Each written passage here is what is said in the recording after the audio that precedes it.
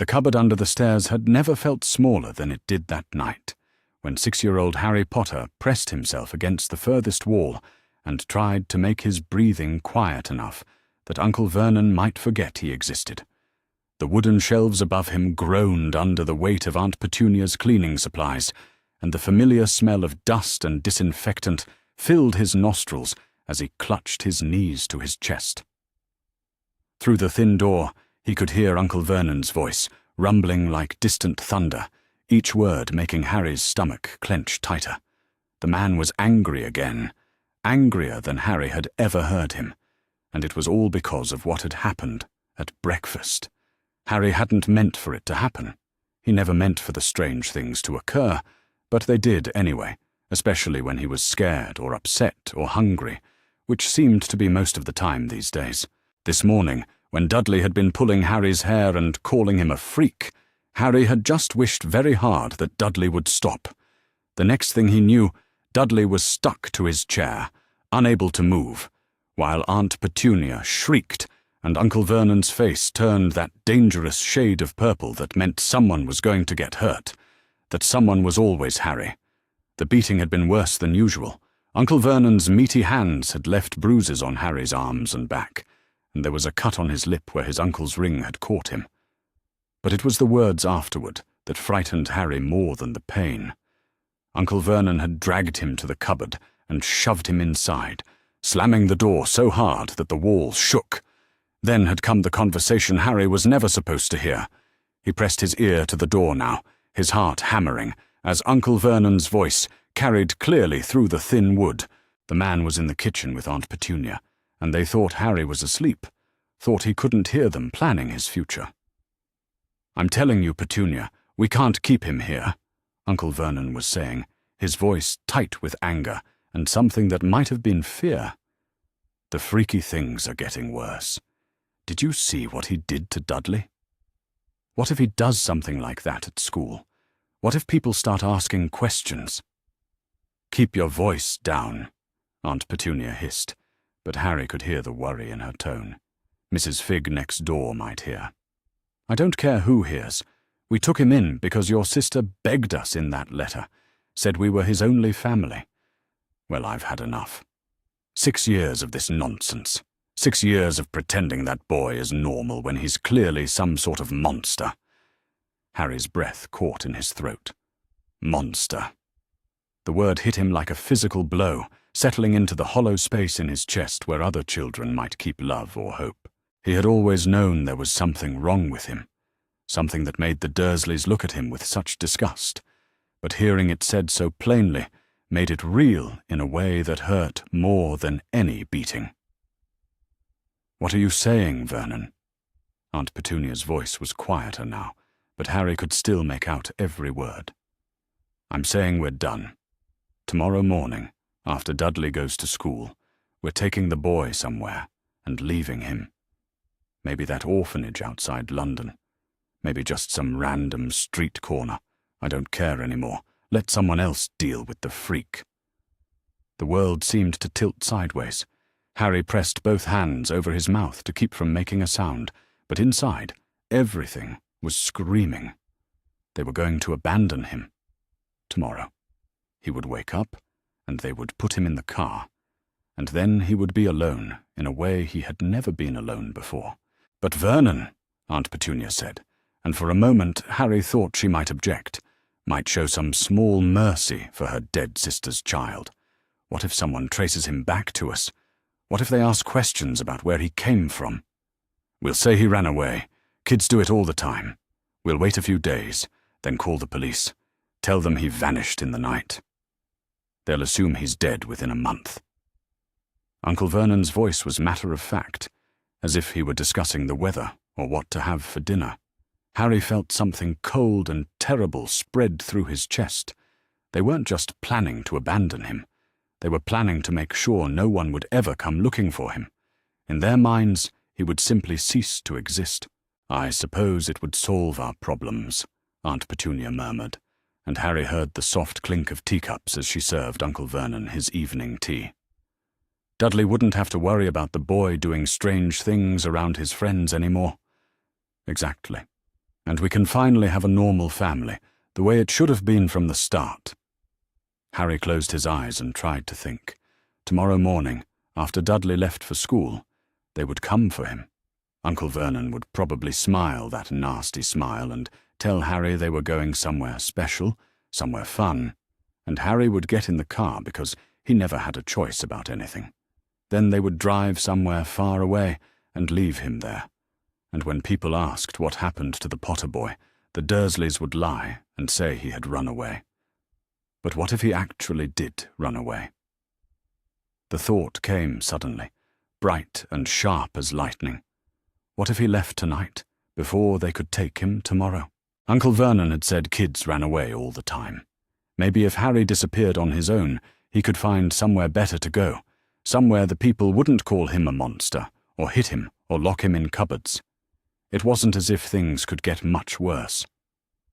Harry opened his eyes and looked around the tiny space that had been his bedroom for as long as he could remember. There wasn't much to take.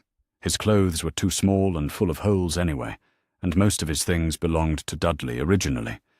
But there was the piece of bread he had saved from lunch, wrapped in a napkin and hidden behind the cleaning supplies, and his glasses, broken though they were, held together with tape and hope. He would need those if he was going to survive outside on his own. Moving as quietly as possible, Harry felt around in the darkness until his fingers closed around the wrapped bread. It wasn't much, but it would have to do. He put on his trainers, wincing as the worn soles pressed against the bruises on his feet, and carefully pushed his broken glasses up his nose. The voices from the kitchen had grown quieter, which meant Uncle Vernon and Aunt Petunia would be going to bed soon. Harry knew their routine by heart. Uncle Vernon would watch the late news while Aunt Petunia did the dishes, then they would lock the cupboard door from the outside and go upstairs to their bedroom. Within an hour, Uncle Vernon would be snoring loud enough to wake the dead. That would be Harry's chance. He waited, counting his heartbeats in the darkness, until he heard Uncle Vernon's heavy footsteps on the stairs and the familiar creak of the floorboards above. Then he waited longer, until the house was filled with the sounds of sleep. Uncle Vernon's rumbling snores, the soft whisper of Aunt Petunia's breathing, and from down the hall, Dudley's congested whuffling. Only then did Harry carefully try the cupboard door. To his surprise, it opened. In their rush to discuss his future disposal, Uncle Vernon had forgotten to turn the key in the lock. Harry pushed the door open just wide enough to slip through, his heart pounding so hard he was sure the whole house could hear it. The kitchen was dark except for the glow of the digital clock on the microwave, which read 11:47 p.m. Harry had never been awake this late before, never moved through the house when he wasn't supposed to be there. Everything looked different in the darkness, strange and unfamiliar, despite being the place where he had lived his entire life. The back door was locked, but Harry knew where Aunt Petunia kept the spare key, hidden in a fake rock near the garden gnome that Dudley had won at a school fair. Harry's hands shook as he fitted the key into the lock, sure that at any moment Uncle Vernon would come thundering down the stairs and catch him in the act of escaping. But the lock turned silently, and the door swung open to reveal the back garden and the alley beyond. Harry had never been outside alone at night. The world beyond Privet Drive was vast and dark and full of unknown dangers, but it couldn't be worse than what waited for him in the morning. He stepped outside, closing the door quietly behind him, and immediately felt the cold night air bite through his thin shirt. It was early October, and the nights were getting longer and colder. Harry shivered as he made his way through the garden, past Aunt Petunia's prized roses and Uncle Vernon's garden shed, toward the gate that led to the alley. His broken glasses made everything blurry at the edges, but he could see well enough to avoid the worst obstacles. The gate creaked as he opened it, a sound that seemed loud as thunder in the quiet night. Harry froze, listening for any sign that someone in the house had heard, but there was nothing except the distant sound of a car passing on the main road. He was free. The realization hit him as he stood in the alley behind Privet Drive, looking back at the house that had been his prison for 6 years. He was actually free. No one was watching him, No one was telling him what he could or couldn't do. No one was calling him a freak or a monster. For the first time in his life, Harry Potter belonged to no one but himself. The feeling was terrifying and wonderful at the same time. He turned away from the house and began walking, not sure where he was going, but knowing he had to keep moving. Little Whinging was a maze of identical streets and identical houses, each one filled with identical families who probably had never heard of a boy who slept in a cupboard. Harry had only been outside the immediate area around Privet Drive a few times, usually when Aunt Petunia dragged him along on errands and made him wait in the car, so he wasn't entirely sure which direction would take him away from the neighborhood. But away was all that mattered. He walked for what felt like hours, his thin-soled trainers making soft slapping sounds against the pavement. The streets were empty, except for the occasional cat slinking between shadows, and most of the houses were dark, their inhabitants safely asleep in their beds. Harry tried not to think about what it would be like to have a bed of his own, a real bed with clean sheets and a pillow that wasn't just a folded towel. He tried not to think about a lot of things. The further he walked, the more unfamiliar the surroundings became. The neat rows of suburban houses gave way to a more industrial area, with warehouses and small office buildings instead of homes. Then even those disappeared, leaving Harry walking along a road that seemed to stretch endlessly into the darkness. His legs were beginning to ache, and the cold was seeping through his clothes to settle in his bones. The piece of bread in his pocket felt pitifully small against the growing hunger in his stomach, but he knew he had to save it for as long as possible. There was no telling when he would find food again. A road sign appeared in the glow of a street lamp. Magnolia Crescent. Harry didn't recognize the name, which meant he was further from Privet Drive than he had ever been before. The thought should have been encouraging, but instead it made him feel small and lost in a way that had nothing to do with the darkness around him. What was he doing? He was 6 years old, alone in the middle of the night with nowhere to go and no one who cared if he lived or died. Maybe Uncle Vernon was right. Maybe he was just a freak, a monster who didn't deserve to be part of a normal family. Harry stopped walking and stood under the street lamp, suddenly overwhelmed by the magnitude of what he had done. He had run away from the only home he had ever known, terrible as it was, and now he was completely alone in a world that had never shown him kindness. What if he couldn't find food? What if someone bad found him first? What if he froze to death before morning? The tears came then, hot and shameful, streaming down his cheeks as he stood there, shivering in the pool of yellow light. He was just a little boy, and he was scared, and there was no one in the entire world who would help him if he asked. That was when he saw the cat. It was sitting at the edge of the light, just visible in the shadows between street lamps, a silver tabby with distinctive markings around its eyes that looked almost like glasses. The cat was watching him with an intensity that seemed almost human, its green eyes reflecting the artificial light. Harry wiped his nose on his sleeve and stared back at the animal. He had always liked cats better than most creatures. They seemed to understand what it was like to be unwanted, to have to fend for themselves in a world that didn't always care about their survival. "Hello," he whispered, not wanting to scare it away. The cat tilted its head as if considering his greeting, then padded closer. It moved with a grace that seemed almost magical, each step deliberate and careful. When it reached the edge of the lamplight, it sat down again and continued to watch him. Harry had never had a pet. The Dursleys had always said animals were too much trouble, too messy, too expensive. But he had always watched the neighborhood cats from his bedroom window, envying their freedom to come and go as they pleased. "I ran away," he told the cat, because it seemed like the kind of thing you should explain to a new acquaintance. "My uncle and aunt were going to get rid of me tomorrow, so I left first. I don't know where I'm going, though." The cat made a small sound, not quite a meow, but not quite a purr either.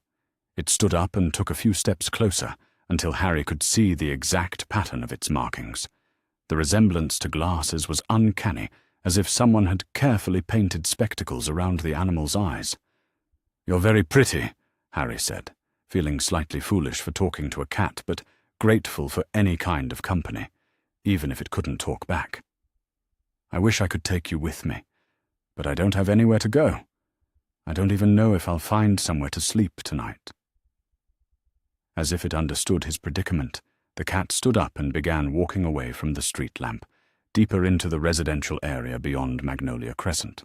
After a few steps, it stopped and looked back at Harry, as if waiting for him to follow. Harry hesitated. Following a strange cat into the darkness probably wasn't the smartest thing to do, but then again, nothing about his current situation could be considered smart. And the cat seemed friendly, more friendly than any human had been to him in a long time. "Okay," he said quietly. "I'll come with you." The cat led him through a series of winding streets, past houses that were larger and more expensive-looking than anything in Little Whinging. There were gardens here with real trees and flower beds, not just the sparse patches of grass that passed for landscaping on Privet Drive. Everything looked well-maintained and prosperous, the kind of neighborhood where children probably had their own bedrooms and 3 meals a day. Harry tried not to feel bitter about it. Some people were lucky, and some people weren't. He had learned that lesson early. The cat finally stopped beside a small park, complete with swings and a slide and a sandbox, surrounded by a low wooden fence. There were benches scattered around the playground equipment, and mature trees that provided shelter from the wind. It wasn't much, but it was better than sleeping on the street. "This looks nice," Harry said, and he meant it. The playground looked like the kind of place where children came to play and laugh, where parents pushed their kids on swings and helped them down slides. Harry had never experienced anything like that himself, but he had seen it from a distance and knew it was supposed to be happy. The cat meowed softly and jumped up onto one of the benches, then looked expectantly at Harry. Taking the hint, Harry climbed up beside it, grateful to get off his aching feet. The bench was cold beneath him, and the wind cut through his thin clothes like a knife, but it was still better than walking endless miles through empty streets. "Thank you for showing me this place," Harry said to the cat. "I think I'll try to sleep here tonight. Maybe in the morning I can figure out what to do next." The cat surprised him by moving closer, pressing its warm body against Harry's side. The contact was electric. Harry had been touched so rarely in his life, and almost never with kindness, that the simple gesture of comfort from this strange cat nearly made him cry again. Instead, he carefully reached out and touched the cat's fur. It was incredibly soft and warm, and the cat began to purr when Harry stroked behind its ears. The sound was soothing in a way Harry had never experienced, a rumbling contentment that seemed to vibrate through his whole body. "You're nice," Harry murmured, continuing to pet the cat as exhaustion began to pull at his eyelids. "I wish people were as nice as you are." The cat's purring grew louder, and it settled more firmly against Harry's side, as if it intended to stay there all night. Harry had never slept next to another living creature before, but the warmth and comfort were undeniable. For the first time since he had overheard Uncle Vernon's plan, he felt something that might almost be hope. Maybe things would be different now. Maybe running away had been the right choice after all. Maybe somewhere out there in the world there were people who wouldn't call him a monster, who wouldn't hit him or lock him in cupboards or plan to abandon him like unwanted garbage. Maybe there were people who might even like him. Harry's eyes drifted closed as he leaned against the warm, purring cat. The bench wasn't comfortable, and the wind was cold, and he had no idea what tomorrow would bring. But for the first time in his short, difficult life, Harry Potter fell asleep, feeling safe. He never noticed the way the cat's green eyes remained alert throughout the night, watching over him with an intensity that was far more than feline. He never saw how those same eyes occasionally flickered with something that looked remarkably like tears as they took in his too thin frame, his bruised face, his complete trust in a creature that could have been dangerous, and he never suspected that the silver tabby cat who had led him to safety was anything more than what she appeared to be, even though her vigil over his sleeping form lasted until the first light of dawn began to creep across the sky. The cat who was not just a cat had been watching Harry Potter for months, and tonight had been the final straw. Changes were coming to Privet Drive, changes that would alter the course of Harry's life forever. But for now, for these few hours of peaceful sleep in a playground surrounded by the quiet suburbs of Surrey, Harry was simply a 6-year-old boy who had found an unexpected friend in the darkness. It would have to be enough. The Hogwarts Express had carried countless young witches and wizards to school over the centuries, but perhaps none had ever boarded the Scarlet steam engine with quite the same mixture of anticipation and poignant nostalgia as Harry Potter McGonagall on a crisp September morning 4 years after his rescue from Privet Drive. At 11 years old, Harry was finally beginning his official education at Hogwarts School of Witchcraft and Wizardry, though the castle had been his home for much of the past several years. The familiar corridors, the moving staircases, the portraits that greeted him by name, all of these would now be experienced through the lens of being a regular student rather than the special ward of the deputy headmistress.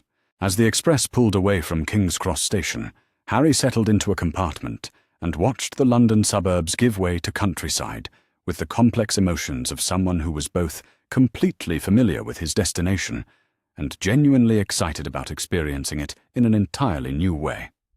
He had packed his trunk with the same careful attention that characterized everything he did. But unlike most first-year students, his belongings included several advanced magical texts that he had already mastered and a collection of photographs documenting his years of preparation for this moment. The compartment door slid open about an hour into the journey, revealing a red-haired boy about Harry's age, who looked slightly overwhelmed by the bustle and excitement of the train. "Excuse me," the boy said politely, "but would you mind if I sat here? Everywhere else seems to be full." "Of course," Harry replied, gesturing to the empty seats across from him. "I'm Harry Potter McGonagall."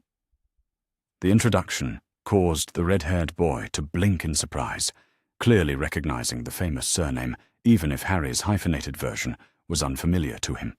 "I'm Ron Weasley," he said, as he settled into the compartment and stored his worn trunk in the overhead rack. "Potter McGonagall, are you related to Professor McGonagall somehow?" "She adopted me," Harry explained matter-of-factly, long since accustomed to explaining his unusual family situation to new acquaintances. "She's been my guardian for several years now." Ron's eyes widened as he processed this information. The story of Harry Potter's rescue from abusive guardians and subsequent adoption by the formidable deputy headmistress had become legendary in wizarding circles, though the details were often embellished or distorted in the retelling. "Blimey," Ron said with genuine awe. "So you're the Harry Potter who had that big trial a few years ago? The one who got Dumbledore sacked from half his positions?" Harry winced slightly at the oversimplified version of events, though he had learned to expect such reactions from people who knew his story, primarily through newspaper accounts and gossip. "It was more complicated than that," he said diplomatically. "But yes, I was involved in legal proceedings that led to changes in how magical children are protected and how custody decisions are made." Before Ron could ask follow-up questions that might delve into painful territory, their compartment door opened again to admit a girl with bushy brown hair and an armload of textbooks. "Has anyone seen a toad?" she asked without preamble. "A boy named Neville has lost his, and I've been helping him look for it." "We haven't seen a toad," Harry replied, "but you're welcome to sit with us while you rest from searching. I'm Harry Potter McGonagall, and this is Ron Weasley." The girl's reaction to Harry's name was immediate and intense, but different from Ron's awed recognition. Instead of celebrity curiosity, her expression showed the kind of intellectual excitement that came from encountering someone she had read about in academic contexts. "Harry Potter McGonagall," she repeated, settling into the compartment with her books. "I'm Hermione Granger. I've read about your case in several texts about wizarding law and child protection policy. Your testimony was cited as a crucial factor in the passage of the Child Welfare Protection Act of 1991. Her academic approach to his personal history was both refreshing and slightly overwhelming.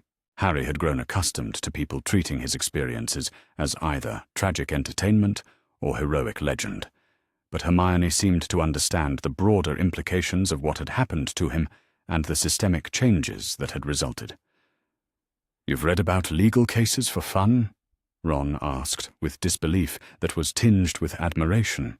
"I've been reading everything I can find about the wizarding world since I got my Hogwarts letter," Hermione replied earnestly. "I wanted to understand not just magic, but how magical society works, including its legal and political institutions." Harry found himself genuinely impressed by Hermione's systematic approach to learning about her new world. "What did you think about the reforms that were implemented? I mean, from a policy perspective?" The question launched them into a discussion that would have been remarkable for its sophistication, even among adult wizards, let alone 11-year-old students on their way to their first year of magical education. Hermione had clearly done extensive research into the background and implementation of the child protection reforms, while Harry possessed intimate knowledge of their practical effects and ongoing development. Ron listened to their conversation with growing amazement, occasionally interjecting questions that revealed his own perspectives as someone who had grown up in the wizarding world but had never thought deeply about its institutional structures. "So before your case," Ron said at one point, "there really wasn't any way for magical children to get help if their families were hurting them."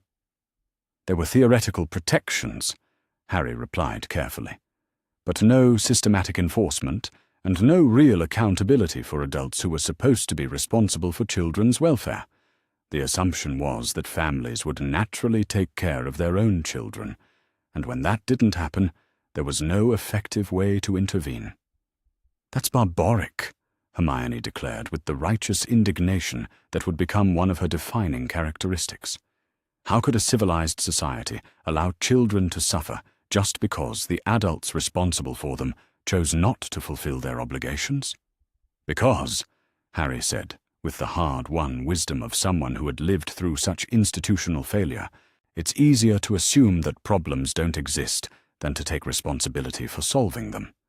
People don't want to believe that children are being hurt, especially by the adults who are supposed to love them, so they convince themselves that it's not really happening or that it's not their responsibility to do anything about it."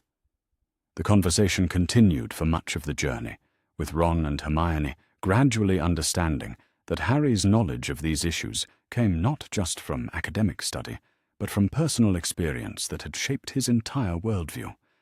By the time the express began to slow as it approached Hogsmeade Station, the three of them had established a friendship based on mutual respect and genuine intellectual compatibility. The traditional boat journey across the Great Lake provided Harry with a perspective on Hogwarts that he had never experienced before.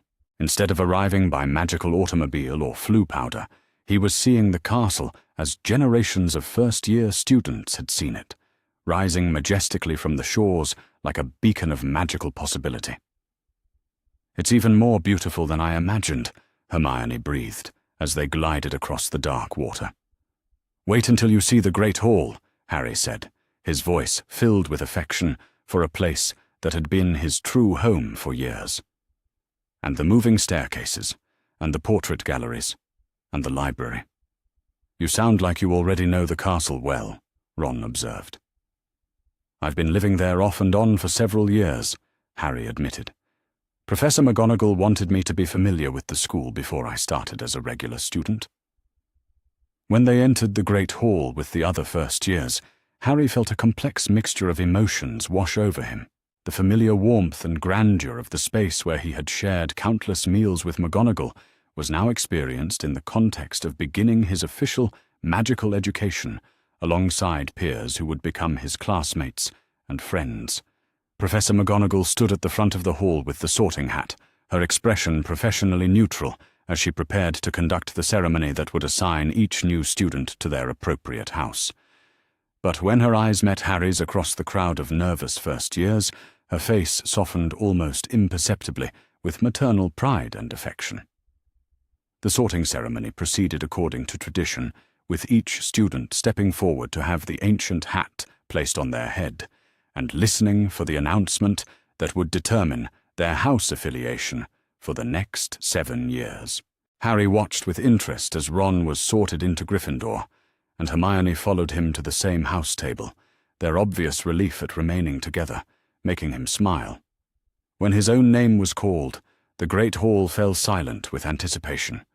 Every student and staff member present knew who Harry Potter McGonagall was, and many were curious to see how the sorting hat would handle someone with such a unique history and connection to the school.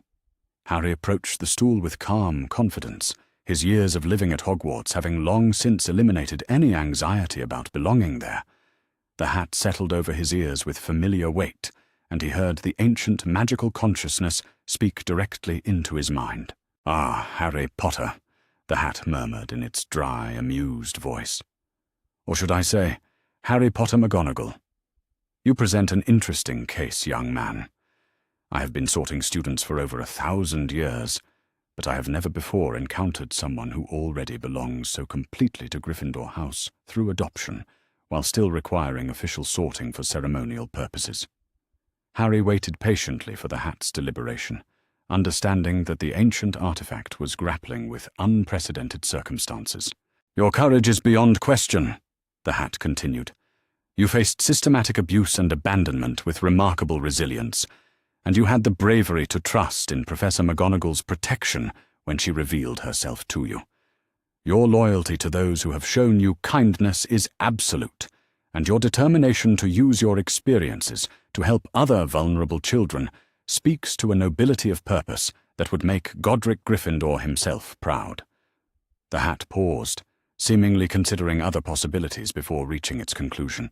"But perhaps most importantly, you have learned that true strength comes not from enduring suffering in silence, but from having the courage to ask for help when it is needed, and to accept love when it is offered.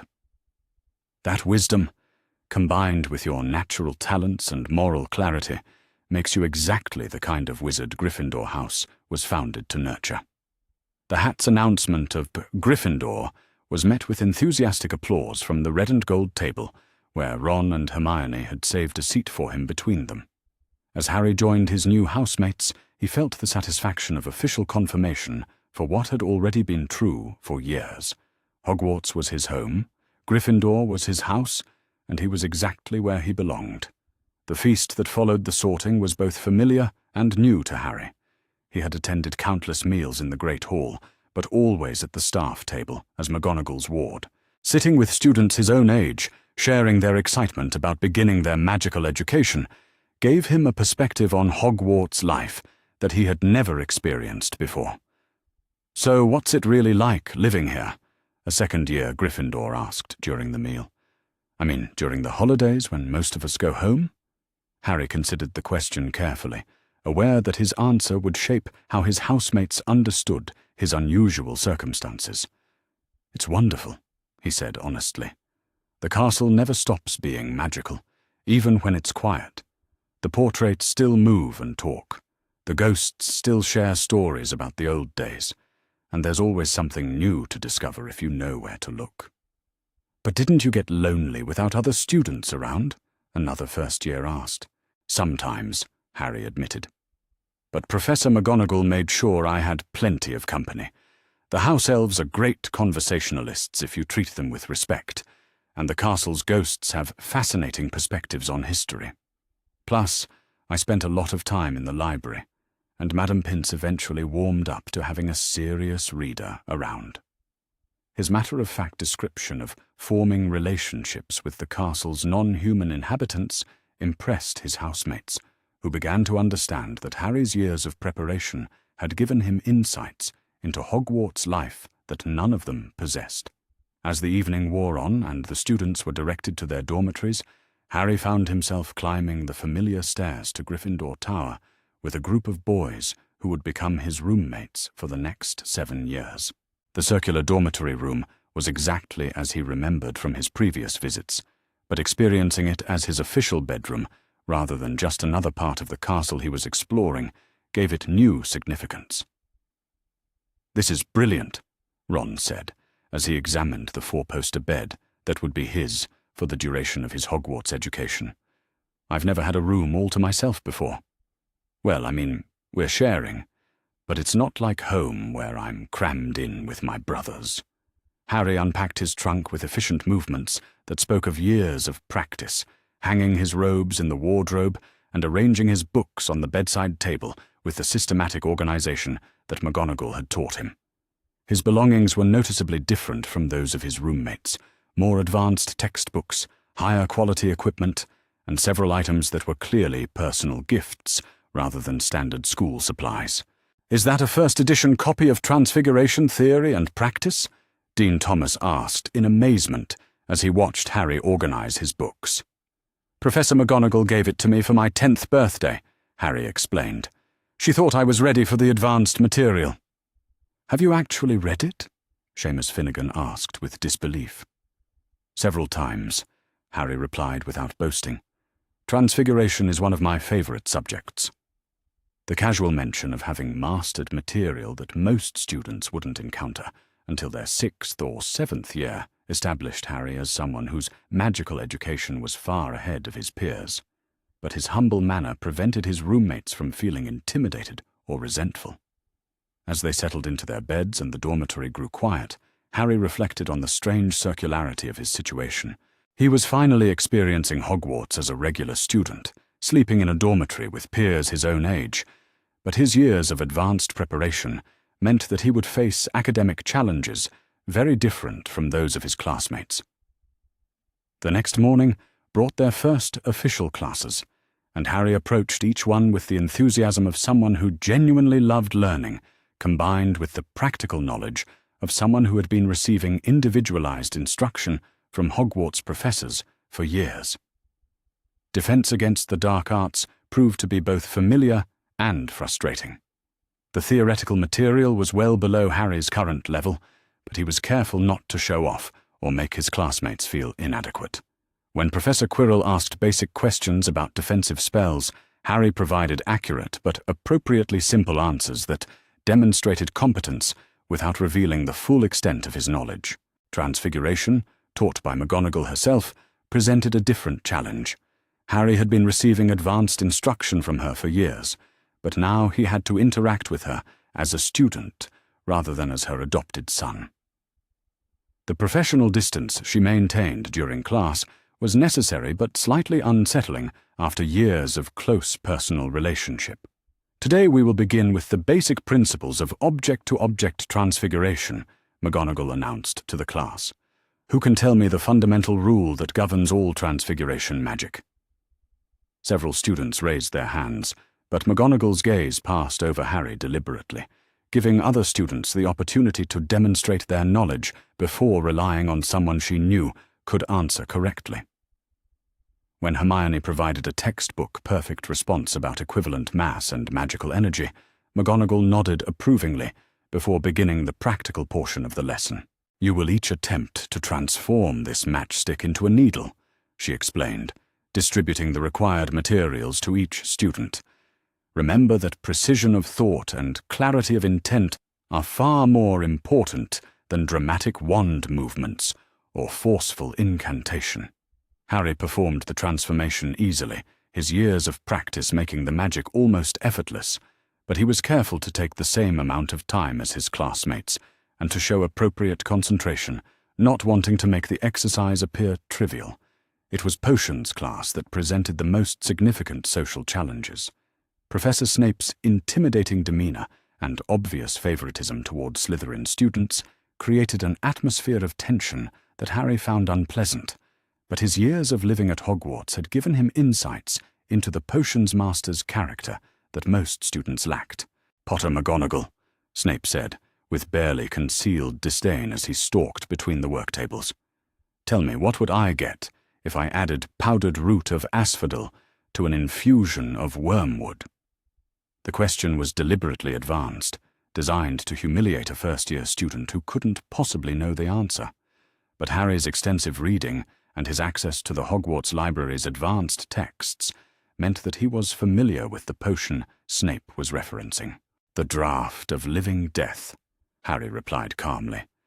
"A powerful sleeping potion that can be used medicinally in controlled doses or as a means of inducing a death-like state that can last for years if administered improperly." Snape's expression flickered with surprise before settling back into its customary sneer. "And where, Potter McGonagall, would you look if I told you to find me a bezoar?"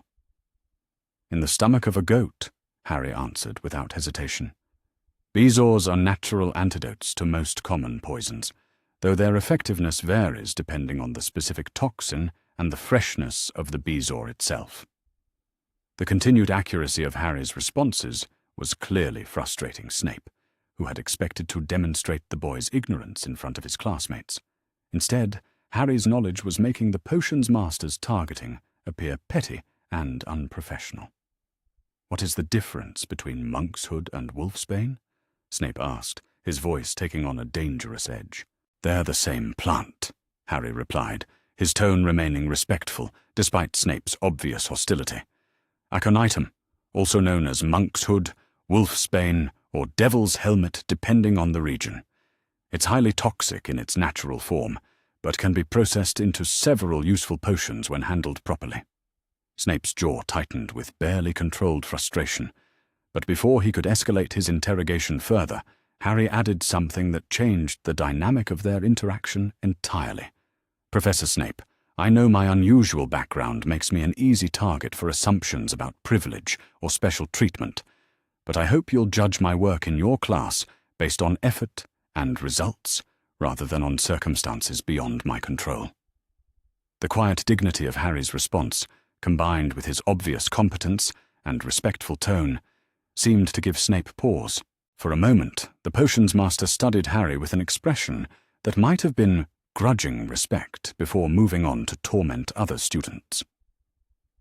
As the weeks passed and Harry settled into the rhythm of regular school life, his relationship with his classmates evolved from curiosity about his famous background to genuine friendship based on shared experiences and mutual interests. Ron's loyalty and humor provided a counterbalance to Harry's sometimes serious demeanor, while Hermione's intellectual curiosity and passion for justice created a natural bond based on their shared values. But it was Harry's role as an advocate for other students that truly defined his place in the Hogwarts community. His experiences with abuse and institutional failure had given him sensitivity to signs of distress in his peers, and his years of working with McGonagall on child protection issues had taught him how to provide support without overstepping boundaries. When Neville Longbottom arrived at Hogwarts clearly struggling with confidence issues and family expectations, Harry was among the first to offer friendship and encouragement. His gentle approach to helping Neville with his studies, combined with his matter-of-fact acceptance of the other boys' difficulties, helped create an environment where Neville could begin to develop his own strengths. "You're not stupid, Neville," Harry said one evening, as they worked on Transfiguration homework together in the Gryffindor common room. "You're just learning at your own pace, which is perfectly normal. Some of the most brilliant wizards in history were considered slow learners when they were students." "Easy for you to say," Neville replied with uncharacteristic bitterness. "You're already ahead of everyone in our year. Your grandmother probably never told you that you were a disappointment to your family's legacy." Harry was quiet for a moment, considering how much of his own experiences to share in response to Neville's pain. Finally, he decided that honesty might be more helpful than empty reassurance. "Actually," he said carefully, "I spent the first 6 years of my life being told every day that I was a worthless freak who would never amount to anything. The adults who were supposed to love me convinced me that I deserved to be hurt, and that no one would ever want me around." Neville looked up from his homework in shock, clearly not having expected such a personal revelation. "The difference," Harry continued, "is that I was lucky enough to find someone who saw past what other people said about me and helped me understand my actual worth. You have that same potential, Neville. You just need to stop listening to people who are more interested in making you fit their expectations than in helping you discover what you're actually capable of achieving. The conversation marked a turning point in Neville's development, but it also established a pattern that would characterize Harry's relationships throughout his time at Hogwarts. His combination of personal experience with adversity, advanced magical knowledge, and genuine compassion made him a natural mentor and advocate for students who were struggling with various challenges. As his first term at Hogwarts progressed, Harry found himself navigating the complex balance between fitting in with his peers and acknowledging the ways in which his background had prepared him for challenges they hadn't yet encountered. His advanced magical abilities meant that he excelled in most subjects without much effort, but he was careful never to make his classmates feel inadequate or to use his knowledge in ways that would create resentment. More importantly, he discovered that his years of preparation had given him something more valuable than academic advancement. They had given him the emotional maturity and moral clarity to approach the social complexities of adolescence with wisdom that was rare among his age group. When conflicts arose between housemates, Harry often found himself serving as a mediator whose perspective was valued by all parties. When younger students faced bullying or intimidation, they began to seek him out for advice and support. When academic or personal challenges seemed overwhelming, his reputation for overcoming adversity made him a natural source of encouragement and practical assistance. But perhaps most importantly, Harry's presence at Hogwarts as a regular student, rather than just the deputy headmistress's ward, began to change the school's culture in subtle but significant ways. His matter-of-fact discussions of child protection issues, his respectful treatment of house elves and other magical creatures, and his emphasis on using privilege and ability to help rather than to dominate, all contributed to an atmosphere where social justice and personal responsibility became topics of regular conversation among the student body. As Halloween approached, and Harry reflected on how much his life had changed since that terrifying night when he had fled Privet Drive, he realized that his rescue by Professor McGonagall had given him far more than safety and education. It had given him the foundation to become the person he was meant to be, someone who used his experiences with suffering to prevent others from enduring similar pain, someone who transformed personal trauma into a source of strength for helping others, and someone who understood that true power lay not in what magic could do for him, but in what he could do for others through the careful and compassionate use of his abilities.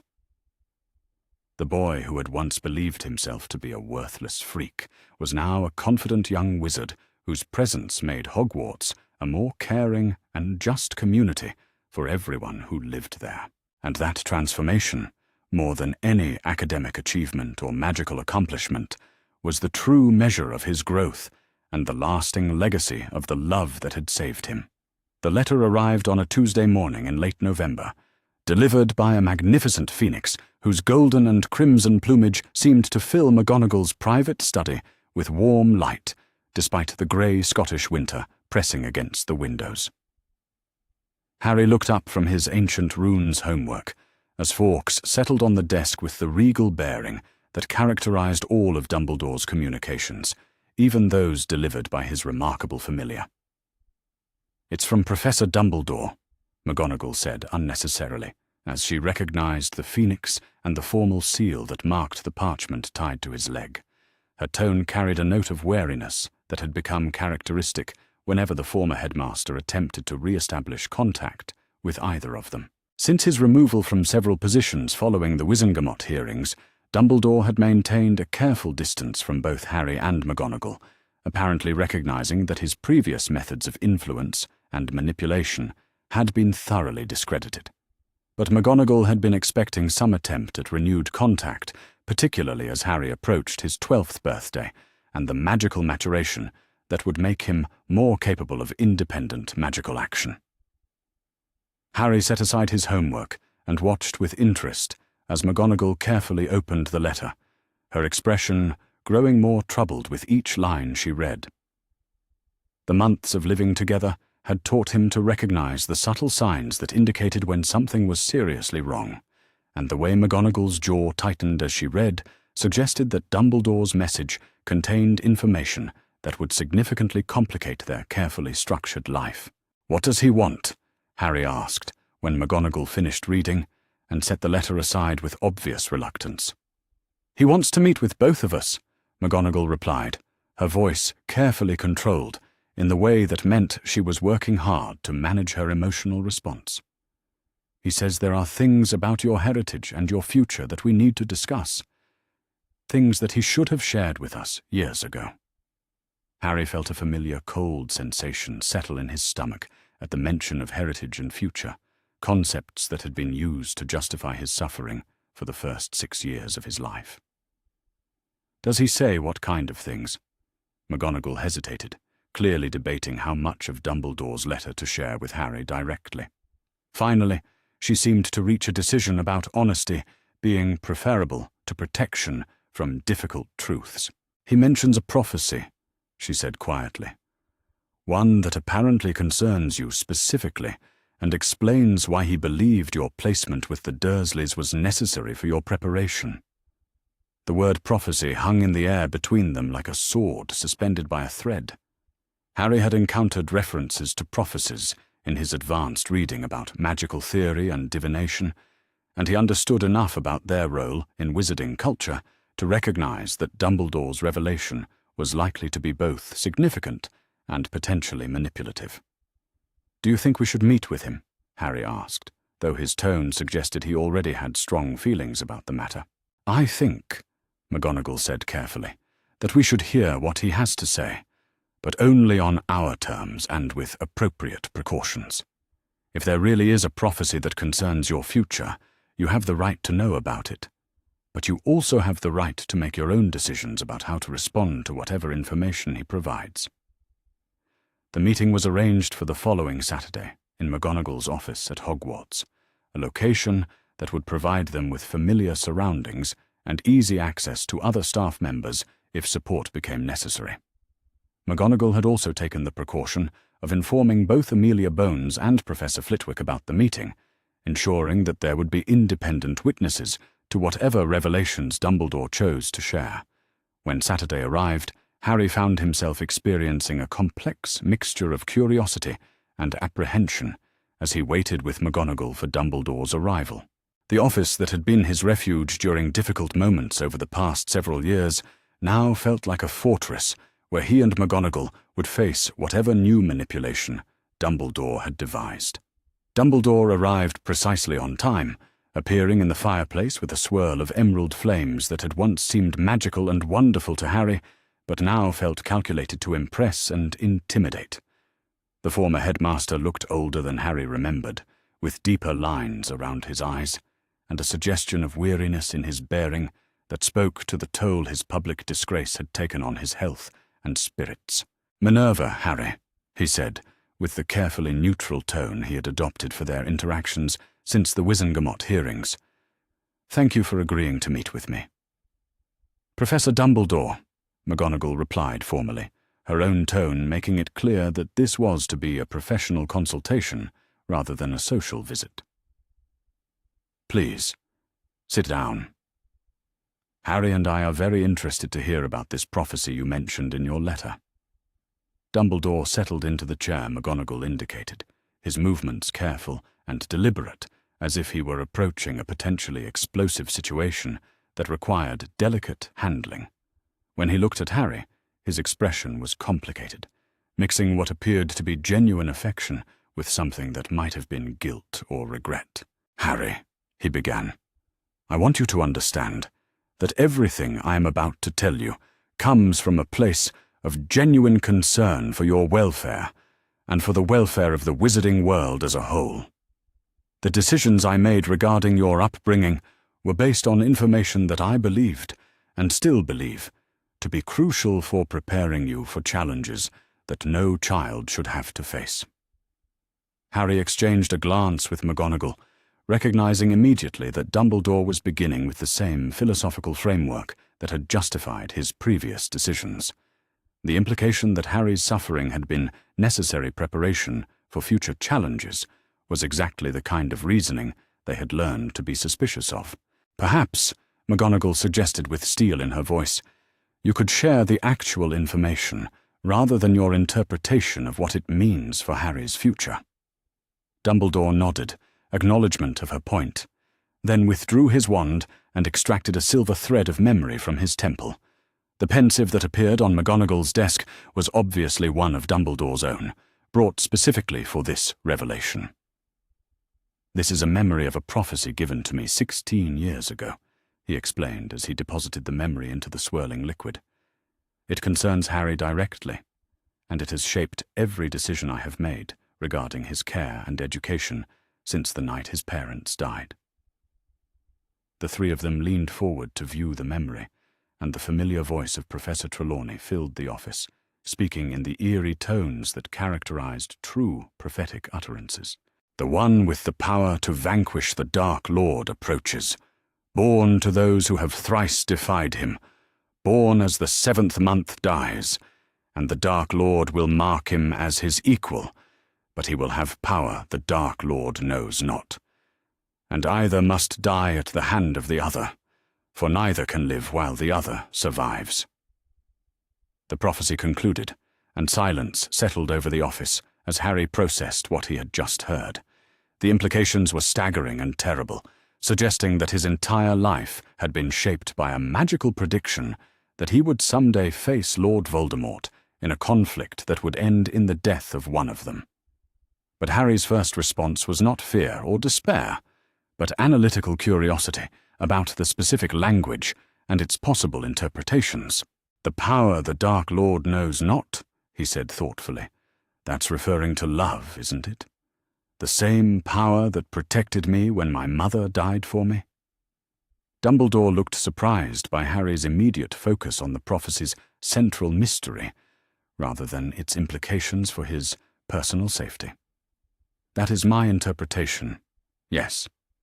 The love that Lily Potter demonstrated through her sacrifice created a protection that Voldemort could neither understand nor overcome. And you believed that this prophecy meant Harry needed to be prepared to die in order to defeat Voldemort? McGonagall asked, with barely controlled fury. I believed, Dumbledore replied carefully, that Harry needed to understand sacrifice and develop the moral strength necessary to make difficult choices when the time came. The prophecy suggests that the conflict between Harry and Voldemort is inevitable, and that one of them must die for the other to live.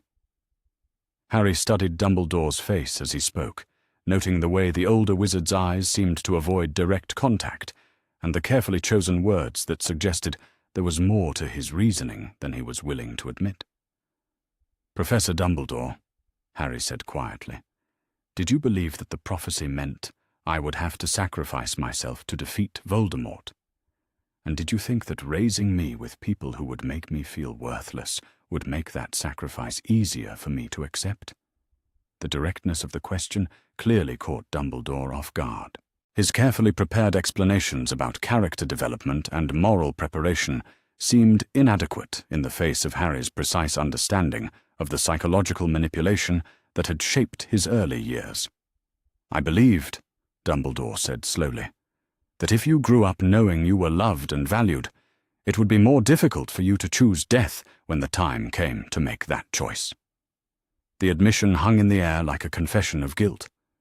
Here was the architect of the light side's victory in the last war, admitting that he had deliberately arranged for a child to be emotionally damaged so that the child would be more willing to die when it became necessary. McGonagall's response was swift and devastating. So you condemned Harry to 6 years of systematic abuse because you thought it would make him more willing to commit suicide for the greater good? The situation is more complex than that, Dumbledore protested, but his voice lacked conviction. No, Harry said firmly, his voice carrying an authority that seemed far older than his 12 years. It's actually quite simple. You decided that my life was less important than your strategic goals, so you arranged for me to be raised by people who would convince me that my life had no value. You gambled that if I believed I was worthless, I would be willing to throw my life away when you decided it was necessary." The moral clarity of Harry's analysis was impossible to argue with, and Dumbledore seemed to recognize that his philosophical justifications had been thoroughly exposed as the manipulative calculations they had always been.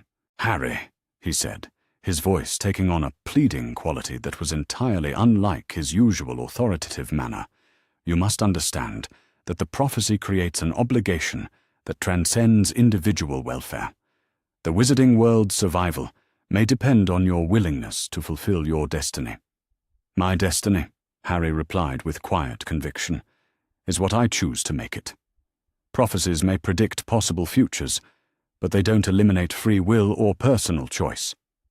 McGonagall looked at Harry with obvious pride as he articulated a philosophy that was both more mature and more morally sound than Dumbledore's deterministic fatalism.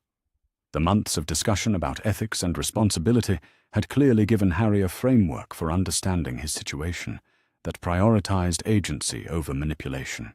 "Besides," Harry continued, "your interpretation of the prophecy assumes that love is a weakness that makes sacrifice more difficult. But isn't it more likely that love is a strength that makes victory possible without requiring death?"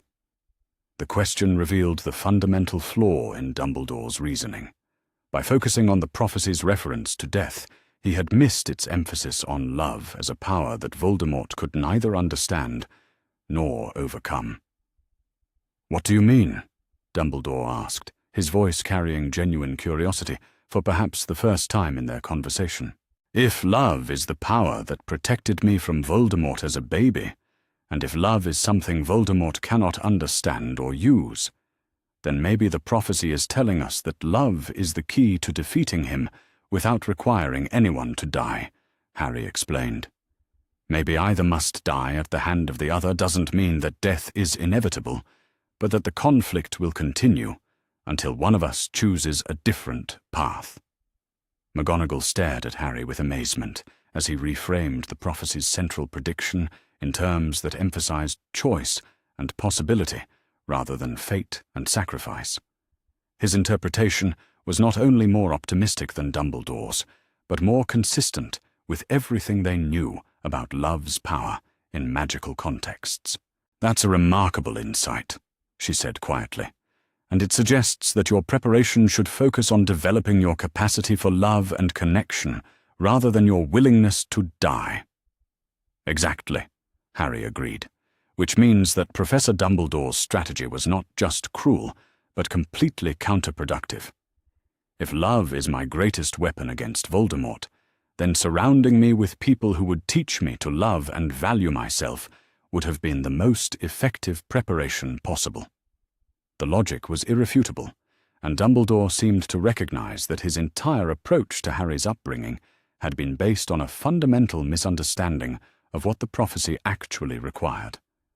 His shoulders sagged slightly as the weight of his miscalculation became clear. "I may have made errors in judgment," he admitted quietly. "You made choices," Harry corrected firmly. "You chose to prioritize what you thought was strategic advantage over a child's welfare.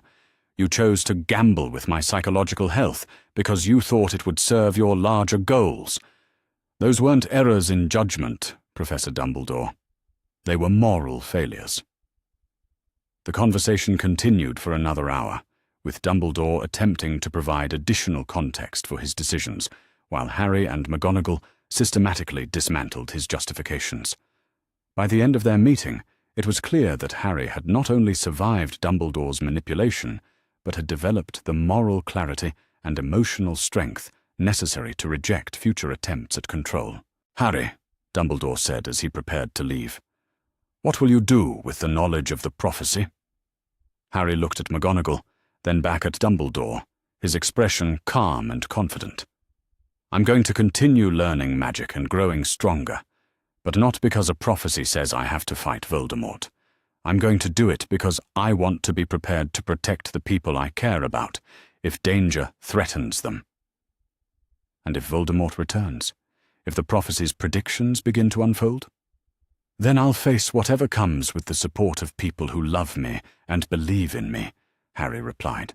I'll make my choices based on my values and my relationships, not based on fear or manipulation or abstract concepts of destiny." After Dumbledore left, McGonagall and Harry spent the evening discussing the implications of what they had learned. The existence of the prophecy was significant, but more important was Harry's demonstration that he had developed the emotional maturity and moral framework necessary to process even the most challenging information without being manipulated or controlled by it. "How do you feel about knowing that there may be a future confrontation with Voldemort?" McGonagall asked as they sat by the fire in her quarters. Harry considered the question carefully before answering. Scared, obviously, but also determined to be ready if it happens. Not ready to die, like Professor Dumbledore wanted, but ready to live and fight and protect the things that matter to me. "And what matters to you most?" McGonagall asked, though she suspected she already knew the answer. "You," Harry said simply. "My friends. The other students here who look up to me. The children who might be saved by the reforms we helped create. The idea that people should be valued and protected rather than used as tools in other people's plans." McGonagall felt tears prick at the corners of her eyes as Harry articulated a philosophy of life that was both deeply personal and profoundly moral. The boy who had been deliberately damaged in service of abstract strategic goals had grown into a young man whose primary motivation was protecting and caring for others. "That," she said quietly, "is exactly the kind of power that Voldemort will never understand."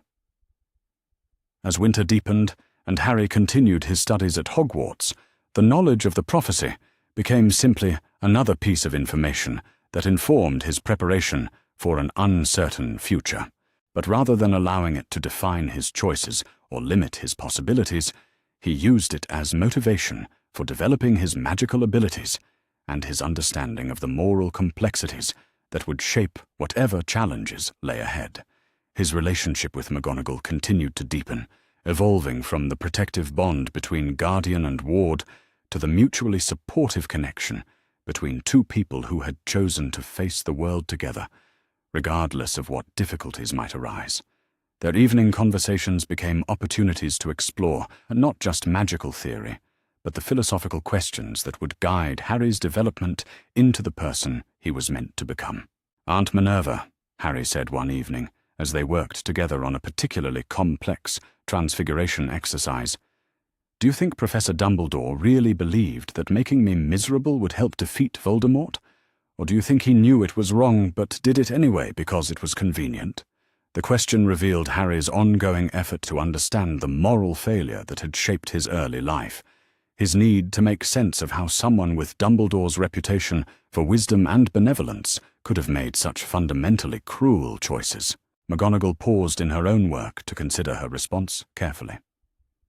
"I think Professor Dumbledore convinced himself that your suffering was necessary because believing that was easier than taking responsibility for finding better alternatives. Sometimes adults make terrible decisions, not because they're evil, but because they're unwilling to do the hard work of caring for others properly." So it was both? He believed his own justifications, but also knew they were convenient excuses for not doing better?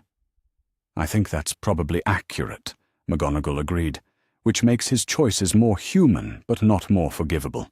Adults have a responsibility to question their own motivations and to prioritize children's welfare over their own convenience, regardless of how compelling their rationalizations might seem." Harry nodded thoughtfully, filing away this insight into the complexities of adult moral failure alongside the many other lessons that would shape his understanding of leadership and responsibility. As the term progressed and Harry's 12th birthday approached, both he and McGonagall recognized that their confrontation with Dumbledore over the prophecy had marked an important milestone in Harry's development.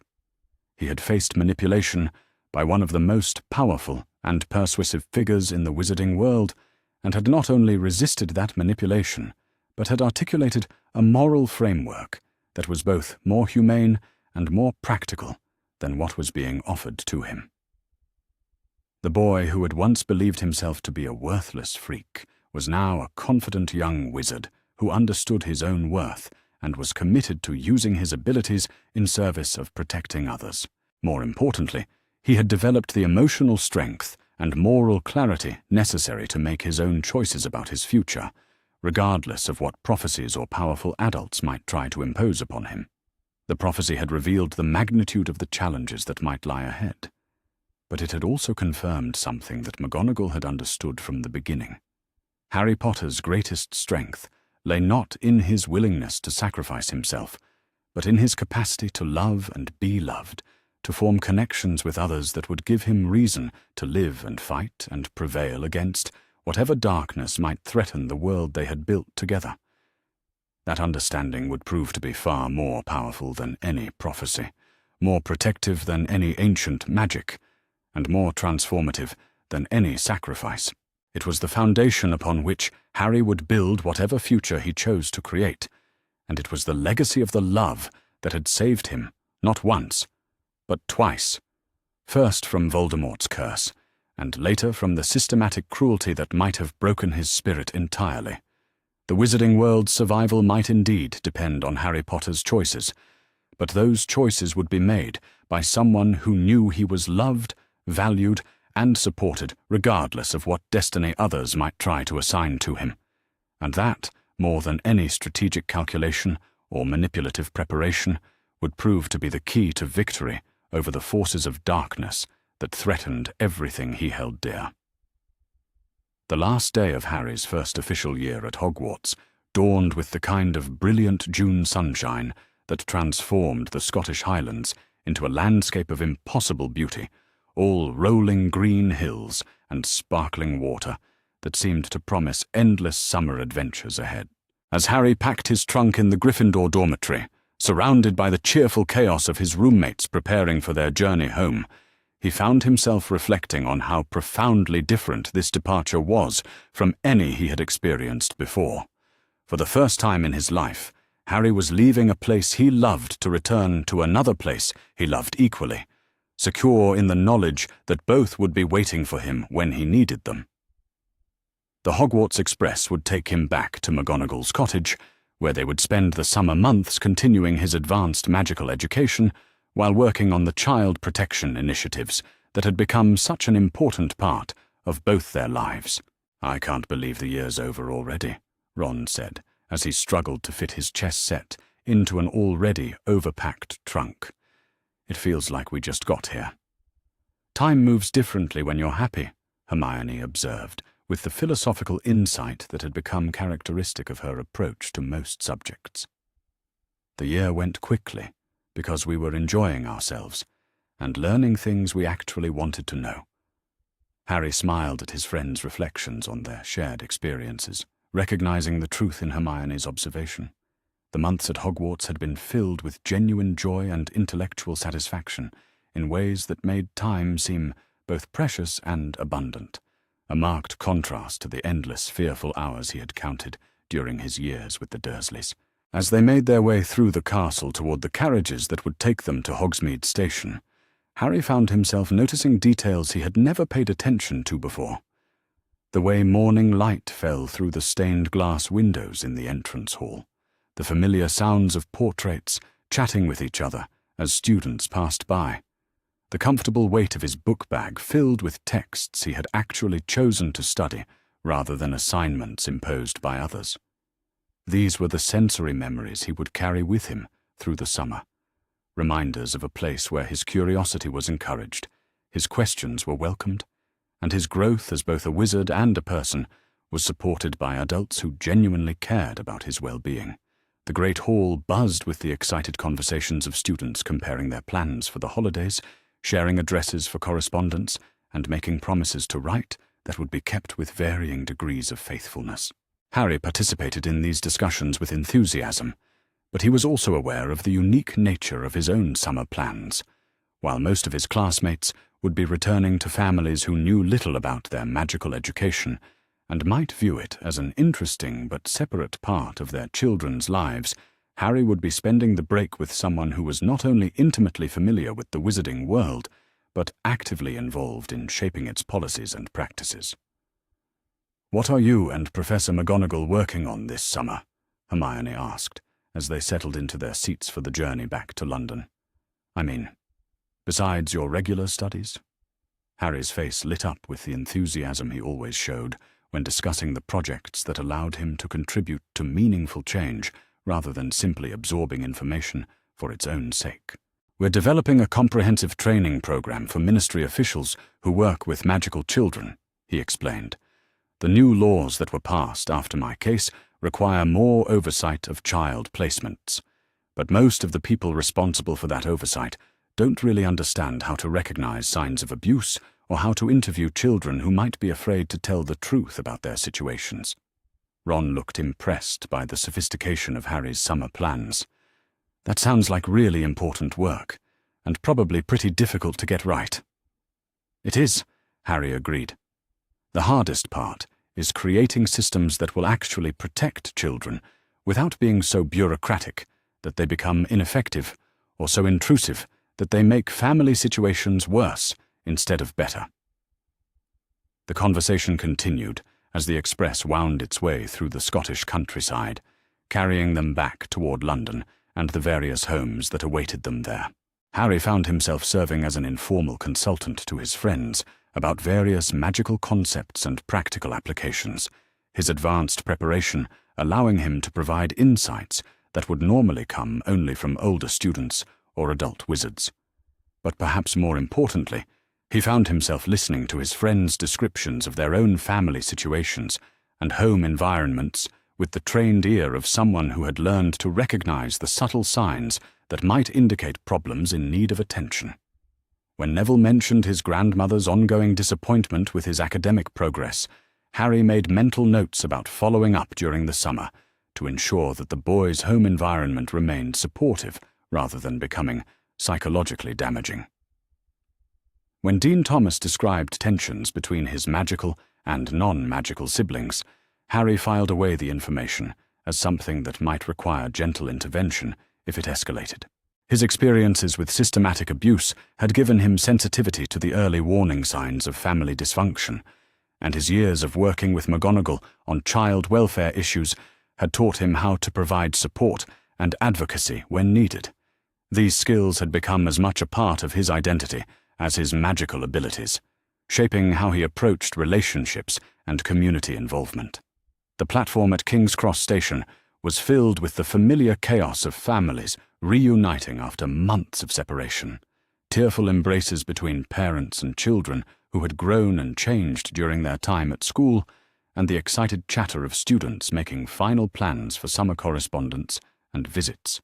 McGonagall was waiting for Harry near the barrier between the magical and mundane sections of the station, her usually stern expression softened by maternal pride as she watched him emerge from the crowd of returning students. The months at Hogwarts had been good for him. That much was obvious from his confident posture and the easy way he interacted with his friends as they said their goodbyes. "Did you have a good term, Harry?" she asked, as she helped him maneuver his trunk toward the apparition point they would use to return home. "The best," Harry replied without hesitation. "I learned so much, not just about magic, but about friendship and community, and what it feels like to belong somewhere, because people actually want you there." The simple honesty of his response moved McGonagall deeply, reminding her of how far they had both come since that terrifying night when she had found him sleeping on a park bench with nothing but the clothes on his back and a desperate hope that someone, somewhere, might care enough to help him. Their return to the cottage felt like stepping into a haven of peace and possibility after the structured intensity of the school year. The garden that Harry had tended so carefully was flourishing in the June sunshine, the vegetables he had planted showing the promise of the abundant harvest that they would enjoy together throughout the summer months. "I thought we might spend the first week just settling back into home routine," McGonagall said, as they unpacked Harry's school belongings and restored the cottage to its summer configuration. "You've earned a bit of relaxation after such a successful year." But Harry's definition of relaxation had evolved considerably over the past several years, shaped by his genuine love of learning and his desire to contribute meaningfully to the projects that mattered to both of them. "Could we work on the training manual for child protection officers?" he asked eagerly. I had some ideas during the term about ways to make the interview protocols more child-friendly, based on watching how different professors interact with students who are having difficulties. McGonagall smiled at Harry's eagerness to dive immediately into substantive work, recognizing that his enthusiasm for their shared projects was genuine rather than performative. The boy who had once been systematically prevented from contributing anything meaningful to his household now found deep satisfaction in work that might protect other vulnerable children from similar experiences. "Of course we can work on the manual," she agreed, "but I also want to make sure you have time for purely enjoyable activities. You're still a child, Harry, and children need play and adventure and the simple pleasure of summer freedom." "I know," Harry replied with the wisdom of someone who had learned to balance responsibility with joy. "But working on things that matter to me is one of my favorite kinds of play. I like feeling useful and knowing that what I'm learning might help someone else someday." Their summer routine established itself naturally over the following days, combining intensive educational activities with the kind of relaxed domesticity that Harry had never experienced during his childhood, but had come to treasure as one of life's great pleasures. Mornings were typically devoted to advanced magical studies, with McGonagall introducing Harry to increasingly sophisticated concepts in transfiguration, charms, and defensive magic. But it was their afternoon work on child welfare policy that truly captured Harry's imagination and demonstrated the remarkable synthesis of personal experience, academic knowledge, and moral commitment that was becoming his defining characteristic. "The problem with most official interview protocols," Harry observed one afternoon as they reviewed existing ministry guidelines for questioning children about suspected abuse, "is that they assume children will tell the truth if you just ask them the right questions in the right way." "What's wrong with that assumption?" McGonagall asked, though she suspected she knew the direction of Harry's analysis. "Children who are being hurt learn very quickly that telling the truth about their situation often makes things worse for them," Harry explained with the authority of lived experience. "Uncle Vernon used to beat me more severely after visits from school officials who asked if everything was all right at home.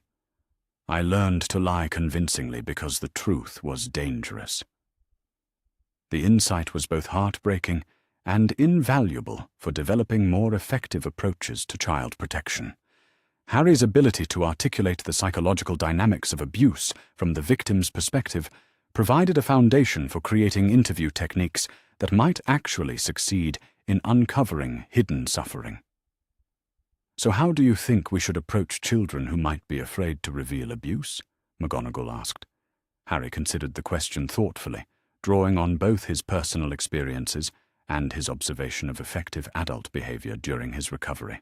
"I think the key is building trust over time rather than expecting immediate disclosure," he said finally. "When you first started watching me, you didn't try to get me to tell you what was happening. You just showed up consistently and demonstrated that you cared about my welfare without expecting anything in return." "That was different," McGonagall pointed out. "I had the luxury of time and the ability to observe from a distance. Ministry officials conducting formal investigations don't have those advantages." "No, but they could adapt the principle," Harry replied with growing excitement as he developed his ideas. "Instead of conducting single interviews where children are expected to reveal everything immediately, what if there was a process where children had multiple contacts with the same person over several weeks? That would give them time to evaluate whether the adult could be trusted and gradually share information as they felt safer." The suggestion revealed both Harry's sophisticated understanding of trauma psychology and his practical grasp of how bureaucratic systems might be modified to better serve their intended purposes. McGonagall made detailed notes about his recommendations, recognizing that his insights could significantly improve the effectiveness of the new child protection protocols. As the summer progressed, Their collaboration on policy development evolved into something that resembled a genuine research partnership, with Harry contributing ideas and perspectives that were uniquely valuable precisely because they came from someone who had survived the system's failures and emerged with both intellectual clarity and moral commitment intact. But perhaps more importantly, the work provided Harry with a sense of purpose and agency that transformed his understanding of his own past suffering. The pain he had endured was not something to be forgotten or overcome, but rather a source of wisdom that could be used to prevent other children from experiencing similar harm. "You know," he said one evening as they reviewed their progress on the training manual they were developing, "I used to wish that none of the bad things had ever happened to me. But now I'm starting to think that maybe they happened for a reason, so I could help make sure they don't happen to other children." McGonagall looked up from her writing with an expression that mixed pride and concern. "Harry, I need you to understand something very important. The abuse you suffered was never acceptable, and it was never necessary for your character development or for any larger purpose. You are helping other children now because you have chosen to transform your pain into compassion, not because your suffering was somehow required to make you the person you've become." "I know," Harry replied quickly, recognizing her concern that he might be romanticizing his traumatic experiences. "I don't mean that Uncle Vernon and Aunt Petunia were right to hurt me, or that Professor Dumbledore was justified in allowing it to happen. I just mean that since it did happen, I'm glad I can use what I learned to help prevent similar situations." "That's exactly the right way to think about it," McGonagall agreed with relief. "Your resilience and compassion are remarkable, but they're not the inevitable result of suffering. They're the result of your fundamental character and the choices you've made about how to respond to difficult experiences." As autumn approached and Harry prepared to return to Hogwarts for his second year, both he and McGonagall recognized that the summer had been transformative in ways that went beyond academic advancement or policy development. Harry had solidified his sense of identity as someone whose personal experiences could be channeled into meaningful service to others, while McGonagall had watched him develop the intellectual sophistication and moral clarity that would serve him throughout whatever challenges lay ahead. The evening before they were scheduled to return to Hogwarts, Harry sat in the cottage garden where he had spent so many peaceful hours over the past several years, writing in the journal that had become his way of processing significant experiences and insights. "Dear younger me," he wrote, using the framework that had become his preferred method for reflection and self-understanding. "I'm writing this on the night before I start my second year at Hogwarts, and I wanted to tell you about everything that's happened since that terrible night when you decided to run away from Privet Drive instead of waiting for Uncle Vernon and Aunt Petunia to abandon you. First, you were right to run. I know you were scared and didn't know where you were going or what would happen to you, but trusting your instincts about danger was exactly the right choice.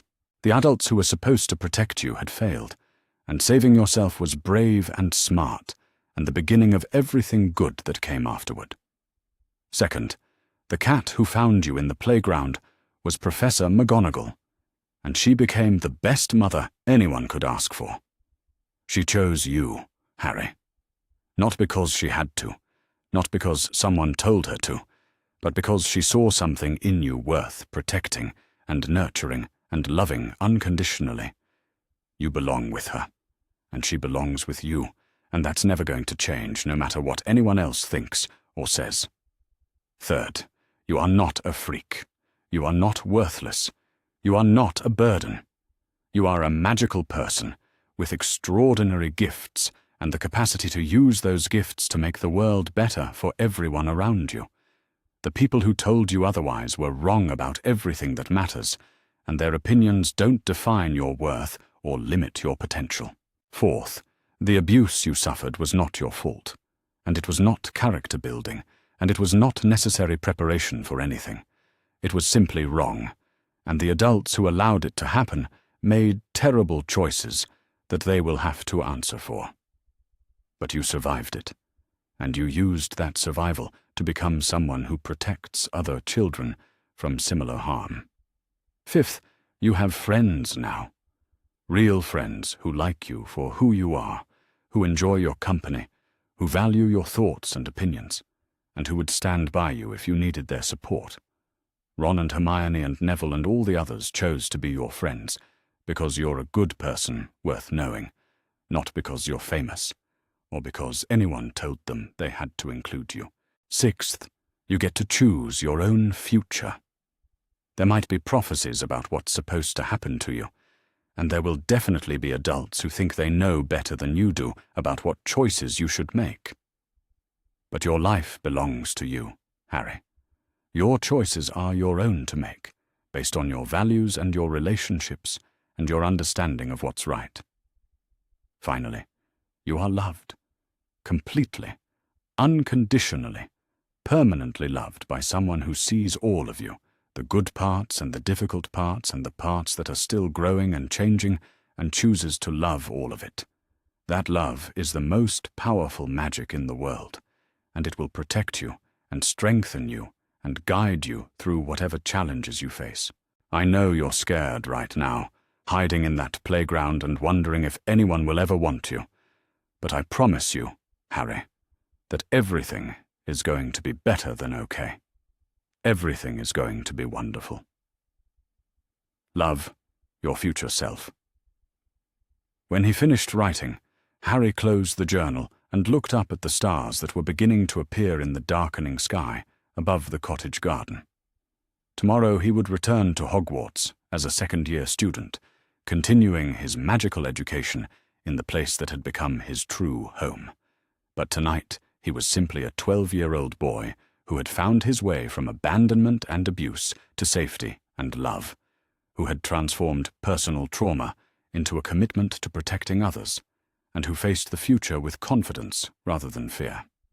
The boy who had once believed himself to be a worthless freak was now a young wizard of extraordinary promise, someone whose combination of natural talent, hard-won wisdom, and deep compassion would make him a force for positive change in whatever challenges lay ahead. But more than that, Harry Potter McGonagall was growing up with the unshakable knowledge that he was loved unconditionally, that his welfare mattered to the adults responsible for his care, and that his voice and opinions were valued by the people who shaped his world. That foundation of security and love had proved to be the most powerful magic of all, more transformative than any spell or potion, more protective than any charm or ward. It was the magic of belonging, of being chosen and cherished, of knowing that someone would always fight for his right to safety and happiness.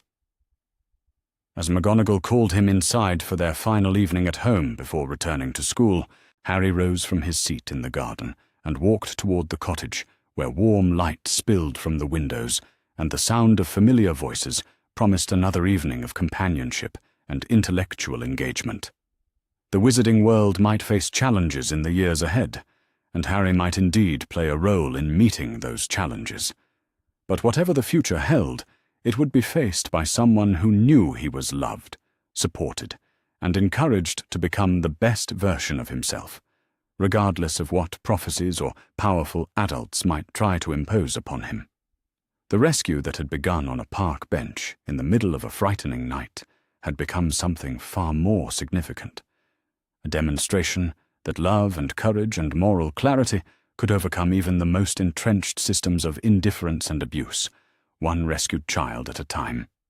And as Harry Potter McGonagall prepared to continue his journey from broken child to confident young wizard, he carried with him the knowledge that the most important magic was not what he could do with a wand, but what he could do for others through the careful and compassionate use of the love that had saved him not once, but twice. The future was bright with possibility, and Harry was ready to embrace it with all the strength that came from knowing he was exactly where he belonged, with exactly the people who valued him most, prepared to face whatever came next with the power of choice and the magic of unconditional love guiding his way forward.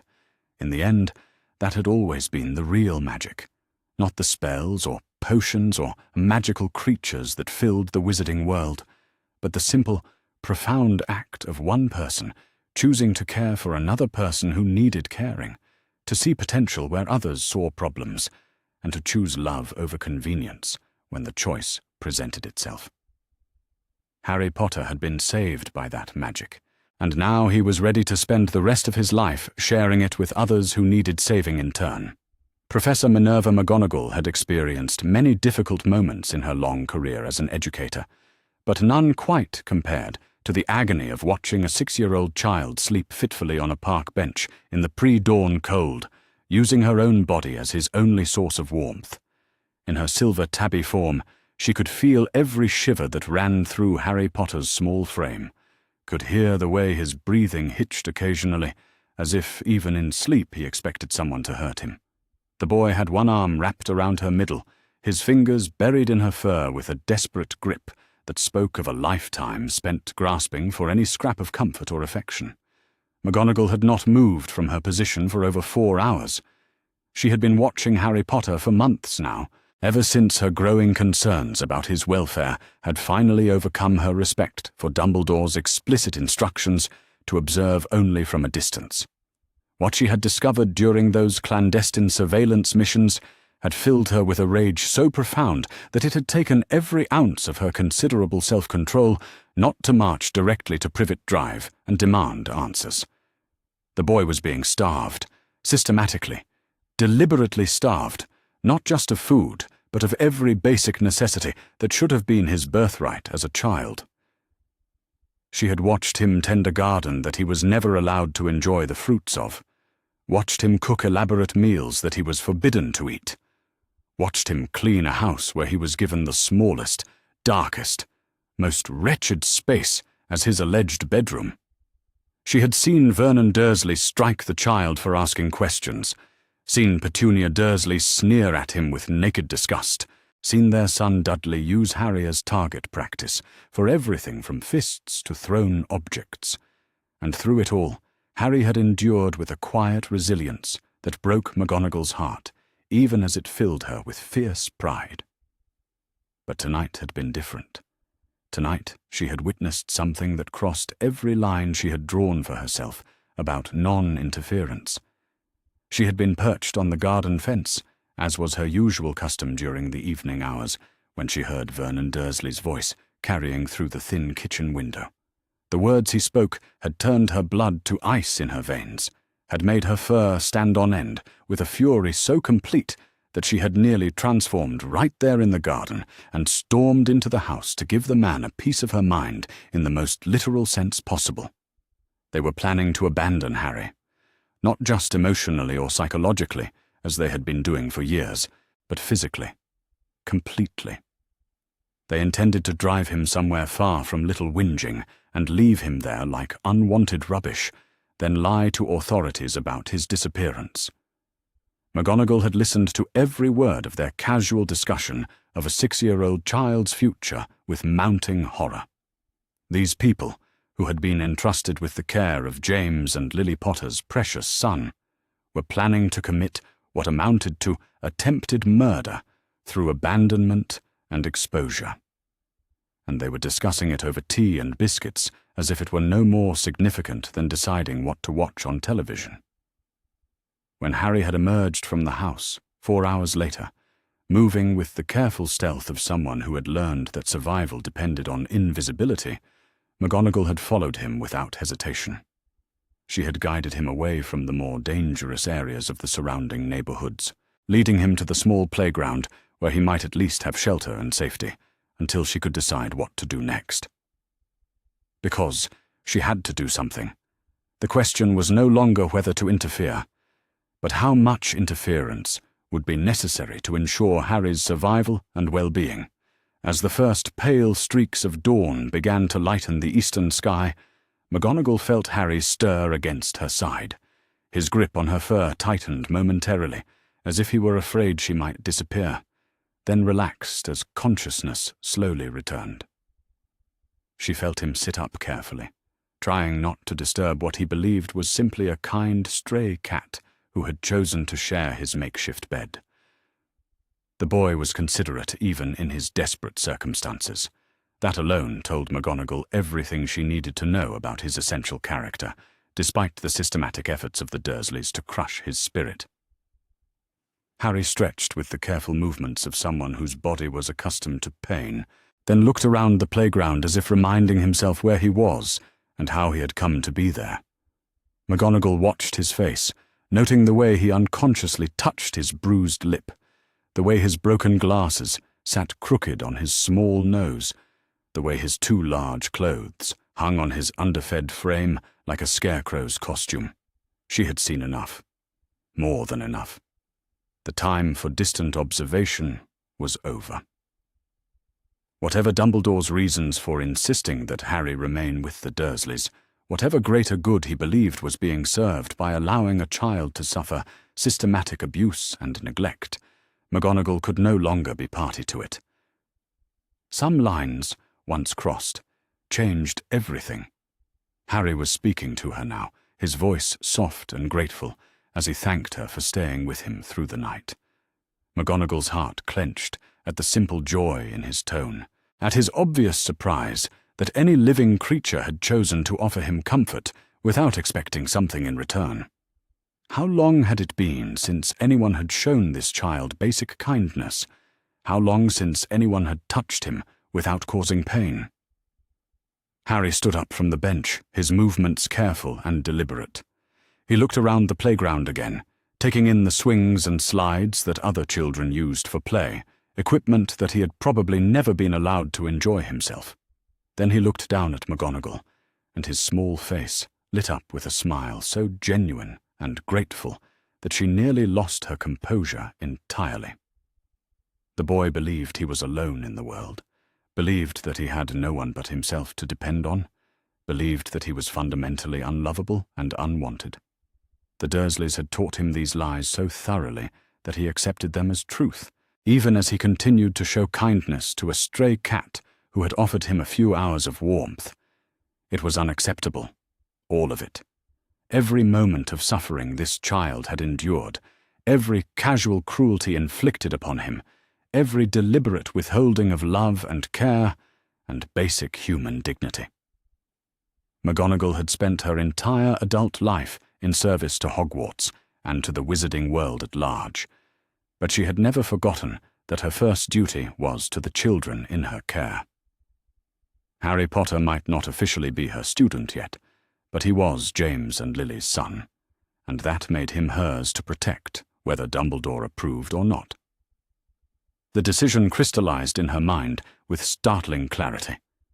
She was going to reveal herself to Harry. She was going to remove him from this situation immediately, and she was going to deal with the consequences afterward. Let Dumbledore rage about disrupted plans and interfered destinies. McGonagall had seen what those plans cost in human suffering, and she found the price unacceptable. Harry was walking toward the edge of the playground now, probably planning to resume his aimless wandering through unfamiliar streets. He moved with the resigned determination of someone who expected hardship, but faced it anyway, because there were no alternatives. Even at 6 years old, he possessed a strength of character that reminded McGonagall painfully of both his parents. She could not let him walk away into an uncertain future when she had the power to offer him safety and care. McGonagall rose from her position on the bench and padded after Harry, her mind racing through the implications of what she was about to do. Revealing herself would require explanations, and explanations would require her to tell Harry truths about himself and his heritage that Dumbledore had insisted must wait until the boy's 11th birthday. But circumstances had changed dramatically from whatever scenario Dumbledore had originally envisioned. She seriously doubted the headmaster had planned for Harry to be abandoned by his guardians at the age of 6. Harry paused at the playground's entrance, looking back at McGonagall with obvious reluctance.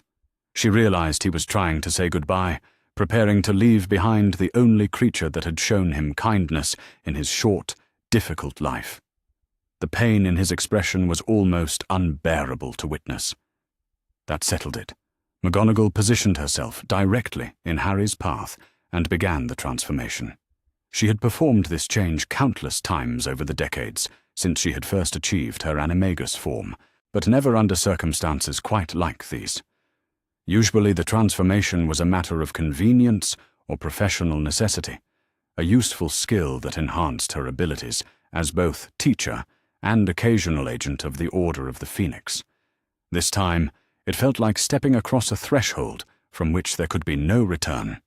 The familiar sensation of her body shifting and expanding washed over her as bones lengthened and organs rearranged themselves according to human anatomy. Her silver tabby coat dissolved into emerald green robes, her pointed ears rounded and positioned themselves appropriately. Her tail disappeared as her spine adjusted to bipedal posture.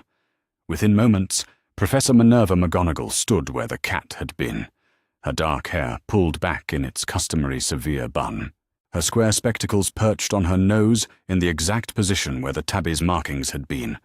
Harry's reaction was everything she might have expected, and more. The boy stumbled backward several steps, his mouth falling open in shock, his eyes wide behind his broken glasses. For a moment, McGonagall was afraid he might run, might flee from her in terror, as he had fled from the Dursleys. But after the initial surprise passed, Harry's expression shifted to something closer to wonder than fear. Children, McGonagall reflected, were remarkably adaptable creatures. They accepted magic more readily than adults because their worldview was still flexible enough to incorporate new impossibilities.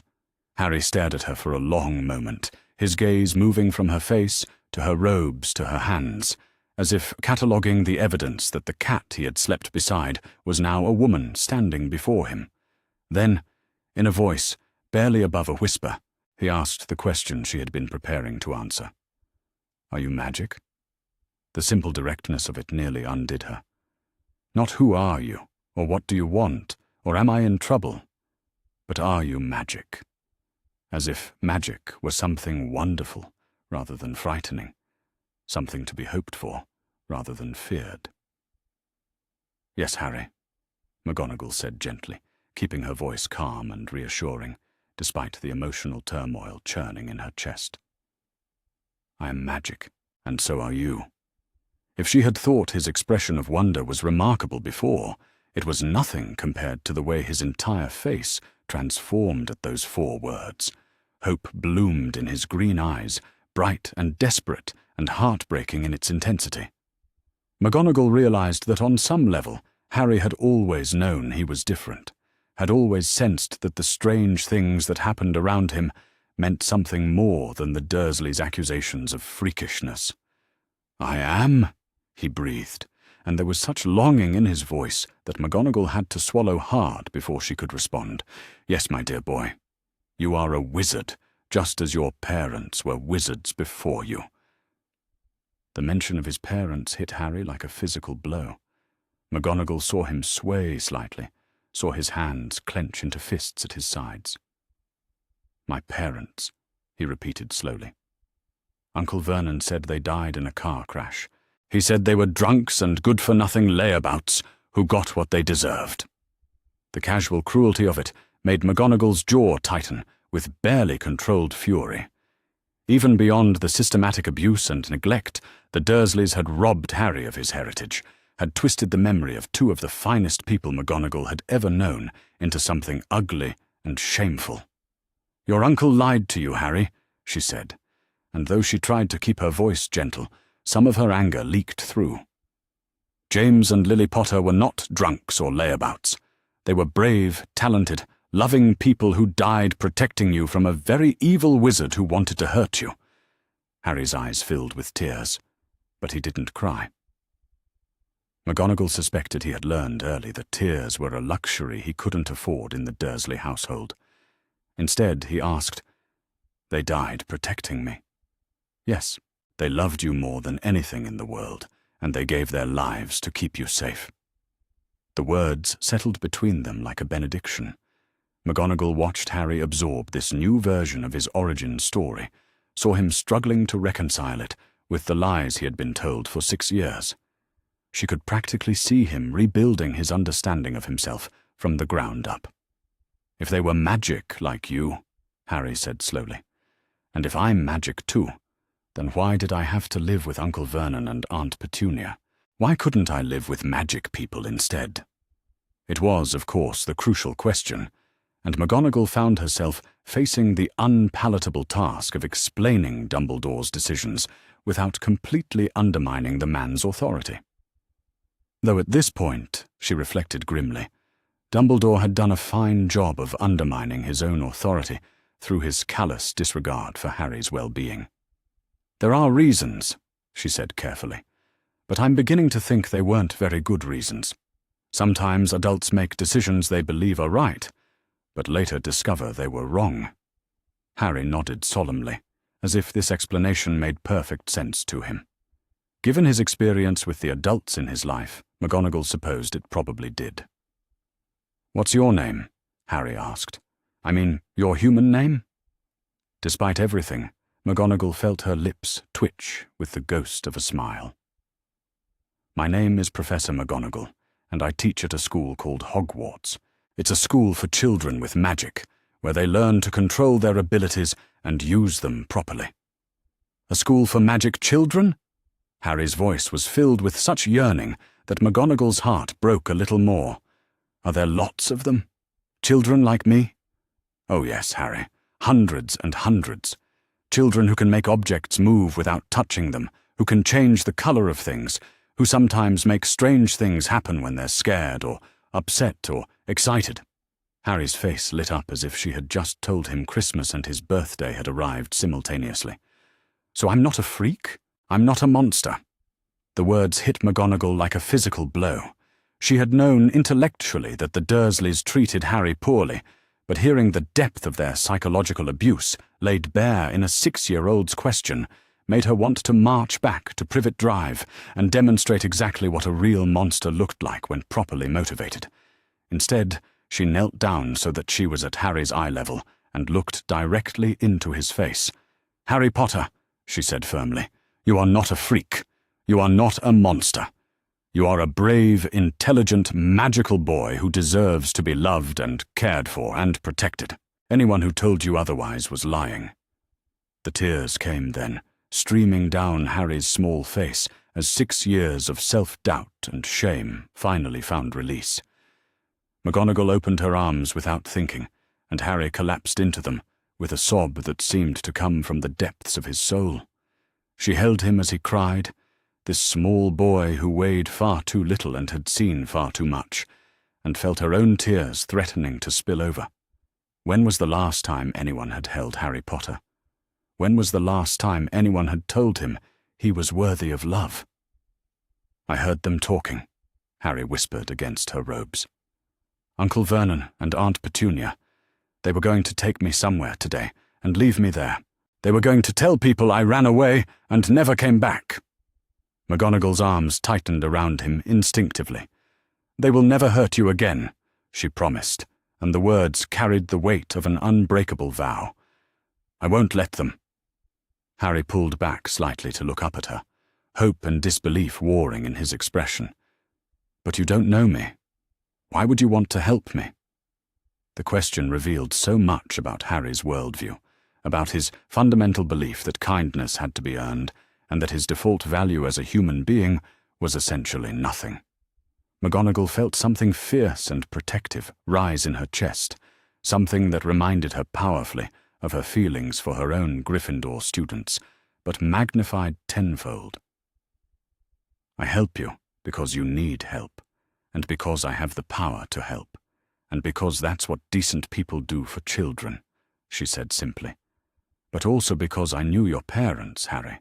I taught them when they were students at Hogwarts, and I cared about them very much. They would want someone to take care of you, to make sure you're safe and loved."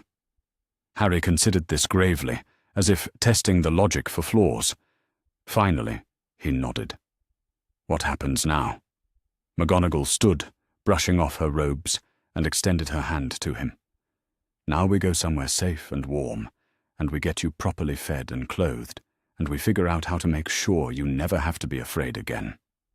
Harry stared at her outstretched hand for a moment, as if he couldn't quite believe it was real.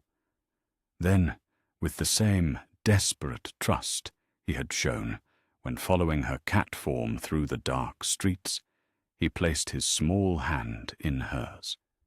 His fingers were cold and thin and scarred from years of manual labor that no child should have been forced to perform. But they were also strong, McGonagall noted, and they held on to her with unwavering determination. "Are we going to the magic school?" Harry asked, as they walked away from the playground together. "Not quite yet," McGonagall replied. "First we're going to my home, where you can rest and recover properly. There are some people we'll need to talk to, some arrangements we'll need to make. But yes, eventually, you'll come to Hogwarts. You'll learn magic, and you'll make friends, and you'll discover just how extraordinary you really are." Harry was quiet for a few moments, processing this information. Then he said, "Professor McGonagall, will the other magic children like me? Will they think I'm strange?" McGonagall looked down at this brave, damaged, hopeful little boy, and felt her heart break and mend simultaneously.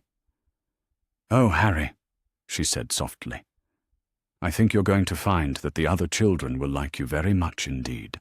And the ones who matter most will like you, not in spite of what makes you different, but because of it." As they walked through the quiet streets of suburban Surrey, McGonagall found herself making mental lists of everything that needed to happen in the coming days. There would be legal proceedings to initiate, custody arrangements to formalize, medical attention to seek for Harry's various injuries and health issues. There would be difficult conversations with Dumbledore, heated arguments with ministry officials, and probably a fair amount of bureaucratic red tape to navigate. But all of that could wait. For now, it was enough that Harry Potter was walking beside her instead of sleeping alone on a park bench, that he was asking questions about magic instead of planning his own survival on the streets, that he was looking forward to a future instead of simply trying to escape his past. McGonagall had spent decades following orders, respecting hierarchies, trusting in the wisdom of her superiors even when that wisdom seemed questionable. But watching Harry's small face light up as she told him about the magical world he belonged to, seeing the hope bloom in his eyes as he realized he wasn't alone anymore, she knew she had made the right choice. Some things were more important than institutional loyalty. Some things were more important than the greater good as defined by others. Sometimes the most radical act was simply to care for a single child who needed caring for. As they turned the corner that would take them toward the apparition point McGonagall had in mind, Harry looked up at her with an expression of such complete trust that she felt the full weight of responsibility settle on her shoulders. She was no longer just Professor McGonagall, Deputy Headmistress of Hogwarts. She was Harry Potter's protector, his advocate, his guardian in every sense that mattered. It was a role she intended to fulfill with every fibre of her being. Behind them, the playground sat empty in the growing dawn light, the bench where a 6-year-old boy had spent the night gradually warming in the morning sun. Soon, other children would arrive to play on the swings and slides, children who had never slept outside, never gone hungry, never been told they were monsters simply for existing. But one child who might have become just another tragic statistic, another casualty of systemic indifference and institutional failure, was walking away toward safety and love and a future bright with possibility. And Professor Minerva McGonagall, who had spent her career shaping young minds and protecting young lives, had never been prouder of a decision she had made. The sensation of apparition was unlike anything Harry Potter had ever experienced, and given the morning he had already endured, that was saying quite a lot. One moment he was standing on a quiet suburban street corner, his small hand clasped firmly in Professor McGonagall's larger one, listening to her explain that they were going to travel by magic to her home in Scotland. The next moment, the world seemed to compress around him like a giant, invisible hand squeezing everything into impossibly small spaces. His stomach lurched in directions that shouldn't have been physically possible, and then suddenly they were standing in an entirely different place altogether. Harry stumbled slightly as his feet found solid ground again, his broken glasses sliding down his nose as he tried to process what had just happened. Professor McGonagall's hand remained steady on his shoulder, anchoring him as the disorienting effects of magical transportation gradually faded. "That," she said, with something that might have been gentle amusement in her voice, "was apparition. It's how adult wizards travel long distances quickly. I'm afraid it takes some getting used to." Harry looked around in wonder, temporarily forgetting his nausea as he took in his new surroundings. They were standing in front of a small stone cottage that looked like something out of a fairy tale, complete with a thatched roof, climbing roses around the front door, and diamond-paned windows that sparkled in the morning sunlight.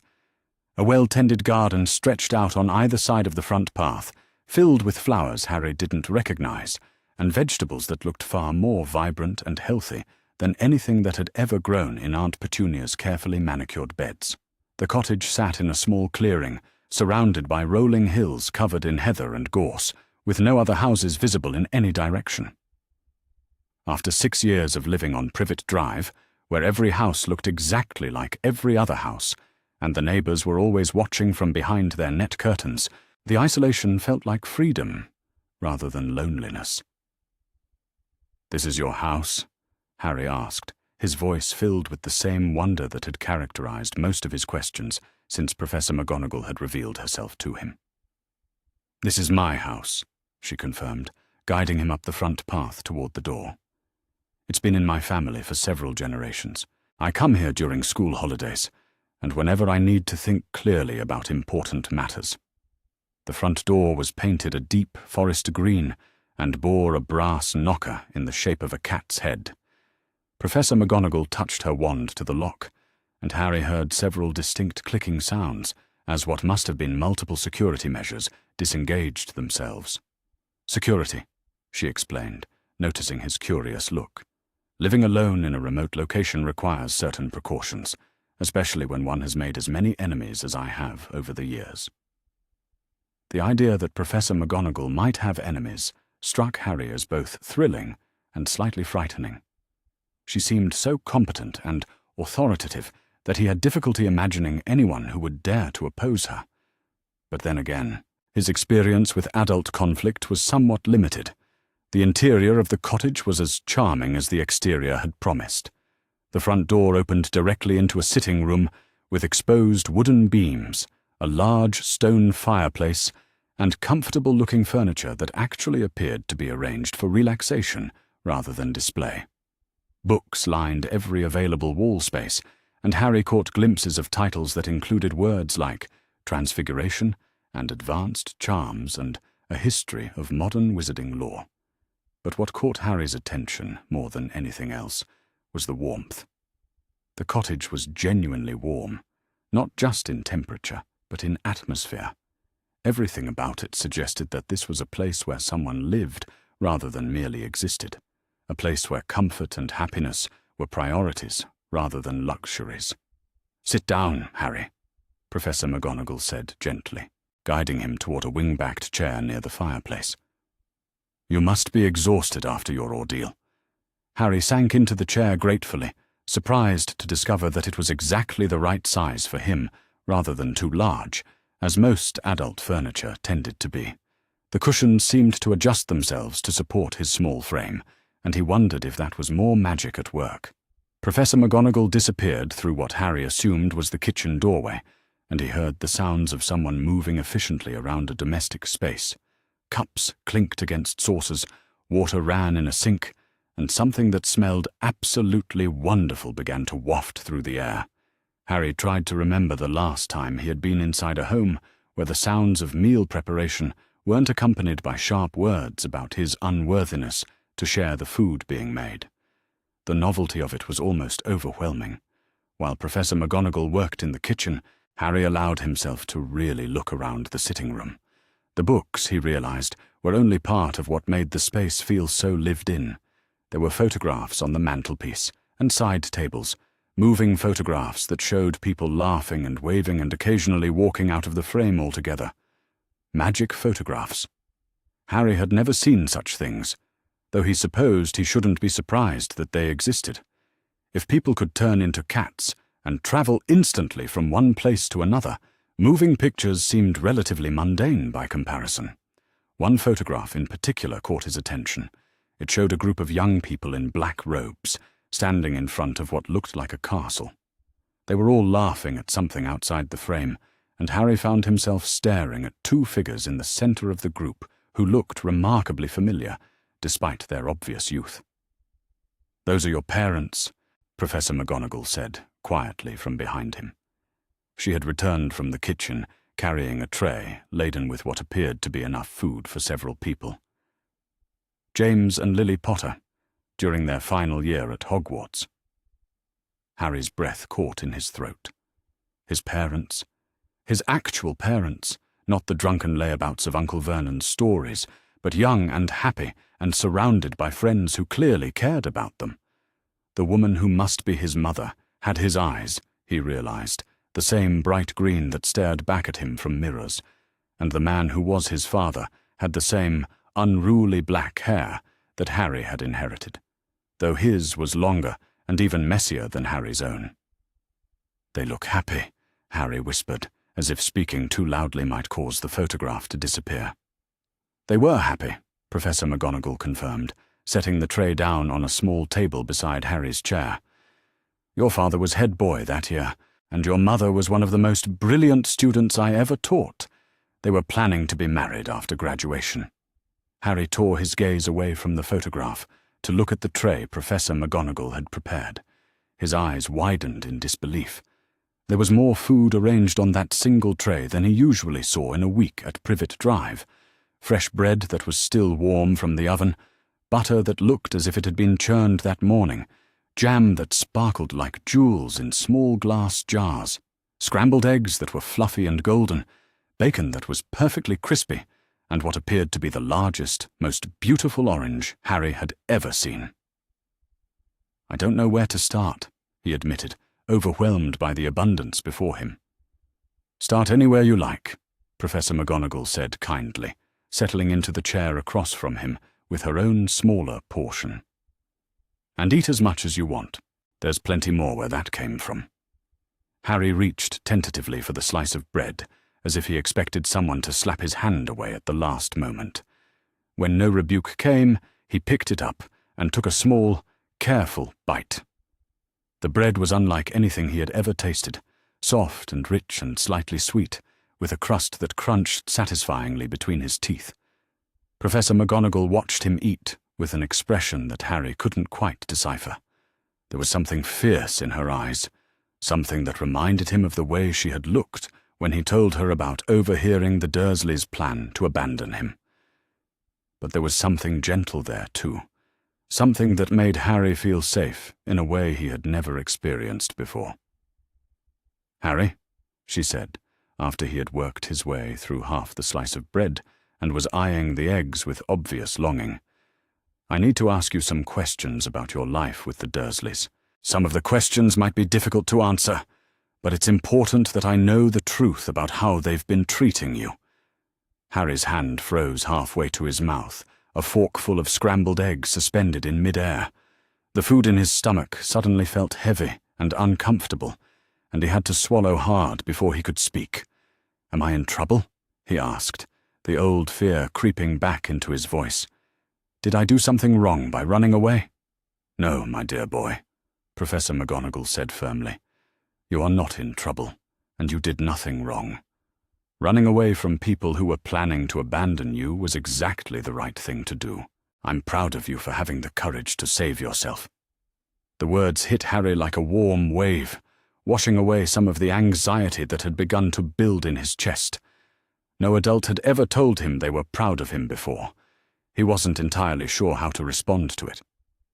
"The reason I need to ask these questions," Professor McGonagall continued, "is because there are people whose job it is to make sure children are safe and well cared for. I'm going to need to tell them what's been happening to you, so they can make sure the Dursleys never hurt another child the way they've hurt you." Harry considered this gravely.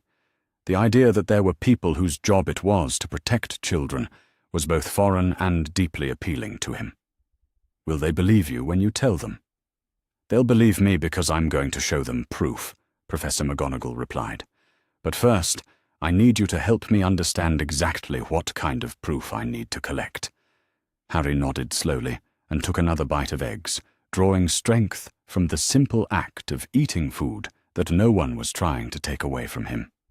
Then, in a voice that was quieter than usual but steadier than Professor McGonagall might have expected, he began to tell her about his life at number 4 Privet Drive.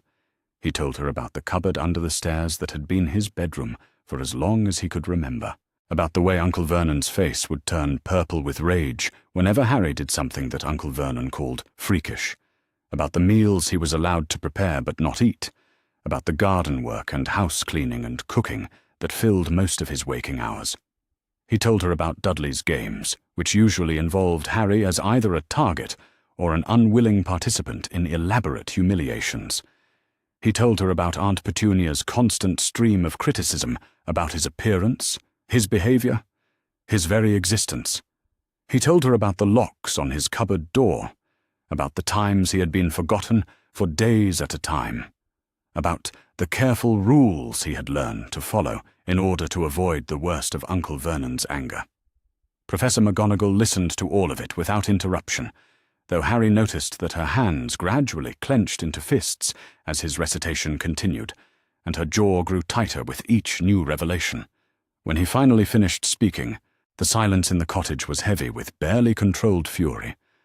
"Harry," Professor McGonagall said eventually, and her voice was very careful and very controlled, "I want you to understand something. None of what you just described is normal. None of it is acceptable. None of it is your fault." Harry looked up at her uncertainly. "But Uncle Vernon always said I was a burden, and that I should be grateful they kept me at all. He said most people would have gotten rid of me years ago." "Your Uncle Vernon," Professor McGonagall said with ice-cold precision, "is a liar and a bully and a criminal. What he and your aunt did to you is called child abuse, Harry, and it's against the law in both the magical and non-magical worlds.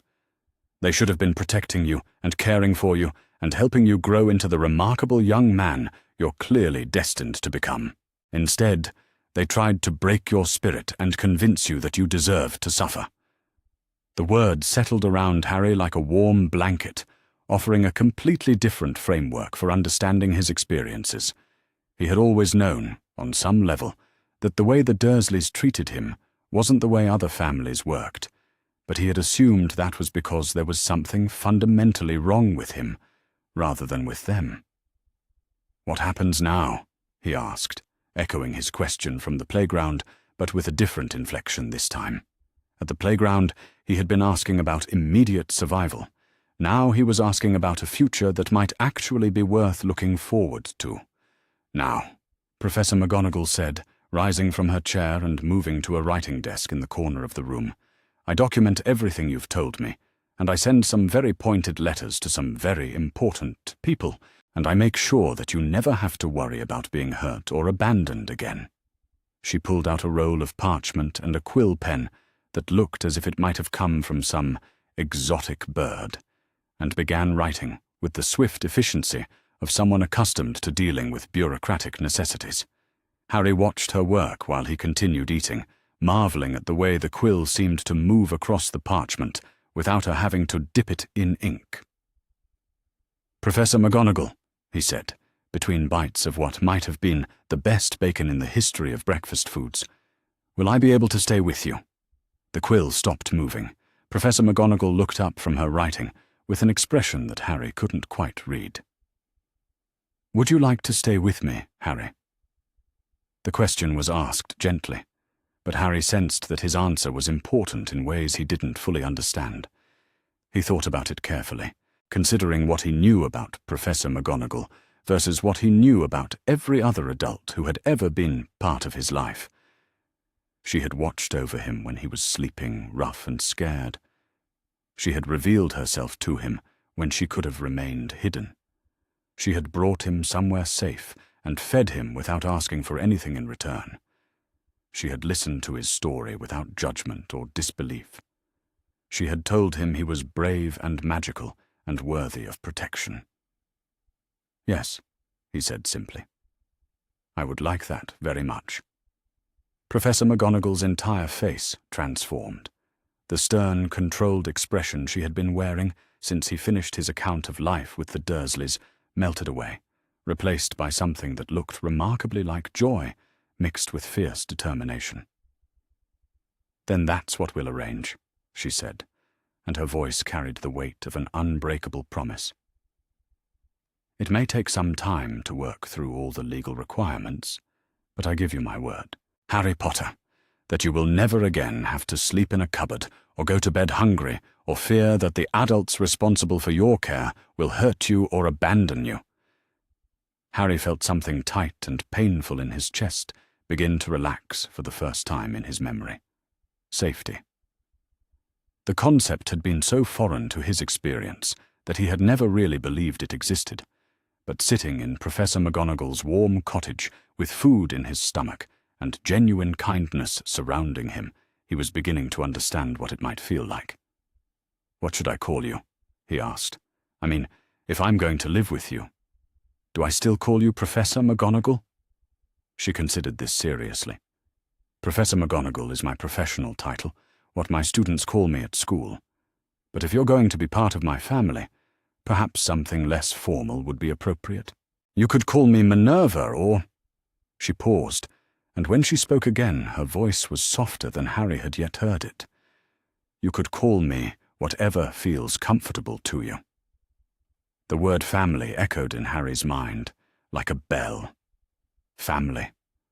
Not the Dursleys, who had never wanted him and had made sure he knew it every day of his life, but a real family where he belonged and was wanted and cared about. "Could I call you Aunt Minerva?" he asked tentatively. "I know you're not really my aunt, but it seems right somehow." Professor McGonagall's eyes grew suspiciously bright. "I think," she said carefully, "that Aunt Minerva sounds absolutely perfect." They spent the rest of the morning taking care of practical matters. Professor McGonagall used magic to heal the worst of Harry's visible injuries, applying salves that took away pain he hadn't even realized he was carrying, and casting charms that mended his broken glasses so they fit properly for the first time in years. She measured him for new clothes, and with a few waves of her wand, his two large, threadbare garments were replaced by properly fitting robes in a deep blue that brought out the green in his eyes. She examined his hands and feet, which bore the calluses and scars of years of manual labor, and applied more healing potions with a gentleness that made Harry want to cry. But perhaps most importantly, she gave him a bath. Harry had never had a proper bath before, only quick, cold showers when Aunt Petunia deemed him too dirty to be seen in public. Professor McGonagall's bathroom contained an enormous clawfoot tub that she filled with hot water that stayed hot through magic, and she provided him with soap that smelled like lavender and towels that were soft and warm and completely clean. The experience of being truly clean, of washing away not just the grime of his night outdoors, but years of accumulated neglect, was almost overwhelming. Harry stayed in the tub until the water began to cool, scrubbing at skin that gradually revealed itself to be several shades lighter than he had thought it was, working shampoo through hair that proved to be even messier than the Dursleys had always claimed, but was also softer and more manageable when properly cared for. When he finally emerged from the bathroom, dressed in his new robes with his hair still damp but clean, Professor McGonagall was waiting for him in the sitting room with another meal prepared. This time it was soup and sandwiches, simple fare but made with the same attention to his comfort and pleasure that had characterized everything else about the day. "You look like a different person," she said approvingly, as he settled back into his chair by the fireplace. Harry caught his reflection in the window glass and had to agree. The boy looking back at him bore little resemblance to the scarred, dirty, frightened child who had collapsed on a park bench the night before. This boy had clean hair and clear glasses and clothes that fit properly, This boy looked like someone who belonged somewhere, someone who mattered to the people around him. "I feel different too," he admitted. "I feel like maybe everything really is going to be okay."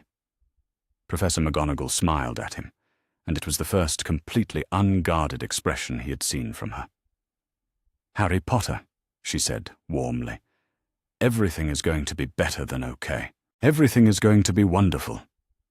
As if to underscore her words, a large barn owl suddenly appeared at the window, tapping politely on the glass with a letter tied to its leg. Professor McGonagall rose to let the owl in, and Harry watched in fascination as she untied the letter and gave the bird a piece of bacon from her plate before it flew away again. "A response to one of the letters I sent this morning," she explained, scanning the contents quickly. "From a friend of mine at the Ministry of Magic, who handles cases involving child welfare. She's agreed to meet with us tomorrow to begin the formal process of removing you from the Dursleys' custody and placing you somewhere safe." "With you?" Harry asked, needing the confirmation. "With me," Professor McGonagall assured him. "Though there will be paperwork and interviews and probably a fair amount of bureaucratic nonsense before it's all official." Harry nodded, already feeling more confident about facing bureaucratic nonsense with Professor McGonagall by his side than he had ever felt about anything in his entire life. The rest of the day passed in a blur of new experiences. Professor McGonagall showed him around the cottage, explaining the various magical conveniences that made daily life easier and more comfortable. She let him explore her extensive library, and when he proved able to read considerably better than most 6-year-olds, she began pulling books from the shelves that would introduce him to the basics of magical theory and wizarding history. She cooked dinner while he sat at the kitchen table, reading about famous witches and wizards throughout history, and Harry realized that this was what family dinners were supposed to feel like, peaceful and warm and filled with easy conversation about books and magic and the 1,000 small details that made up a shared life. When bedtime arrived, Professor McGonagall showed him to a small guest bedroom under the eaves that she had prepared for him while he was having his bath. The room contained a proper bed with clean sheets and a soft pillow, a wardrobe for his new clothes, a desk by the window where he could read and write, and shelves that were already lined with books she thought he might enjoy. "This is my room?" Harry asked, hardly daring to believe it. "This is your room," she confirmed, "for as long as you want it to be." Harry climbed into the bed, marveling at the sensation of clean sheets against clean skin, at the way the mattress supported his small body instead of leaving him with aches and pains, at the simple luxury of a pillow that was actually intended for his use. Professor McGonagall tucked the blankets around him with a care that Harry had never experienced, then settled into a chair beside the bed. "Will you tell me more about my parents?" he asked sleepily. And so she did. She told him about James Potter's talent for transfiguration and his love of Quidditch, about Lily Potter's brilliance at potions and her fierce loyalty to her friends. She told him about their courtship and their wedding, about their courage during the war against the dark wizard who had eventually killed them, about their joy when Harry was born, and their determination to create a better world for him to grow up in. She told him about their final sacrifice, about the love that had saved his life and marked him as someone special in the magical world, about the legacy of bravery and compassion that was his birthright. By the time she finished speaking, Harry was fast asleep, his face peaceful, in a way that suggested his dreams were free from the nightmares that had plagued him for most of his short life. Professor McGonagall sat beside his bed for a long time after he fell asleep, watching the gentle rise and fall of his breathing, marveling at the resilience that had allowed him to survive 6 years of systematic cruelty and still emerge with his capacity for trust and hope intact. Tomorrow would bring challenges. There would be legal battles to fight, institutional resistance to overcome, and probably a very heated confrontation with Albus Dumbledore about her unilateral decision to rescue Harry from his designated placement. But tonight, Harry Potter was safe and clean and fed and loved, sleeping in a real bed in a real home where he was wanted and valued. Tonight, for the first time in his life, Harry Potter was exactly where he belonged. And Professor Minerva McGonagall, who had spent decades teaching other people's children and sending them back to their families at the end of each term, finally understood what it meant to have a child of her own to protect. Professor Albus Dumbledore had always prided himself on his ability to remain calm in the face of unexpected developments, but the message he had received from Arabella Figg that morning had tested even his considerable reserves of equanimity. Harry Potter was missing from Privet Drive. According to Mrs. Figg's frantic account, the Dursleys had discovered the boy's absence when they went to retrieve him from his cupboard for his morning chores. They had searched the house and garden, questioned the neighbours, and even contacted the local police, though they had been careful to present themselves as concerned guardians rather than the architects of systematic abuse that Dumbledore knew them to be. What troubled Dumbledore most was not Harry's disappearance itself, which could have any number of explanations, but the timing. Mrs. Figg had overheard Vernon Dursley making a telephone call to someone about moving Harry to a different location permanently, and she suspected that the boy's flight might have been motivated by more than simple childhood rebellion. The blood protections that kept Harry safe at Privet Drive were absolute, but they were also dependent on Harry actually being at Privet Drive. If the boy had run away, if he was wandering the streets of Little Whinging or beyond, he was vulnerable to any number of threats that Dumbledore had spent 6 years carefully holding at bay. More concerning still was the possibility that Harry's disappearance was not accidental at all, that someone had taken him deliberately. There were still Death Eaters at large, still supporters of the Dark Lord who would see great value in capturing or harming the boy who lived. The thought that Harry might be in the hands of such people made Dumbledore's blood run cold.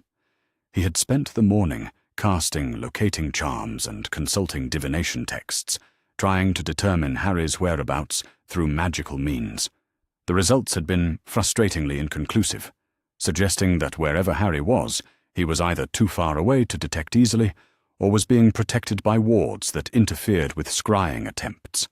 It was nearly noon when inspiration struck, and Dumbledore realized there was one person who might have information about Harry's whereabouts, someone whose protective instincts regarding the boy had become increasingly obvious over the past several months: Minerva McGonagall. Dumbledore had noticed her growing restlessness during staff meetings whenever Harry's welfare was discussed, had seen the way her jaw tightened when he deflected her increasingly pointed questions about the boy's living conditions. He had even suspected that she might have been conducting unauthorized surveillance of Privet Drive, though he had chosen not to confront her about it directly. If Harry Potter had disappeared from his assigned guardians, if the carefully constructed protections Dumbledore had put in place were failing, then Minerva would undoubtedly feel compelled to act. She had always been protective of her students, but her feelings about Harry ran deeper than professional concern. She had loved James and Lily Potter, and she would not stand by passively if she believed their son was in danger. The revelation of her cottage's location in his personal files took only moments to locate, and within minutes Dumbledore was standing outside the familiar stone walls, noting the strengthened wards that surrounded the property and the subtle but unmistakable signs of recent occupancy. He was expected, clearly. The front door opened before he could knock, and Minerva McGonagall stood in the doorway, with an expression that suggested she had been preparing for this confrontation for some time. She looked exactly as she always did, stern, composed, and utterly immovable when she had decided upon a course of action. But there was something different about her today, something in the set of her shoulders and the steel in her eyes that warned Dumbledore this conversation would not proceed according to his usual methods of gentle manipulation and philosophical redirection. "Albus," she said coolly, her tone carrying none of the deference that had characterized their professional relationship for decades. "I wondered when you would arrive." "Minerva," Dumbledore replied, trying to project his usual calm authority, despite the growing certainty that he was walking into a situation that had already spiraled far beyond his control. "I believe you have something that belongs elsewhere." I have someone who belongs exactly where he is, McGonagall corrected sharply, not moving aside to allow him entry. Someone who was nearly murdered through systematic neglect and deliberate abandonment. Someone whose welfare you have been criminally indifferent to for 6 years. The accusation hit Dumbledore like a physical blow, not because it was unexpected, but because it was delivered with such absolute conviction. Minerva had clearly moved far beyond mere suspicion about Harry's treatment and into the realm of documented certainty. "I think we should discuss this matter privately," he said carefully, glancing around the isolated countryside, as if enemy agents might be lurking behind the heather and gorse. "By all means," McGonagall replied, finally stepping aside to allow him into her cottage. "But understand, Albus, that this discussion will end with Harry Potter remaining exactly where he is, regardless of whatever arguments you believe will persuade me otherwise." The cottage's sitting room had been rearranged since Dumbledore's last visit several years earlier, but the essential character remained the same, comfortable, lived in, and filled with books that suggested serious scholarship rather than casual reading. What was new was the unmistakable evidence of a child's presence. A small pair of robes was draped over the back of one chair, neatly folded, but clearly recently worn. Books appropriate for beginning magical education were stacked on the table beside the fireplace, along with a plate that bore the remnants of what appeared to be a very thorough lunch. Most telling of all was the photograph that had been moved to a place of prominence on the mantelpiece: James and Lily Potter, during their final year at Hogwarts, smiling and waving in the carefree manner of young people who believed they had unlimited time to accomplish their dreams. "Where is he?" Dumbledore asked, settling into the chair McGonagall indicated, while noting that she remained standing, a tactical choice that gave her the psychological advantage of height and mobility. "Safe," McGonagall replied curtly. "Fed, clean, properly clothed, and for the first time in his life, absolutely certain that the adult responsible for his care will not hurt him or abandon him." "Minerva, I understand your concerns, but you must realize that removing Harry from Privet Drive compromises protections that have kept him alive for 6 years. McGonagall's expression shifted to something that could only be described as contempt. "Protections," she repeated, investing the word with enough disdain to wither flowers. "You mean the blood protections that require Harry to consider Privet Drive his home in order to function properly?" Dumbledore felt the first stirring of genuine alarm. Minerva's knowledge of the specific mechanics of the protections he had put in place suggested that she had been conducting research far beyond casual curiosity about Harry's welfare. "The magic is more complex than that," he began, but McGonagall cut him off with a gesture that was uncharacteristically sharp. "The magic requires the child to feel genuine belonging and acceptance from his blood relatives," she said flatly.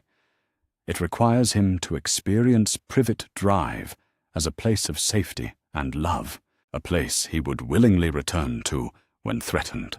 Tell me, Albus, when exactly did you expect Harry to develop those feelings for people who call him a freak, who lock him in cupboards, who are planning to abandon him in some remote location and report him as a runaway?" The question hung in the air between them, like a sword suspended by a thread. Dumbledore had always known that the Dursleys were not ideal guardians for Harry, but he had believed their protection was worth the temporary discomfort the boy would experience. The blood protections were powerful magic, ancient magic, and Harry's safety from Death Eaters and dark wizards had always seemed more important than his day-to-day happiness. But if Minerva was correct about the specific requirements for the magic to function, if Harry needed to genuinely love and trust his guardians for the protections to remain active, then Dumbledore had made a catastrophic miscalculation. "How long have you been watching him?" he asked, though he suspected he already knew the answer. "Long enough to document systematic abuse, deliberate starvation, psychological torture, and child endangerment," McGonagall replied without hesitation. Long enough to witness a 6-year-old boy planning his own escape because he overheard his guardians discussing his permanent disposal.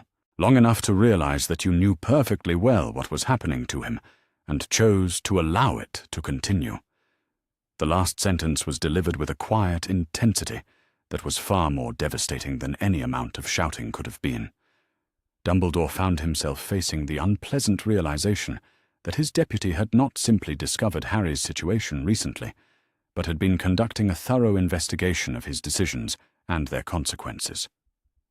"The greater good sometimes requires difficult choices," he said, falling back on the philosophical framework that had guided most of his major decisions for the past several decades.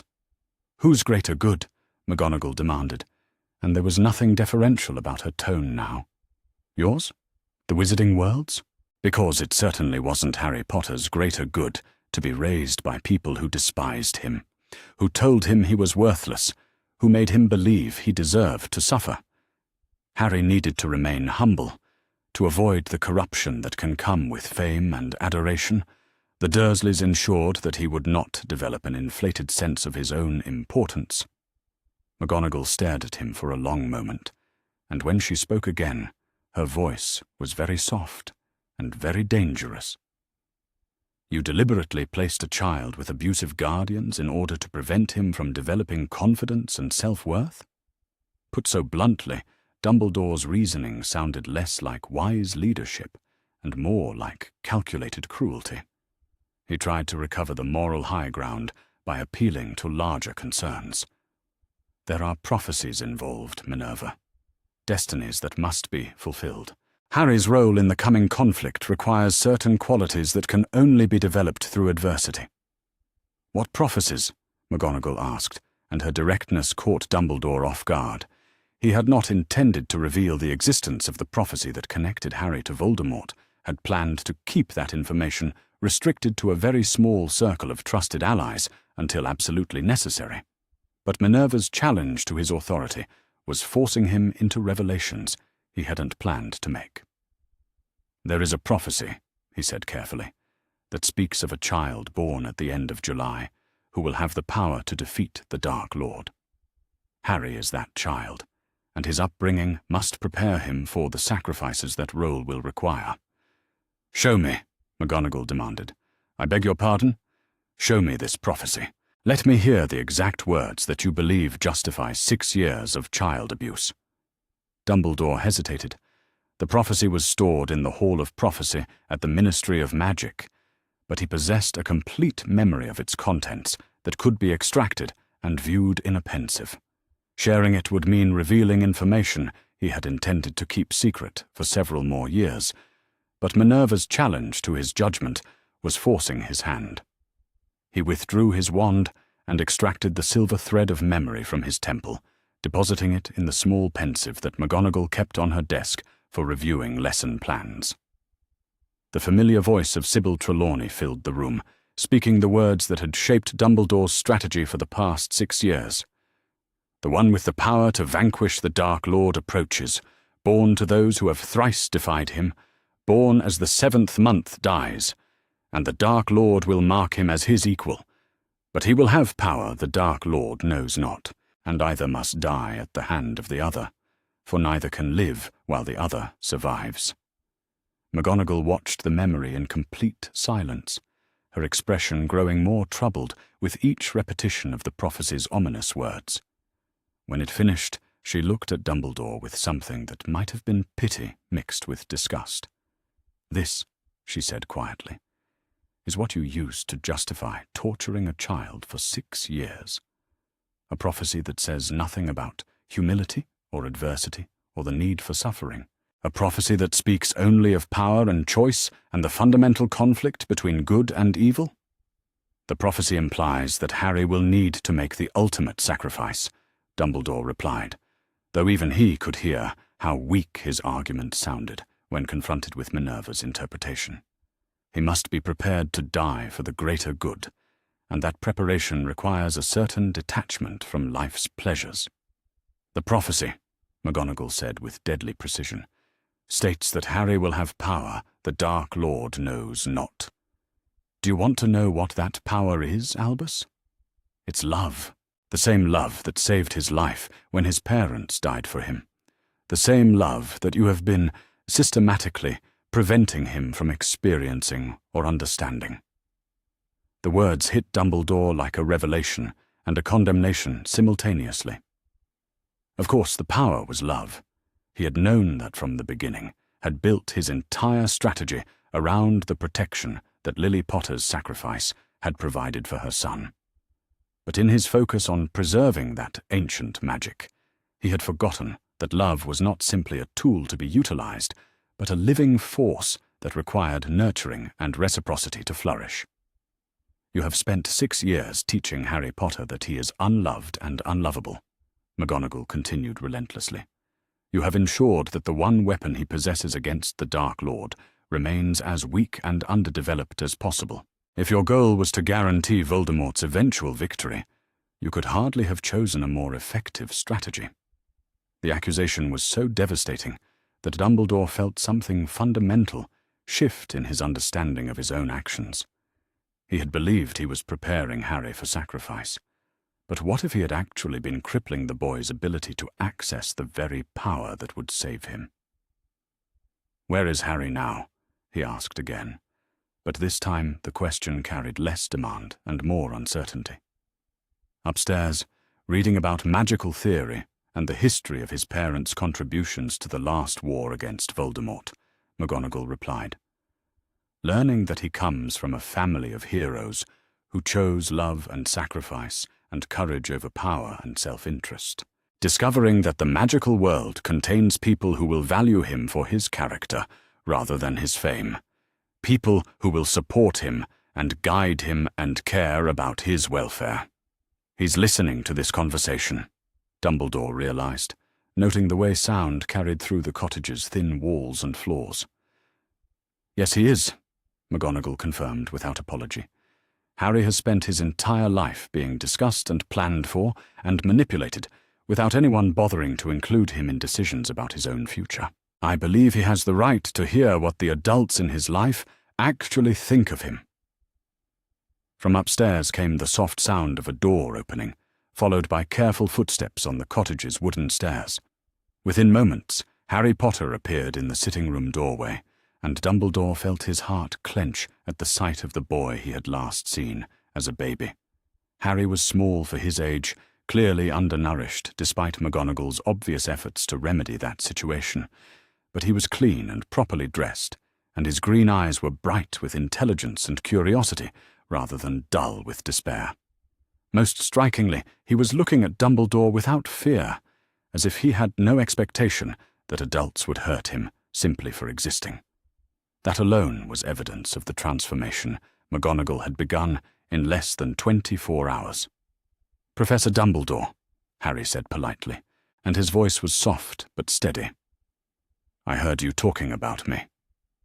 Dumbledore had planned many possible first conversations with Harry Potter over the years, but none of them had involved explaining his educational philosophy to a 6-year-old who had just escaped from systematic abuse. "Hello, Harry," he said gently, trying to project the grandfatherly warmth that usually served him well with children. "I'm very glad to see that you're safe." Harry considered this statement with the gravity of someone who had learned to weigh adult words carefully before responding to them. "Are you going to make me go back to Uncle Vernon and Aunt Petunia?" The question was asked without particular emotion, as if Harry was simply seeking information rather than pleading for a specific outcome.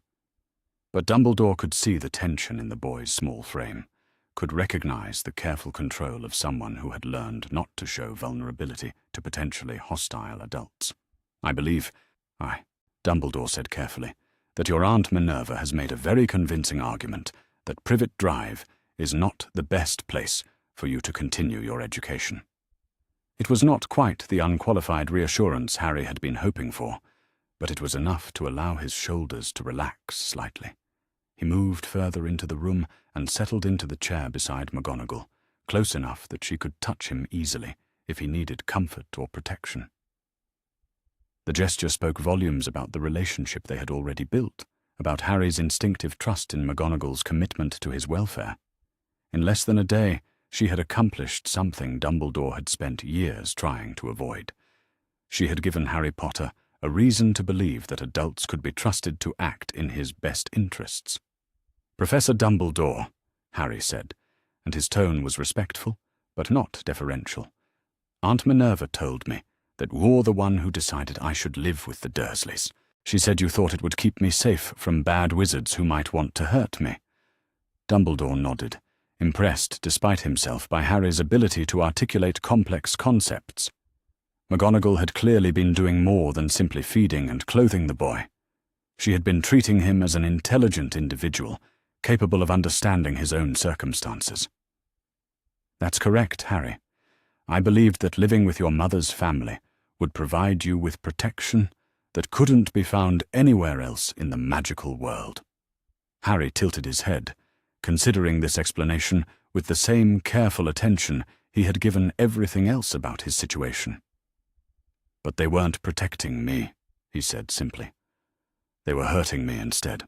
So if the protection didn't work anyway, wouldn't it have been better to put me somewhere safe?" The question was devastating in its simplicity and its logic.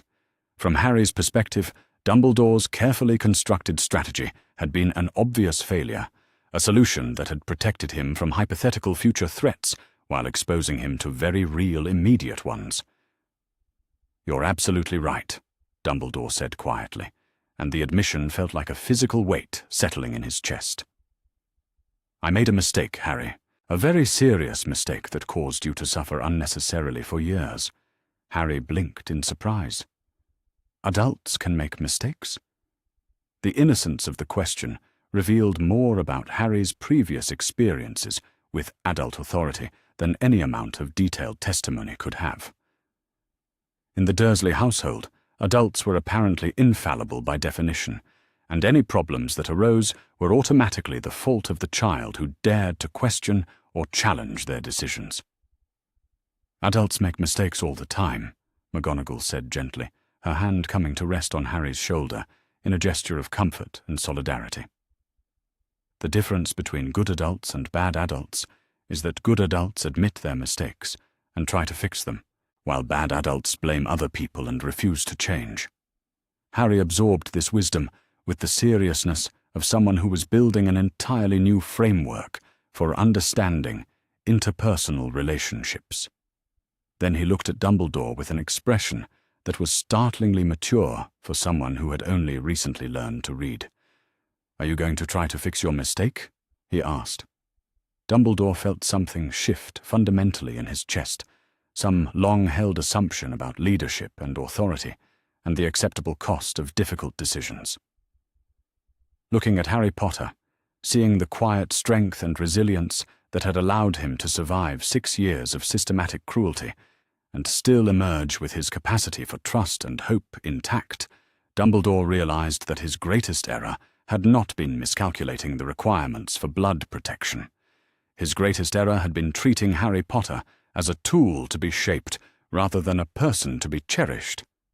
"Yes, Harry," he said, and his voice carried the weight of an oath. "I am going to try very hard to fix my mistake." Harry nodded solemnly, as if this promise was sufficient for now, but would be evaluated based on future actions, rather than present intentions. Then he looked between Dumbledore and McGonagall with the expectant expression of someone who was waiting for the adults to work out the practical details of their philosophical reconciliation. "What happens next?" he asked, echoing the question that had become his refrain for navigating an uncertain world. McGonagall and Dumbledore exchanged a look that was heavy with years of professional partnership and the weight of recent revelations about their fundamental disagreements. But beneath the tension, there was also a shared commitment to Harry's welfare that transcended their philosophical differences. "What happens next," McGonagall said firmly, "is that you remain here with me while Professor Dumbledore and I work out the legal arrangements to ensure that your guardianship is transferred properly and that the Dursleys can never hurt another child the way they hurt you. And I will do everything in my power," Dumbledore added, "to support those arrangements and to make sure that your education in magic begins immediately, so that you can develop the knowledge and skills and confidence you'll need to face whatever challenges the future may hold." Harry considered these promises with the careful attention of someone who had learned that adult commitments were often subject to change without notice. But when he looked at McGonagall, his expression was one of complete trust, and when he looked at Dumbledore, there was cautious hope mixed with a determination to judge future actions rather than present words. "Okay," he said simply. "I think I'd like that." As if to seal their agreement, McGonagall rose from her chair and moved toward the kitchen, clearly intending to prepare tea for her guests. Harry followed her automatically, and Dumbledore was struck by the easy domesticity of their interaction, the way McGonagall included Harry in the simple task of hospitality, as if his participation was valuable rather than burdensome. Watching them work together, seeing the way McGonagall patiently answered Harry's questions about the magical properties of her tea service, while Harry carefully arranged biscuits on a plate with the concentration of someone who had been taught that every task mattered, Dumbledore felt the full weight of what his decisions had cost. This could have been Harry's life from the beginning. Safety, kindness, intellectual stimulation, and the unconditional love of someone who valued him for exactly who he was. Instead, Dumbledore had condemned him to years of abuse and neglect in service of protections that had never actually functioned as intended. But watching Harry's face light up as McGonagall showed him how to animate the sugar cubes to dance across the table, seeing the joy and wonder that came so naturally to him, despite everything he had endured, Dumbledore felt something that might have been hope. Harry Potter was going to be fine. More than fine. Under McGonagall's care and guidance, he was going to grow into exactly the kind of person the wizarding world needed, strong, compassionate, and wise enough to choose love over power when the choice eventually presented itself.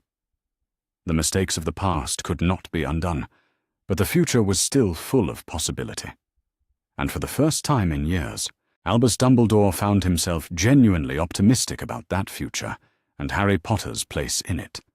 The emergency staff meeting that Professor McGonagall had called for the following evening was unprecedented in the annals of Hogwarts history, not because of its urgency or secrecy, but because it was the first time in living memory that the deputy headmistress had convened such a gathering without the knowledge or approval of the headmaster.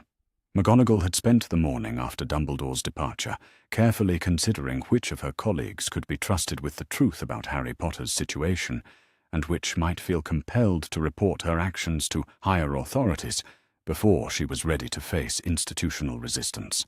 The decision to reveal Harry's circumstances to a select group of professors was not one she made lightly, but she had come to understand that protecting one child from systemic failure would require more than individual heroism.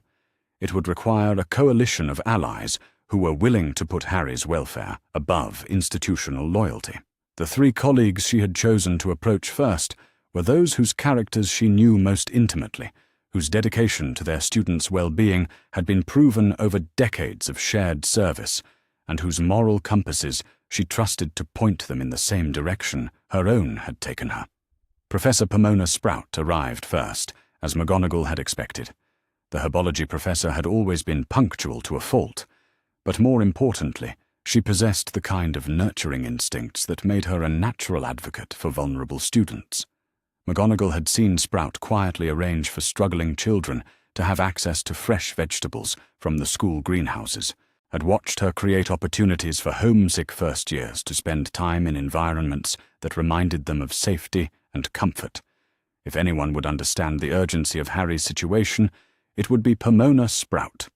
Professor Phileas Flitwick arrived moments later, his diminutive stature belying the formidable intellect and fierce protective instincts that had made him one of the most respected educators at Hogwarts.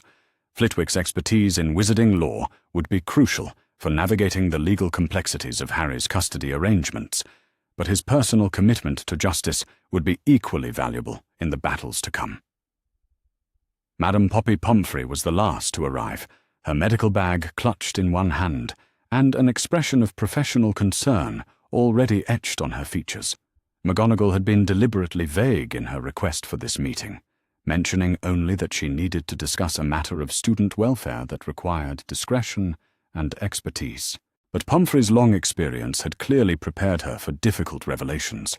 The four women had worked together for decades, had seen generations of students pass through Hogwarts's halls, had weathered the storms of 2 wizarding wars and countless smaller crises.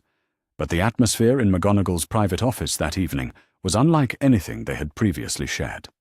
McGonagall had arranged her office to accommodate both the meeting and Harry's presence, though she had been careful to position his chair where he could observe the proceedings without feeling like he was on display. The boy had spent the day immersed in magical theory texts with an enthusiasm that had both delighted and heartbroken her, absorbing information about spellcasting and potion-making and magical creatures with the desperate hunger of someone who had been starved of intellectual stimulation for years. But he had also shown flashes of the wariness that 6 years of abuse had ingrained in him, particularly when the topic of other adults arose. McGonagall understood that introducing him to new people, even trusted colleagues, would require patience and careful management of his understandable anxieties. "Thank you all for coming," McGonagall began, her voice carrying the formal tone she used for serious academic discussions. "What I'm about to share with you will be difficult to hear, and it may challenge some assumptions you've held about our institution and its leadership. I need your word that nothing discussed in this room will be repeated outside it until we've had a chance to address the situation properly." The 3 professors exchanged glances that spoke of shared concern and growing curiosity. They had known McGonagall long enough to recognize when she was operating under extraordinary stress, and her request for confidentiality suggested that the matter at hand involved more than routine student welfare issues. "You have our word, Minerva," Sprout said quietly, speaking for all of them. "What's happened?" McGonagall took a deep breath and gestured toward Harry, who had been sitting quietly with a book about defensive magic open in his lap, listening to the adult conversation with the careful attention of someone who had learned that his survival often depended on understanding what the grown-ups around him were planning. "I'd like you to meet Harry Potter," she said simply. The reaction was immediate and electric. Pomfrey's medical bag slipped from suddenly nerveless fingers, clattering to the floor as she stared at the small boy who bore such a striking resemblance to his famous father. Flitwick made a sound that might have been a gasp or a squeak, his usual composure deserting him entirely. Sprout's hand flew to her throat, her eyes wide with disbelief and growing comprehension. "But he's not supposed to be here until he's 11, Flitwick said faintly. "He's supposed to be with his Muggle relatives, protected by blood magic and Dumbledore's monitoring." "Harry," McGonagall said gently, "would you like to tell these professors about your life with the Dursleys? They need to understand what's been happening to you." Harry looked up from his book and studied the 3 adults with the careful evaluation he had learned to apply to any new situation involving grown-ups. McGonagall had told him that these were good people, teachers who cared about children and would want to help him, but his experience had taught him that adult goodwill was rare and fragile and not to be taken for granted. But something in their faces, some combination of concern and shock and growing outrage as they took in his too thin frame and the careful way he held himself, seemed to reassure him that these particular adults might be different from the ones he had known before. "I lived in a cupboard under the stairs," he said matter-of-factly, as if this were a perfectly normal piece of biographical information. "Uncle Vernon said that was all freaks like me deserved. Aunt Petunia made me do all the cooking and cleaning and garden work, but I wasn't allowed to eat the food I made or sit on the furniture I cleaned." The silence that followed this revelation was profound and terrible. McGonagall watched her colleagues process the implications of Harry's words, saw the exact moment when academic concern transformed into personal outrage. Pomfrey was the first to recover her voice. "How long?"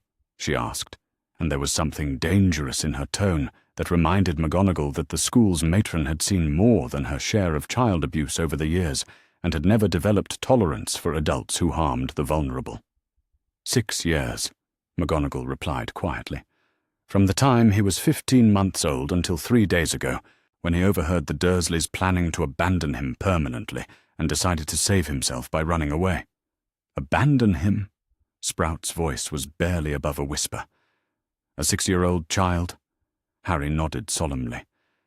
Uncle Vernon said they were going to drive me somewhere far away and leave me there, then tell the police I ran away and never came back.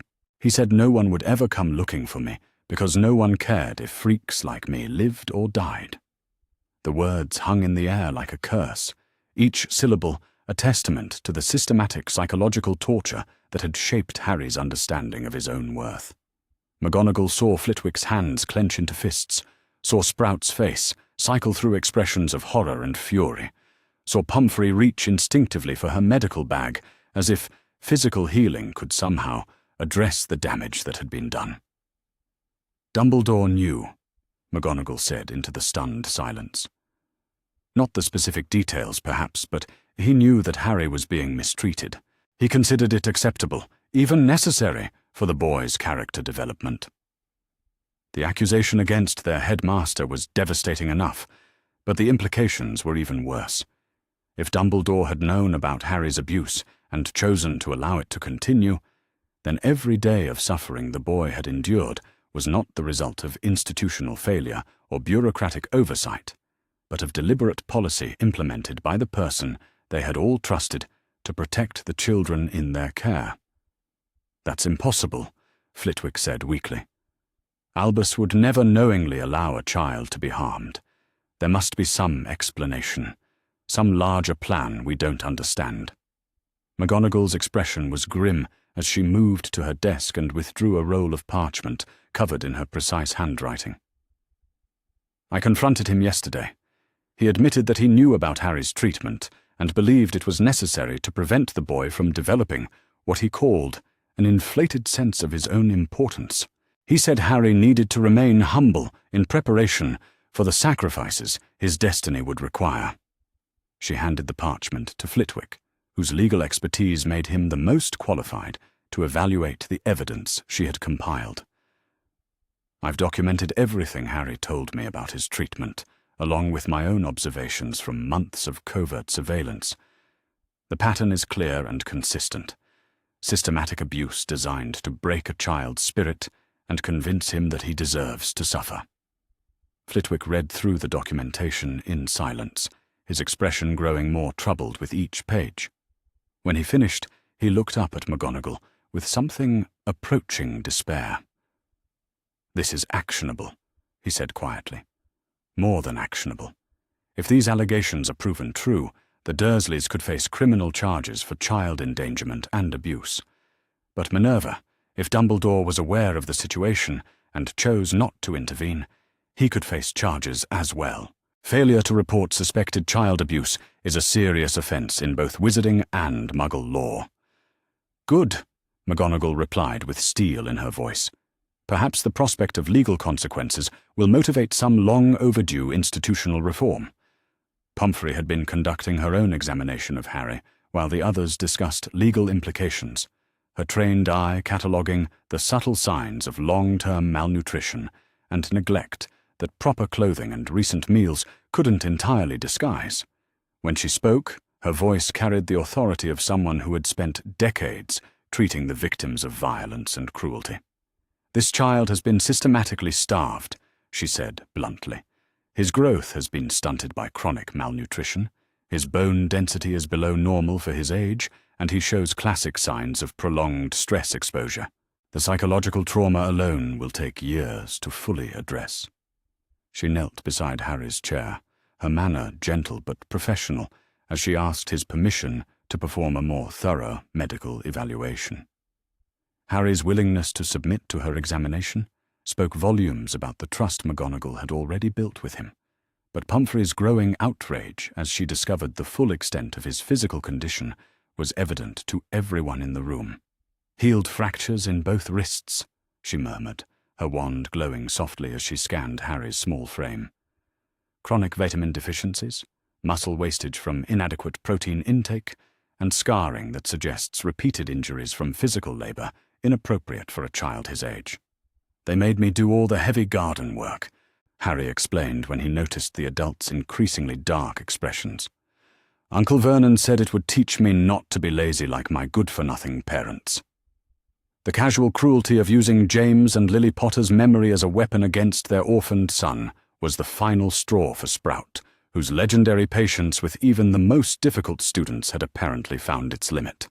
"Right," she said briskly, rising from her chair with the determined air of someone who had reached an irrevocable decision. "What do we do to make sure this never happens to another child?" The question crystallized the purpose of their gathering in a way that abstract discussion of legal culpability could not. These were educators first and foremost, people who had dedicated their lives to nurturing young minds and protecting vulnerable students. The revelation that their own institutional leadership had failed so catastrophically in that mission demanded a response that went beyond individual outrage. "We need to build a case that will stand up to legal scrutiny," Flitwick said, his legal training taking precedence over his emotional response. "We need documented evidence, witness testimony, and expert medical evaluation. But more than that, we need to ensure that Harry is protected during the legal proceedings and that proper custody arrangements are put in place." "I've already contacted Amelia Bones at the Department of Magical Law Enforcement," McGonagall replied. "She's agreed to meet with us tomorrow to begin a formal investigation. But I need to know that I can count on your support, both for Harry personally and for whatever institutional changes this situation may require." The three professors exchanged looks that communicated volumes about their shared commitment and growing determination. They had been colleagues for decades, had weathered countless crises together, but this felt different. This felt like a moment that would define not just their professional relationships, but their fundamental values as educators and human beings. "You have our support," Pumphrey said firmly, speaking for all of them. "Whatever Harry needs, whatever legal battles we face, whatever consequences come from challenging Dumbledore's authority, this child has suffered enough." Harry, who had been following the adult conversation with the intense concentration of someone whose future was being decided, looked up from his book with an expression that was equal parts hope and disbelief. "You really want to help me?" he asked, and the question revealed just how foreign the concept of adult advocacy was to his experience. "Oh, sweetheart," Sprout said, her voice thick with emotion, as she moved to kneel beside his chair. "Of course we want to help you. That's what adults are supposed to do for children. We're supposed to keep you safe and help you grow and make sure you have everything you need to become the person you're meant to be." Harry considered this revolutionary concept with the same serious attention he had given everything else about his new circumstances. What if I'm not meant to be anyone special? What if Uncle Vernon was right, and I'm just a freak who causes trouble for normal people? The question broke something fundamental in each of the adults present. McGonagall felt her throat tighten with unshed tears, while Flitwick made a sound that was halfway between a sob and a growl. Pumphrey's hands clenched into fists, and Sprout looked as if she wanted to march directly to Privet Drive and demonstrate exactly what happened to people who convinced children they were worthless. "Harry Potter," McGonagall said with fierce intensity, "you are not a freak. You are not a burden. You are not responsible for other people's inability to appreciate your worth. You are a brave, intelligent, magical boy who survived 6 years of systematic cruelty and still managed to retain your capacity for kindness and hope. That makes you extraordinary, not freakish." "Your parents were two of the finest people I ever knew," Flitwick added, his voice unusually emotional. "They died protecting you because they loved you more than their own lives. That love is part of who you are, Harry. It's the most powerful magic in the world, and no one can take it away from you." Harry absorbed these reassurances with the careful attention of someone who was rebuilding his entire self-concept from the ground up. McGonagall could see him testing the words against his lived experience, trying to reconcile 6 years of systematic devaluation with the possibility that trusted adults might actually see worth in him. "Can I really stay with Aunt Minerva?" he asked finally, using the familial title that had become natural to him over the past few days. "Even if other adults think she shouldn't keep me?" "Yes," McGonagall said without hesitation, her voice carrying the weight of an unbreakable vow. "You can stay with me for as long as you want to, regardless of what anyone else thinks about it." The certainty in her tone seemed to settle something in Harry's mind that had been agitated since the meeting began. He nodded solemnly, then returned his attention to his book with the air of someone who had received the reassurance he needed to focus on other matters. The adults spent the next hour planning their strategy for the coming legal battles and the institutional changes they hoped to implement. Flitwick outlined the process for filing formal complaints against both the Dursleys and Dumbledore, while Pumphrey detailed the medical evidence that would support their case. Sprout volunteered to research precedents for challenging headmaster authority in cases involving student welfare, but perhaps most importantly, they began discussing how to restructure Hogwarts's policies regarding student protection and abuse reporting to ensure that no child would ever again suffer as Harry had suffered. As the evening drew to a close and her colleagues prepared to return to their quarters, McGonagall felt a profound sense of relief settling over her. The decision to reveal Harry's situation had been risky, but it had also been necessary. Fighting institutional indifference and administrative manipulation would require more than individual courage. It would require a coordinated effort by people who shared her commitment to putting children's welfare above institutional convenience. She now had that coordinated effort, along with the expertise and resources necessary to protect Harry and advocate for systemic reform. After the others left, McGonagall found Harry still reading in his chair by the fireplace, though she noticed that his choice of material had shifted from defensive magic to a history of magical Britain's child protection laws. The boy's ability to absorb complex information and identify relevant details continued to astound her, but it also reminded her that Harry's intelligence had been shaped by necessity rather than nurtured through education. He had learned to read adult situations and anticipate threats, because his survival had depended on those skills. Now that he was safe, McGonagall was determined to help him use that same intelligence for exploration and discovery, rather than mere survival. "What did you think of the professors?" she asked, as she settled into her own chair with the cup of tea that had grown cold during their lengthy discussion. Harry looked up from his book with the thoughtful expression that had become familiar to her over the past few days. "They were angry about what happened to me," he said, "but not angry at me, angry for me." The distinction revealed more sophisticated understanding of interpersonal dynamics than most 6-year-olds possessed. But then again, Harry had been forced to develop such understanding much earlier than most children. "That's exactly right," McGonagall confirmed. "They're angry because adults are supposed to protect children, not hurt them. When they learned that you had been hurt by the very people who should have been taking care of you, it made them want to make sure nothing like that ever happens again." Harry nodded, as if this explanation made perfect sense to him. "Will they really help us fight the legal battles?"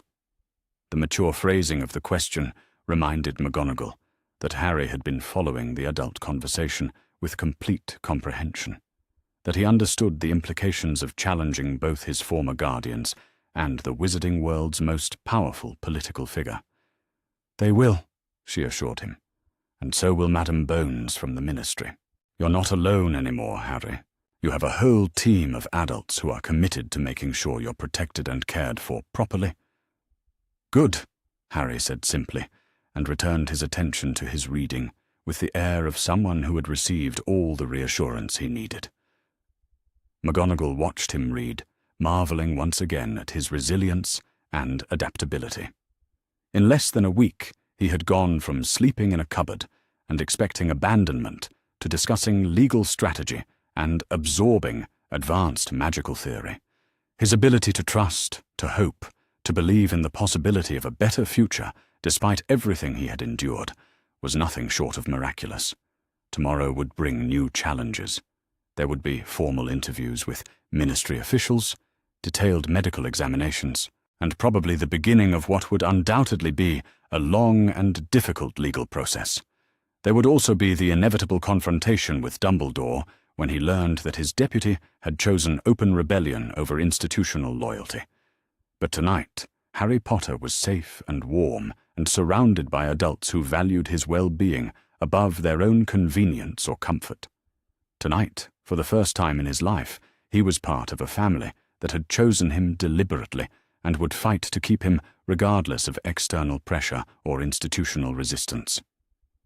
And that, McGonagall reflected, as she watched Harry turn the page of his book with the careful attention of someone who had never taken the opportunity to learn for granted, was the most powerful magic of all. The Department of Magical Law Enforcement had seen its share of difficult cases over the years, but the formal interview room on the 3rd floor had never hosted a meeting quite like the one scheduled for that Tuesday morning. Madame Amelia Bones, head of the department, had arrived early to review the preliminary documentation that Professor McGonagall had provided, and what she had read had left her with a cold fury that she was struggling to contain behind her professional demeanor. Child abuse cases were always challenging, but this one carried implications that extended far beyond the welfare of a single victim. If the allegations against both the Dursley family and Albus Dumbledore proved accurate, the case would require her to challenge not only private citizens, but one of the most powerful political figures in magical Britain. The prospect was daunting, but Amelia Bones had not achieved her position by avoiding difficult decisions. She had built her career on the principle that justice applied equally to all citizens, regardless of their social status, political connections, or public reputation. If Harry Potter had been systematically abused with the knowledge and consent of the wizarding world's most revered leader, then both the perpetrators and their enabler would face the full consequences of their actions. The interview room had been arranged with careful attention to Harry's age and probable trauma responses. Instead of the stark institutional furniture that usually dominated such spaces, Bones had requested comfortable chairs arranged in a circle, soft lighting that wouldn't create harsh shadows, and even a few children's books and simple toys that might help put a young witness at ease. She understood that extracting accurate testimony from a 6-year-old abuse victim would require patience, sensitivity, and techniques specifically designed to accommodate developmental limitations while still maintaining the legal integrity necessary for prosecution. Professor McGonagall arrived precisely on time, as Bones had expected from her reputation for punctuality and preparation, but it was the small boy walking beside her that commanded Bones's immediate attention. Harry Potter looked exactly like the photographs she had seen of his father at a similar age, but there were subtle differences that spoke volumes about the life he had lived since those pictures were taken. He was too thin, too careful in his movements, too watchful in the way he observed the room and the adults in it. His clothes fit properly and appeared to be of good quality, clearly McGonagall's doing, but nothing could disguise the wariness in his green eyes or the unconscious tension in his small shoulders. This was a child who had learned that safety was temporary and that adult attention often preceded pain. "Harry," McGonagall said gently as they settled into the arranged chairs, "this is Madame Bones. She's the person I told you about, the one whose job is to make sure children are protected from adults who hurt them." Harry studied Bones with the careful evaluation she had seen in other young victims, cataloguing potential threats and escape routes with the automatic caution of someone who had learned that survival depended on constant vigilance. "Hello, Harry," Bones said, keeping her voice warm but professional. "Professor McGonagall has told me that you've had some very difficult experiences, and I'd like to help make sure nothing like that happens to you again. Would that be all right with you?" The question was phrased to give Harry agency in the process, a technique Bones had learned was crucial for building trust with traumatized children who had been systematically stripped of control over their own lives. Harry glanced at McGonagall, who nodded encouragingly, then looked back at Bones with an expression that was cautiously hopeful. "Will you really be able to stop Uncle Vernon and Aunt Petunia from hurting other children?" he asked, and the mature phrasing of his concern revealed both his intelligence and his fundamental kindness. Even after everything he had endured, his first thought was for other potential victims. "That's exactly what I intend to do," Bones replied with complete honesty. "But I need you to help me understand what happened to you, so I know how to protect other children who might be in similar situations." Harry nodded solemnly, as if accepting a weighty responsibility, then began to speak. What followed was 2 hours of the most methodical, heartbreaking testimony Bones had ever recorded. Harry described his life at Privet Drive with the matter-of-fact precision of someone who had never known that his experiences were abnormal, detailing systematic abuse and neglect with a clarity that was devastating in its simplicity. He told her about the cupboard under the stairs that had been his bedroom, describing the dimensions and the way the door locked from the outside, and the spiders that had been his only companions during the long hours of confinement. He explained the rules about food, about speaking, about existing in the Dursley household without drawing attention to himself or causing what Uncle Vernon called freakish incidents. He described the work he had been required to perform, the cooking and cleaning and garden maintenance that had filled most of his waking hours, the careful scheduling that ensured he was never visible when Dudley's friends came over or when the neighbors might see him and ask uncomfortable questions.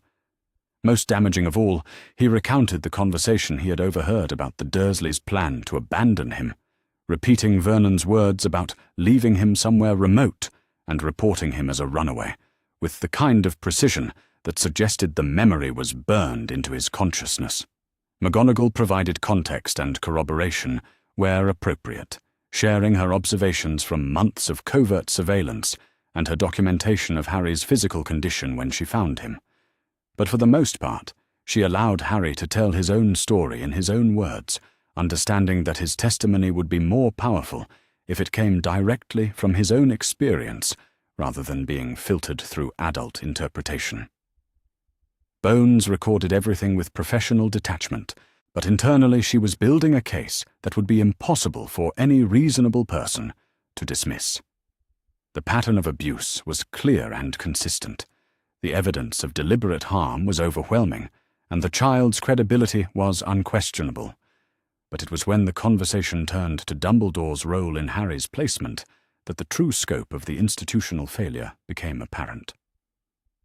"Professor Dumbledore knew about how the Dursleys treated you?" Bones asked, careful to keep her tone neutral despite her growing outrage. Harry nodded gravely. "Aunt Minerva said he knew they were hurting me, but thought it was good for my character. She said he wanted me to stay humble so I wouldn't get too proud about being famous." The casual way Harry repeated this explanation revealed that he had processed Dumbledore's reasoning without fully understanding its implications. To him, it was simply another example of adult logic that prioritized abstract concepts over his immediate welfare, a pattern he had learned to accept as normal. But to Bones, it represented something far more sinister. The deliberate sacrifice of a child's well-being in service of political calculations that treated Harry Potter as a tool to be shaped rather than a person to be protected. "Harry," she said carefully, "when you were living with the Dursleys, did anyone ever come to check on you? Did anyone from the magical world ever visit to make sure you were safe?" Harry shook his head. "Nobody ever came except Professor McGonagall, and she was hiding as a cat, so the Dursleys didn't know she was there. I thought all adults were like Uncle Vernon and Aunt Petunia until she told me about magic people. The implications were staggering. For 6 years, the wizarding world's most famous child had been living in conditions that would have warranted immediate intervention if discovered by Muggle social services, and the person responsible for his welfare had not only failed to provide adequate oversight, but had actively prevented others from doing so. "Professor McGonagall," Bones said, turning her attention to the woman who had taken unprecedented risks to rescue Harry, "I need you to walk me through your decision-making process. What led you to begin surveillance of the Dursley household? McGonagall straightened in her chair, and when she spoke, her voice carried the authority of someone who had spent decades making difficult decisions in the service of children's welfare. I had been concerned about Harry's placement from the beginning, she said honestly. Petunia Evans had always resented her sister's magical abilities, and I saw no indication that those feelings had changed after Lily's death. But Albus insisted that the blood protections required Harry to be with family, and I deferred to his expertise. She paused, her expression growing troubled as she continued. My concerns increased over the years as I observed patterns in other students who came from neglectful homes. I began to wonder whether Harry's isolation from the magical world was as complete as Albus claimed it needed to be. So you decided to investigate personally? I decided to observe from a distance, initially just to reassure myself that Harry was being properly cared for. McGonagall's voice grew hard with suppressed anger. What I discovered was systematic abuse that had been ongoing for years. The child was being used as unpaid labor, denied adequate food and shelter, and subjected to psychological torture designed to convince him that he deserved to suffer. Bones made careful notes as McGonagall described her months of documentation, her growing horror at Harry's treatment, and her eventual decision to reveal herself when the Dursleys planned to abandon him entirely. Did you attempt to address your concerns with Professor Dumbledore before taking independent action? I raised the matter several times in general terms, but Albus always deflected my questions with references to larger plans and the need for Harry to remain humble and unaware of his fame. When I pressed for specifics about Harry's welfare, he would change the subject, or remind me that some sacrifices were necessary for the greater good. The phrase hung in the air like a condemnation. Bones had heard similar justifications from other authority figures who had prioritized institutional interests over individual welfare, but never from someone with Dumbledore's reputation for moral leadership. Professor McGonagall, I need to ask this directly. Do you believe that Professor Dumbledore was aware of the specific nature of Harry's mistreatment? McGonagall met her gaze steadily. When I confronted him with the evidence of Harry's abuse, he admitted that he knew the Dursleys were not ideal guardians, but believed their treatment was character-building. He expressed no surprise at my documentation of systematic neglect, and made no attempt to deny that he could have intervened at any time. The admission was damning in its implications. If Dumbledore had known about Harry's abuse and chosen to allow it to continue, he was not merely negligent, but actively complicit in the harm that had been inflicted. Bones closed her notes and looked at Harry, who had been following the adult conversation with the careful attention of someone who understood that his future was being decided by the words being spoken around him. Harry, I want you to know that what happened to you was wrong, and the adults who were supposed to protect you failed in their duty. But that failure is ending now. Professor McGonagall has given you a safe home, and my job is to make sure you stay safe while we hold the people who hurt you accountable for their actions. Harry considered this promise with the gravity of someone who had learned that adult commitments were often subject to change without notice. Will Uncle Vernon and Aunt Petunia go to prison? If the evidence supports criminal charges, then yes, they will face legal consequences for their treatment of you. But more importantly, they will never be allowed to care for another child, and other families will be warned about their behavior. Harry nodded, as if this outcome was satisfactory, then asked the question that revealed the depth of his growing confidence in the adults who had chosen to protect him. Can I stay with Aunt Minerva while you do the legal things? That's exactly what's going to happen, Bones assured him. Professor McGonagall has applied for emergency custody, and based on the evidence we've discussed today, I see no reason why that application wouldn't be approved immediately. The relief that washed over Harry's face was profound and heartbreaking. For a moment, he looked exactly like what he was, a small boy who had finally been given permission to stop fighting for his survival and start believing in the possibility of happiness. After Harry and McGonagall left to return to the cottage, Bones spent the remainder of the afternoon reviewing the evidence and consulting with her legal staff about the complexities of prosecuting both the Dursleys and potentially Dumbledore himself. The case against Vernon and Petunia Dursley was straightforward: systematic child abuse, neglect, and conspiracy to abandon a minor. The evidence was overwhelming, and the testimony was credible. The case against Dumbledore was more complex, but potentially more significant. Failure to report suspected child abuse was a serious offence, but proving that he had deliberately enabled the abuse for political purposes would require additional evidence beyond Harry's testimony and McGonagall's observations. Bones decided to begin with a direct confrontation, both to gauge Dumbledore's response to the allegations and to gather additional evidence for potential charges. The meeting was scheduled for the following morning, in Bones's office rather than at Hogwarts, a deliberate choice that established the official nature of the proceedings and removed Dumbledore from his usual position of institutional authority.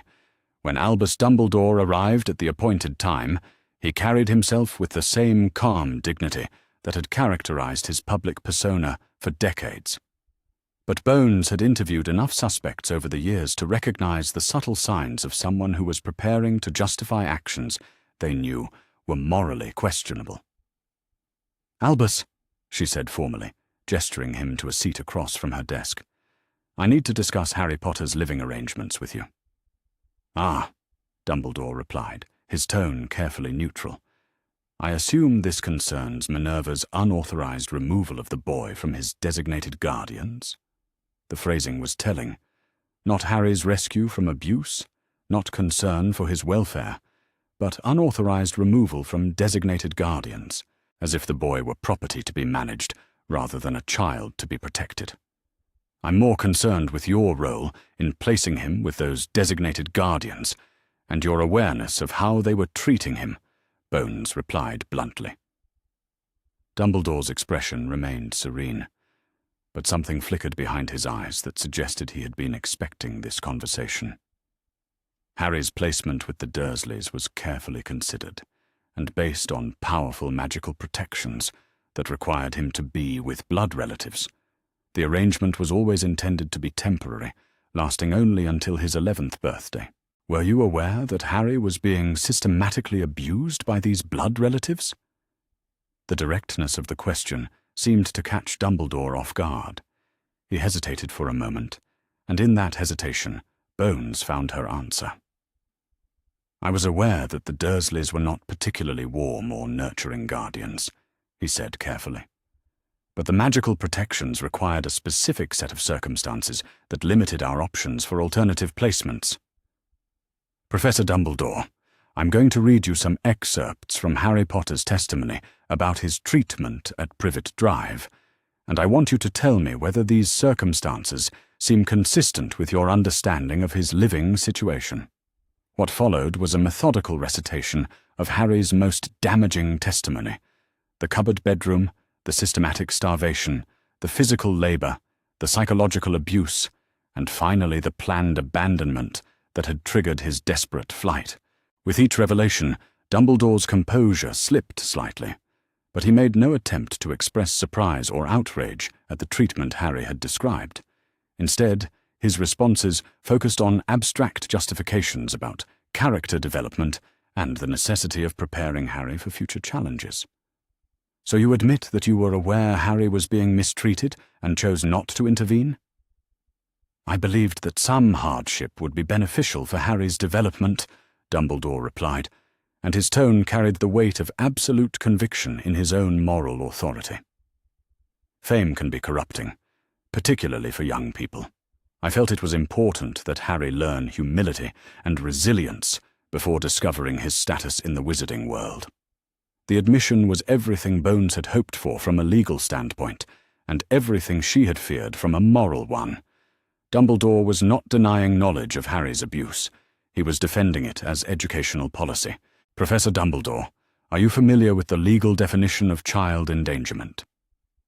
For the first time in their conversation, Dumbledore's expression showed uncertainty. "I'm afraid I don't see how that applies to this situation." Child endangerment occurs when an adult with responsibility for a child's welfare knowingly places that child in a situation where they are likely to suffer physical or emotional harm. It carries a potential sentence of 5 to 15 years in Azkaban, depending on the severity of the harm that results. The implications settled over Dumbledore like a heavy cloak. For perhaps the first time in decades, he was facing the possibility of serious legal consequences for his political decisions. Amelia, surely you understand that there were larger considerations at play. Harry's role in the coming conflict requires certain preparations that may seem harsh but are ultimately necessary for the survival of our entire society. What I understand, Bones replied with ice in her voice, is that you deliberately placed a child in an abusive situation and then prevented anyone from intervening to protect him. Your motivations are irrelevant to the legal reality of your actions. She reached for the formal documentation that would begin the process of bringing charges against both the Dursleys and Dumbledore himself. The case would be complex and politically explosive, but the evidence was clear and the law was unambiguous. Professor Dumbledore, you are hereby informed that the Department of Magical Law Enforcement is opening a formal investigation into allegations of child endangerment and failure to report suspected abuse. You have the right to legal representation, and any statements you make may be used as evidence in subsequent legal proceedings. The transformation in Dumbledore's demeanor was immediate and dramatic. The grandfatherly warmth disappeared entirely, replaced by something that was both colder and more desperate than Bones had ever seen from him. Amelia, you don't understand the forces at work here. There are prophecies involved, destinies that must be fulfilled. Harry Potter's personal comfort is a small price to pay for the survival of the wizarding world.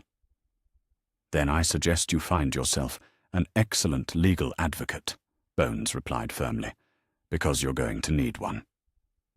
As Dumbledore left her office, his usual aura of benevolent authority replaced by the uncertain movements of someone facing consequences for the first time in decades, Bones reflected on the broader implications of what she had just initiated. The investigation would undoubtedly be controversial, potentially damaging to public confidence in wizarding institutions and leadership. But the alternative was accepting that child abuse was permissible when committed by sufficiently important people for sufficiently noble reasons. That was a precedent Amelia Bones was not prepared to establish, regardless of the political cost. Meanwhile, at McGonagall's cottage, Harry Potter was discovering the simple pleasure of reading advanced magical theory, while sitting in a garden where no one expected him to work, eating fresh fruit that no one begrudged him, surrounded by adults who valued his questions rather than punishing his curiosity.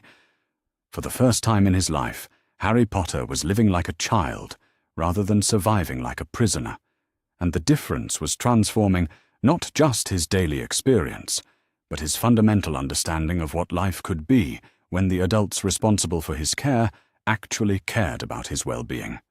The legal battles ahead would be complex and probably lengthy, but they would be fought by people who had chosen to protect him rather than use him. And that, Harry was beginning to understand, made all the difference in the world. The first glimpse of Hogwarts' School of Witchcraft and Wizardry that Harry Potter had ever been granted came not from the traditional boat journey across the Great Lake that awaited first-year students, but from the passenger seat of Professor McGonagall's enchanted automobile as they wound through the Scottish Highlands on a crisp morning in early November. McGonagall had decided that the time had come for Harry to see his true home, the place where his parents had fallen in love, where his magical education would eventually take place, and where she hoped he would find the sense of belonging that had been systematically denied to him for the first 6 years of his life. The legal proceedings against both the Dursleys and Dumbledore were progressing with methodical efficiency under Amelia Bones's direction, but the process would take months to reach resolution, and McGonagall had no intention of allowing Harry to spend that time in limbo. Hogwarts during the academic year would provide him with structure, intellectual stimulation, and most importantly, exposure to a community of people who valued magical ability rather than viewing it as freakishness to be suppressed. The castle's ancient walls had sheltered generations of magical children, and McGonagall was confident they would provide sanctuary for Harry, while the adult world sorted out the consequences of its failures. "There," she said softly, as they crested a hill and the castle came into view, its towers and turrets gleaming in the morning sunlight like something out of a fairy tale. "There's Hogwarts." Harry's reaction was everything McGonagall had hoped for, and more. The boy pressed his face to the passenger window, his green eyes wide with wonder, as he took in the magnificent structure that rose from the shores of the Great Lake, like a monument to magical possibility. The castle was enormous, far larger than any building he had ever seen, with more windows and doorways and mysterious architectural flourishes than he could count. "It's real," he whispered, and there was such awe in his voice that McGonagall felt tears prick at the corners of her eyes. "It's really real." "Very real," she confirmed, slowing the car so he could absorb the full impact of his first sight of the place that would become his true home. "Your parents met in that castle, Harry. They learned magic there, made lifelong friendships there, and began the relationship that would eventually bring you into the world." Harry was quiet for a long moment, his small face pressed against the glass as he studied every detail of the approaching castle. McGonagall could see him trying to imagine his parents as students, trying to picture them walking through those ancient corridors and sitting in those towering classrooms. "Will I really be able to live there?" he asked finally, and the question carried all the longing of someone who had never had a place that truly belonged to him. "You'll live there during the school terms when you're older," McGonagall replied gently. "But for now, while the legal matters are being resolved, you'll stay with me in my quarters.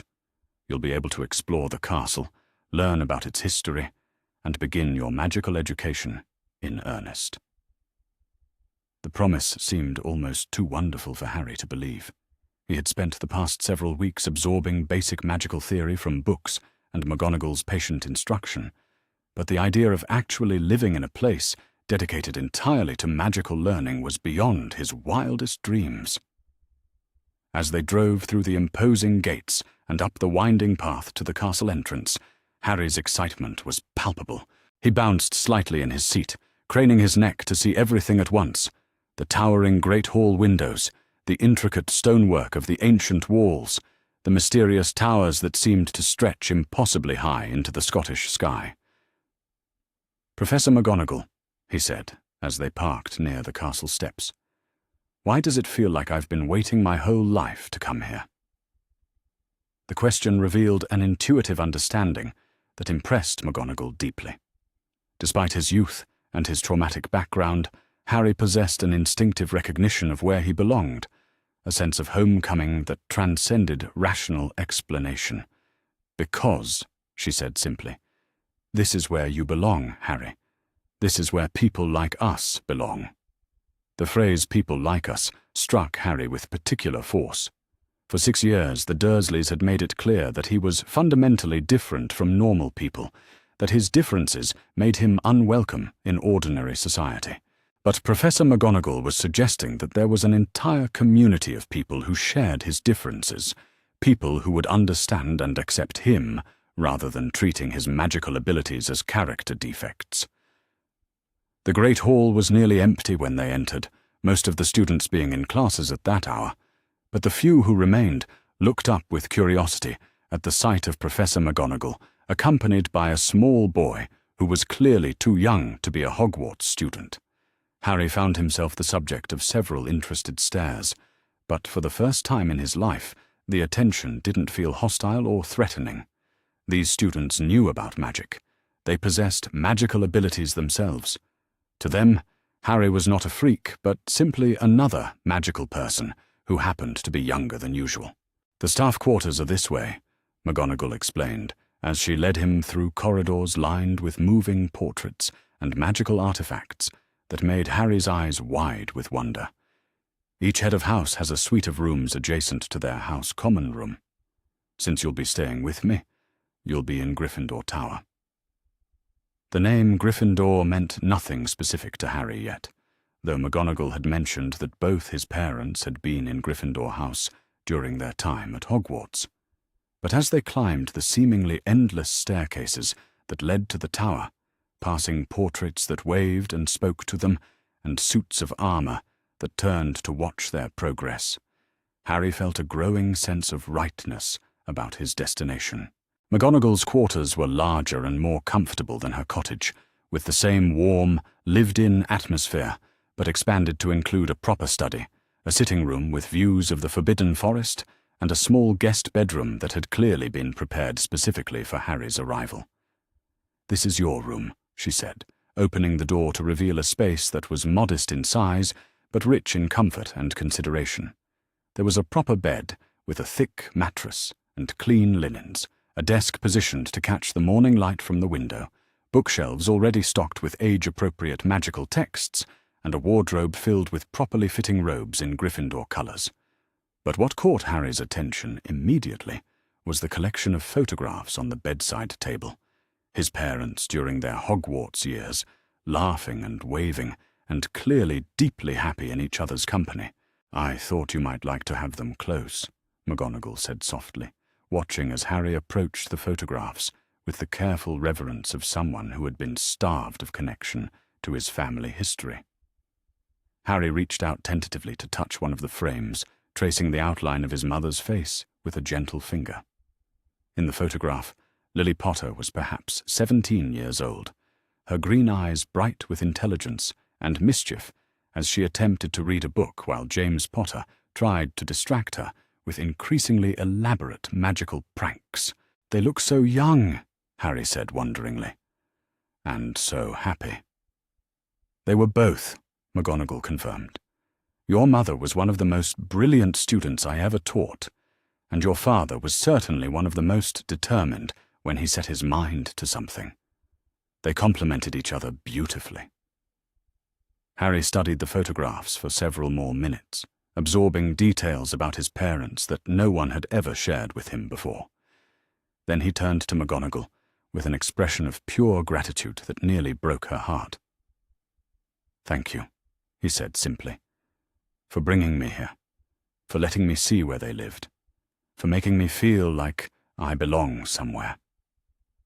McGonagall had to clear her throat before she could respond. "You do belong here, Harry. You belong here as much as any student who has ever walked these halls." The next several weeks established a routine that proved both educational and healing for Harry. His days began with breakfast in McGonagall's quarters, where they would discuss his reading assignments and plan his educational activities. Then they would venture into different parts of the castle, where McGonagall would provide him with hands-on instruction in various aspects of magical theory and practice. The library became one of Harry's favourite destinations, not just because of its vast collection of magical texts, but because of Madame Pince's gradual acceptance of his presence and his genuine enthusiasm for learning. The librarian had initially been suspicious of such a young visitor, but Harry's careful treatment of the books and his intelligent questions had gradually won her over. "Most students your age would be more interested in the picture books," she observed one afternoon, as Harry carefully copied passages about defensive magic theory into a notebook. "I never had picture books," Harry replied matter-of-factly, "but I always wanted to read everything I could get my hands on. The Dursleys didn't like me reading their books, so I had to be sneaky about it." The casual reference to his past deprivation was delivered without self-pity, but Madame Pince's expression softened perceptibly. From that day forward, she made a point of suggesting additional reading materials that might interest him and ensuring that he always had a comfortable corner of the library where he could study without interruption. Harry's magical education progressed with remarkable speed, partly because of his natural aptitude, but mostly because of his intense motivation to master every aspect of the world he had been denied for so long. McGonagall began with basic theory and simple practical exercises, but she quickly realized that Harry's intellectual capacity and his desperate hunger for knowledge allowed them to move far more rapidly than she had initially planned. His first successful transfiguration changing a matchstick into a needle, was achieved after only 2 weeks of instruction. The accomplishment would have been impressive for a first-year student with months of practice.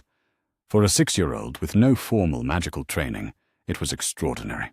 "Excellent work," McGonagall said, as she examined the perfectly formed needle that had moments before been a wooden matchstick. "Your control is remarkable for someone so young." Harry beamed at the praise, but his next question revealed the analytical mind that made him such an exceptional student. Why did it work this time when it didn't work yesterday? The question led to a detailed discussion of concentration techniques and the relationship between emotional state and magical control, concepts that most students didn't encounter until their 3rd or 4th year. But Harry absorbed the advanced theory with the same focused attention he brought to everything else, asking follow-up questions that demonstrated not just comprehension, but genuine insight. His progress in other subjects was equally impressive. Charms came naturally to him, perhaps because the precise wand movements and incantations appealed to his methodical nature. Potions theory fascinated him, though McGonagall decided to postpone practical brewing until he was older and better able to handle dangerous ingredients safely. But it was defense against the dark arts theory that captured Harry's imagination most completely. The subject seemed to speak to something fundamental in his character, a deep understanding of the need to protect oneself and others from those who would cause harm. "This spell creates a shield that can block most minor hexes," McGonagall explained, as they studied protective charms in her office one afternoon. "It requires significant concentration and a clear mental image of the protection you want to create." Harry studied the wand movements and incantation with his usual intensity, then attempted the spell with a precision that belied his age and experience. The translucent golden shield that materialized in front of him was not as strong or stable as those produced by advanced students, but it was unmistakably present and functional. "Remarkable," McGonagall murmured, making notes about Harry's progress that she would later include in the detailed records she was keeping of his educational development. Most students require months of practice before they can produce even a weak protean shield. But Harry was already thinking beyond the immediate achievement to its broader applications. Could this protect someone else if I cast it between them and an attacker? The question revealed not just tactical thinking, but a fundamental orientation toward protection rather than aggression that McGonagall found deeply encouraging. Despite everything Harry had suffered, his first instinct was to consider how magical knowledge could be used to help others rather than to seek revenge against those who had wronged him. As the weeks passed and Harry's magical abilities developed with startling speed, McGonagall began to understand that she was not simply teaching a precocious child, but nurturing someone who possessed the potential for genuine greatness. His combination of natural talent, fierce intelligence, and deep moral commitment reminded her powerfully of the greatest wizards and witches she had known, but without the arrogance or entitlement that often accompanied such gifts. Harry's integration into castle life extended beyond his formal education to include interactions with other members of the Hogwarts community. The house elves in particular seemed drawn to him, perhaps recognizing a kindred spirit in someone who had also been treated as a servant by those who should have cared for him. "Master Harry is being most polite," Dobby the house elf confided to McGonagall one evening after Harry had spent the afternoon in the kitchens, helping with meal preparation not because he was required to, but because he enjoyed the company and the work itself. Most wizarding children is not understanding that house elves is having feelings too. Harry's respectful treatment of the castle's house elves was just one example of the consideration he showed to everyone he encountered. Despite his own traumatic experiences with adults, he approached new people with cautious but genuine interest, willing to give them the benefit of the doubt until they proved themselves unworthy of his trust. The castle's ghosts were initially startled by the presence of such a young resident, but they quickly developed a fondness for Harry's thoughtful questions about their histories and his respectful attitude toward their continued existence. Nearly headless Nick, in particular, seemed to enjoy their conversations about the nature of magical persistence beyond death, topics that would have been far too advanced for most children, but which Harry approached with the same analytical curiosity he brought to everything else. "You have an unusual mind, young Harry," the ghost observed one evening, as they discussed the theoretical implications of magical consciousness. "Most people your age are not interested in such weighty matters." "I think about a lot of things," Harry replied seriously. "I used to have a lot of time to think when I was locked in my cupboard.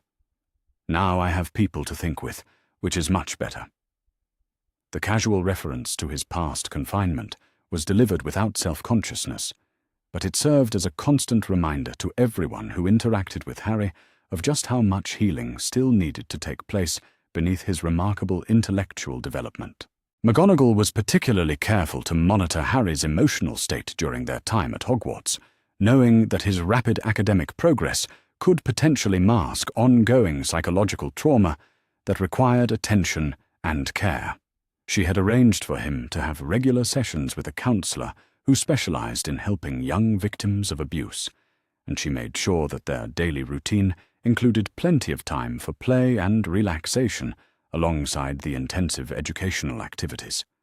But what she observed was not a child struggling to cope with trauma, but a young person blooming in an environment where his natural curiosity and abilities were valued rather than suppressed.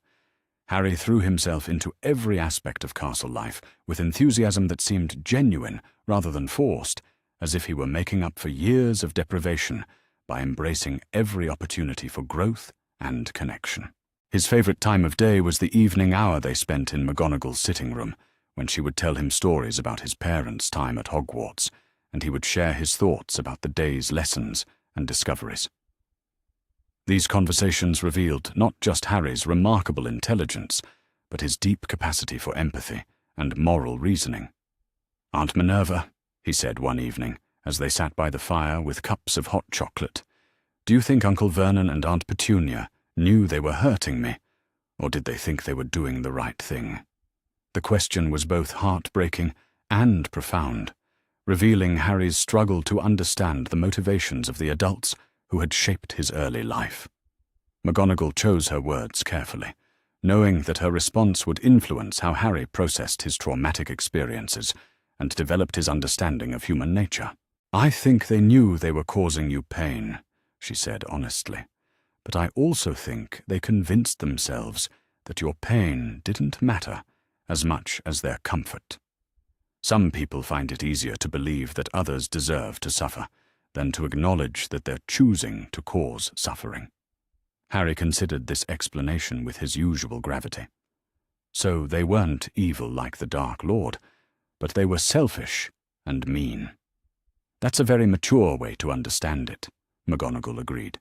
"Most harmful behavior comes not from pure evil, but from selfishness, fear, and the willingness to hurt others, rather than face uncomfortable truths about ourselves." These conversations were invaluable not just for Harry's emotional development, but for McGonagall's growing understanding of the remarkable young person she was helping to raise.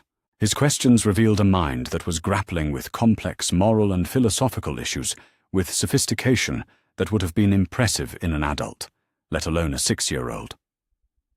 As winter deepened and the legal proceedings against the Dursleys moved toward resolution, McGonagall found herself facing the realization that her temporary custody of Harry was evolving into something much more permanent and profound.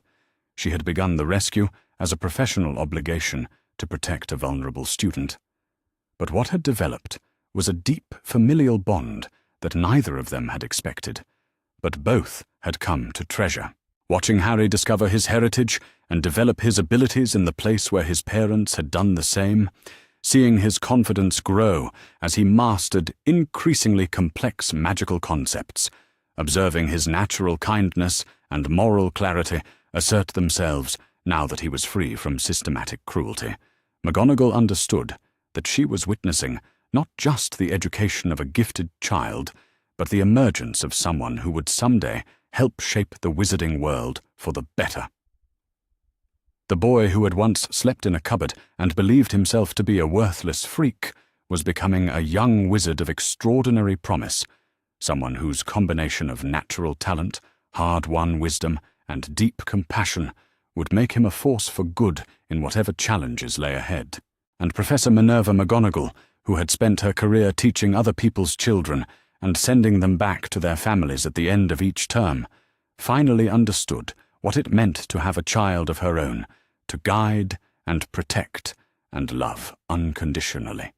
As she tucked Harry into bed one snowy evening in December, listening to his excited plans for the next day's lesson in advanced charms theory, McGonagall reflected that some of the most important magic had nothing to do with wands or spells or ancient incantations. Sometimes the most powerful magic was simply the decision to care for someone who needed caring, to see potential where others saw problems, and to choose love over convenience when the choice presented itself. Harry Potter was going to be extraordinary. McGonagall was certain of that now. But more importantly, he was going to be loved and supported and encouraged to become the best version of himself, regardless of what challenges the future might hold. That was a kind of magic that no amount of institutional failure or political manipulation could diminish. The ancient chamber of the Wizengamot had witnessed many historic moments over the centuries, but few proceedings had drawn the level of public attention that surrounded the custody hearing of Harry Potter on a cold February morning in 1987. The circular stone amphitheatre, with its tiers of benches rising toward vaulted ceilings decorated with the symbols of magical justice, buzzed with an energy that suggested everyone present understood they were witnessing events that would reshape the wizarding world's understanding of institutional authority and child welfare. Madame Amelia Bones surveyed the packed gallery from her position at the prosecutor's table, noting the careful mix of ministry officials, Hogwarts staff, members of the press, and ordinary citizens who had somehow managed to secure seats for what many were already calling the trial of the century. The case had grown far beyond a simple custody dispute to encompass questions about the accountability of magical Britain's most powerful leaders and the extent to which individual welfare could be sacrificed for abstract concepts of the greater good. At the center of it all sat Harry Potter himself, now 7 years old, and looking remarkably composed for someone whose entire future hung in the balance. The months he had spent in McGonagall's care had transformed him from a frightened, malnourished waif into a confident young wizard who carried himself with quiet dignity. His formal robes were perfectly fitted, his wild hair had been tamed as much as possible for the occasion, and his green eyes were bright with intelligence rather than dulled by despair. Beside him, Professor McGonagall radiated the fierce protectiveness that had driven her to challenge one of the most powerful wizards in magical Britain. She had spent weeks preparing for this moment, marshalling evidence, coordinating testimony, and building the legal case that would determine whether Harry remained in her custody or was returned to the system that had failed him so catastrophically.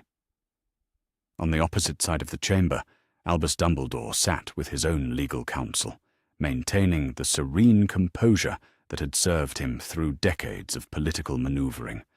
But close observers noted subtle signs of strain in his usually immaculate appearance, a slight tremor in his hands, deeper lines around his eyes, and an uncharacteristic tension in his shoulders that suggested the pressure of defending his decisions in a public forum was taking its toll. The Wizengamot members themselves presented a formidable array of magical Britain's legal and political elite, 50 witches and wizards whose collective judgment would determine not only Harry's immediate future, but potentially the precedent for how child welfare cases would be handled throughout the magical world. Chief Warlock Cornelius Fudge presided over the assembly with obvious nervousness, clearly aware that his handling of such a high-profile case would have significant implications for his own political career. "The Wizengamot will come to order," Fudge announced, his voice carrying clearly through the chamber's acoustically perfect architecture.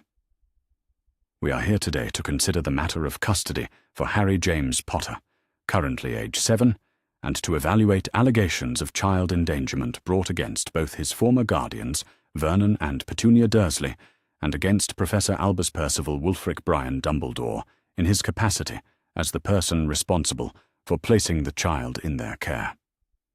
A murmur rippled through the gallery at the formal statement of charges.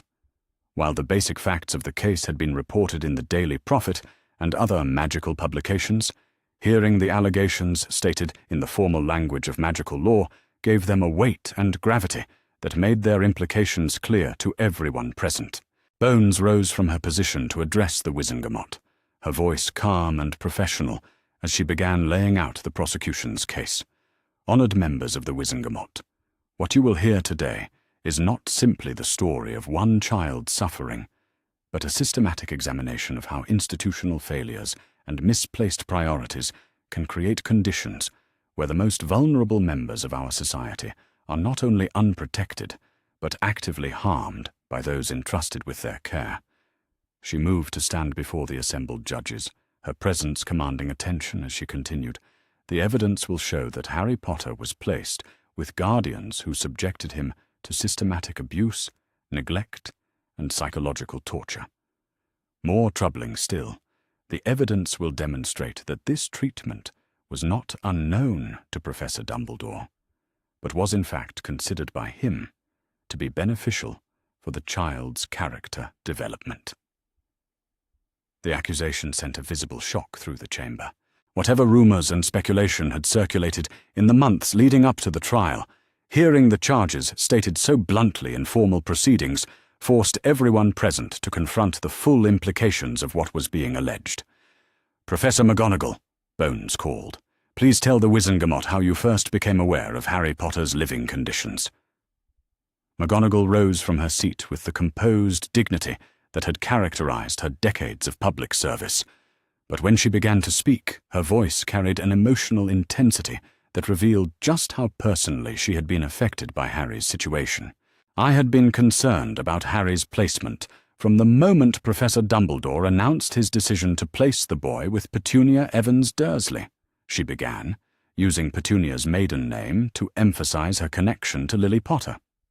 Petunia had always resented her sister's magical abilities and had made her feelings about magic abundantly clear during the few interactions I observed between them. She paused, gathering her thoughts before continuing with the methodical presentation she had rehearsed countless times.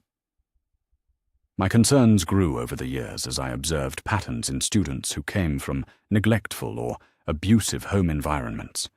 I began to wonder whether Harry's complete isolation from the magical world was as necessary as Professor Dumbledore claimed it to be. "What led you to begin direct surveillance of the Dursley household?" "A combination of factors," McGonagall replied honestly. "Harry's failure to receive his Hogwarts letter at age 11 was unusual, but when I attempted to discuss the matter with Professor Dumbledore, his responses were evasive and focused more on abstract concepts of character building than on Harry's actual welfare." The testimony continued for over an hour as McGonagall detailed her months of covert observation, her growing horror at Harry's treatment, and her eventual decision to intervene directly when she learned of the Dursleys' plan to abandon him entirely. Her presentation was methodical and devastating, each piece of evidence building upon the previous to create a picture of systematic institutional failure that was impossible to dismiss or rationalize away. When she finished, the chamber was silent except for the soft scratching of quills, as court reporters documented every word of her testimony. Chief Warlock Fudge looked visibly shaken by what he had heard, and several Wizengamot members were exchanging glances that suggested they were already forming opinions about the case's likely outcome. "Madam Pomfrey," Bones called next, "please describe your medical examination of Harry Potter." The Hogwarts matron's testimony was brief but clinically devastating. Her documentation of Harry's physical condition when McGonagall first brought him to safety painted a picture of systematic neglect that was impossible to argue with. Chronic malnutrition, untreated injuries, stunted growth, and the psychological markers of prolonged trauma were catalogued with professional precision that left no room for alternative interpretation. "In your professional opinion," Bones asked, Were these conditions the result of poverty or ignorance on the part of Harry's guardians? Absolutely not, Pumphrey replied firmly. The pattern of deprivation was too systematic and too specifically targeted to be accidental. This child was being deliberately starved and denied medical care while other members of the household were obviously well-fed and healthy. Professor Flitwick's testimony focused on the legal precedents surrounding child placement and the specific requirements for magical guardianship that the Dursleys had clearly failed to meet. His expertise in wizarding law provided the technical framework for understanding why Harry's treatment constituted not just moral failure, but clear violation of established legal protections for magical children. The law is quite specific, Flitwick explained to the assembled judges. Magical children placed with non-magical guardians must receive adequate care, education about their heritage, and protection from persecution related to their abilities. The evidence shows that all three requirements were systematically violated in Harry's case. As the morning progressed, and witness after witness provided testimony about Harry's condition and the circumstances of his rescue, the case against the Dursleys became overwhelming. But it was when Bones called Harry himself to testify that the full emotional impact of the case became clear to everyone present. Harry approached the witness stand with the careful composure he had developed over months of preparation, but his small size and obvious youth made his presence both heartbreaking and inspiring. Here was the boy who lived, the child whose survival had ended a war and given hope to an entire society, describing, in his own words, the systematic cruelty he had endured from the people who were supposed to protect him. "Harry," Bones said gently, "I know this is difficult, but I need you to tell the Wizengamot about your life with the Dursleys." What followed was perhaps the most powerful testimony ever delivered in the ancient chamber. Harry spoke in clear, measured sentences about the cupboard under the stairs, about the work he had been forced to perform, about the meals he had been denied, and about the constant stream of verbal abuse that had convinced him he was worthless and unwanted. But it was not just the content of his testimony that moved his audience, it was the way he delivered it. There was no self-pity in Harry's voice, no dramatic appeal for sympathy. He simply recounted the facts of his experience with the same analytical precision he brought to his magical studies, allowing the terrible reality of his treatment to speak for itself. "Uncle Vernon said I was a freak who didn't deserve to live with normal people," Harry said at one point, his voice steady despite the painful memories he was recounting. "He said my parents were worthless layabouts who got what they deserved, and that I would probably end up the same way." The gallery erupted in angry murmurs at this revelation, but Harry continued speaking as if he hadn't noticed the reaction. "I believed him for a long time, because he was an adult, and I thought adults always told the truth. But then Aunt Minerva told me about my real parents, and I learned that adults can lie about important things when it makes them feel better about hurting people." The wisdom contained in such a simple statement, delivered by a 7-year-old who had learned through bitter experience to distinguish between truth and convenient fiction, silenced the chamber more effectively than any formal call for order. When Bones asked Harry to describe the night he overheard the Dursleys planning to abandon him, his recounting of their casual discussion of his disposal, as if he were unwanted garbage rather than a child, reduced several Wizengamot members to tears. But again, Harry's matter-of-fact delivery made the testimony more powerful than any amount of emotional manipulation could have achieved. "They talked about leaving me somewhere far away and telling the police I had run away," Harry concluded. "Uncle Vernon said no one would look for me because no one cared if freaks like me lived or died." The silence that followed this statement was profound and terrible. In that moment, everyone present understood that they were not simply witnessing a custody hearing, but confronting a fundamental moral failure that reflected on their entire society's commitment to protecting its most vulnerable members. It was when the focus shifted to Dumbledore's role in Harry's placement, that the proceedings took on their most dramatic character. The venerable headmaster had maintained his composure throughout the morning's testimony, but when called to defend his decisions, something in his demeanor shifted from serene confidence to defensive calculation. "Professor Dumbledore," Bones began, "please explain to the Wizengamot your reasoning for placing Harry Potter with the Dursley family." Dumbledore rose to address the assembly, and for a moment his natural charisma and authority seemed to fill the chamber, as they had during countless previous appearances before magical tribunals. But as he began to speak, it became clear that his usual techniques of philosophical misdirection and appeals to abstract principles would not be sufficient for this audience on this day. The placement of Harry with his aunt's family was based on powerful blood magic that required him to be with relatives who shared his mother's sacrifice. He began, his voice carrying its familiar tone of gentle authority. This protection was absolute and could not be replicated through any other means. "Were you aware of how these relatives treated Harry?" Bones asked directly. Dumbledore hesitated for just a moment, and in that hesitation, his guilt was visible to everyone watching. "I was aware that Petunia Dursley harbored some resentment toward the magical world, but I believed that her fundamental decency would ensure Harry's basic welfare. Professor Dumbledore, did you ever personally check on Harry's condition during the 6 years he lived with the Dursleys?" Another pause, longer this time. "I maintained surveillance through various means, including a trusted agent in the neighborhood who reported on Harry's general well-being. Did these reports indicate that Harry was being abused or neglected?" The question hung in the air like a sword suspended by a thread. Dumbledore looked around the chamber, perhaps seeking support from allies who had stood by him through previous controversies, but found only expectant faces waiting for his answer to a question that would define his legacy. There were indications that Harry's upbringing was not ideal, he admitted finally.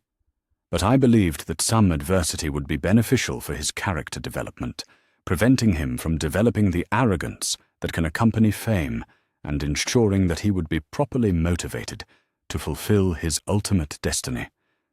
The admission sent a shock through the chamber that was almost physical in its intensity. Here was Albus Dumbledore, the architect of their victory in the last war, the moral leader of magical Britain, admitting that he had deliberately allowed a child to suffer abuse because he thought it would build character. "Professor Dumbledore," Bones continued relentlessly, "are you telling this court that you knew Harry Potter was being mistreated and chose not to intervene because you believed the abuse was educationally valuable?" "I believed that Harry needed to understand sacrifice and hardship in order to develop the qualities necessary for his role in the greater conflict that was sure to come," Dumbledore replied, and his voice carried a note of defensive certainty that suggested he still believed his reasoning was sound. "Sometimes individual comfort must be sacrificed for larger purposes." Whose larger purposes? The question came not from Bones but from Harry himself, who had been listening to Dumbledore's testimony with growing comprehension of what was being revealed about the adult decisions that had shaped his early life. Chief Warlock Fudge looked startled by the interruption, but before he could admonish Harry for speaking out of turn, the boy continued with a question that cut to the heart of everything they had been discussing. "You decided that I should suffer, so I would be the kind of person you wanted me to be when I grew up," Harry said, his voice carrying none of the deference that adults typically expected from children addressing their elders. "But what if I had died from the treatment you thought was good for me? What if the Dursleys had succeeded in abandoning me, and I had never survived to fulfill whatever destiny you had planned?"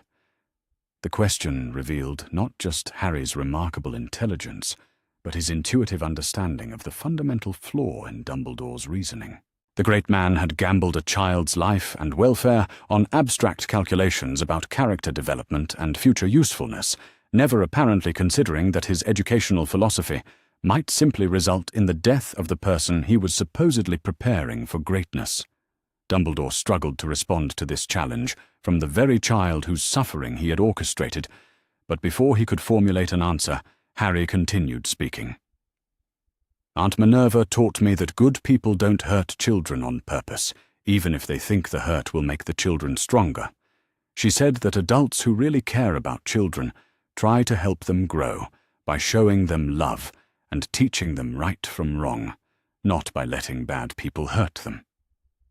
The simplicity and moral clarity of Harry's statement provided a devastating contrast to Dumbledore's complex justifications. Here was a 7-year-old child, a victim of the policies being defended, articulating a philosophy of child welfare that was both more humane and more practical than the abstract theorizing of one of magical Britain's most celebrated intellectuals. The remainder of Dumbledore's testimony did little to rehabilitate his position. His attempts to invoke prophecy and destiny as justifications for his decisions were met with increasingly skeptical questions from Wizengamot members, who seemed more concerned with the concrete harm that had been inflicted than with theoretical benefits that might have resulted. When Vernon and Petunia Dursley were called to testify in their own defense, their appearance provided a stark contrast to the dignity and intelligence that Harry had displayed during his testimony.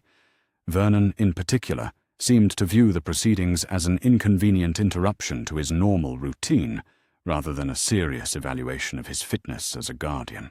"The boy was always difficult," he stated, when asked about his treatment of Harry. "Freakish things happened around him constantly, and we did our best to discourage that kind of abnormal behavior. We provided him with food and shelter, which is more than many children get." His casual dismissal of Harry's magical abilities as freakishness and his characterization of systematic deprivation as adequate care revealed exactly the attitudes that had made him so unsuitable as a guardian for a magical child. But it was when he was questioned about the planned abandonment that his testimony became truly damning. "We never meant any real harm to come to him," Vernon claimed, his face reddening as he attempted to justify what was clearly an indefensible decision. "We just thought he would be better off with people who understood his kind of problems."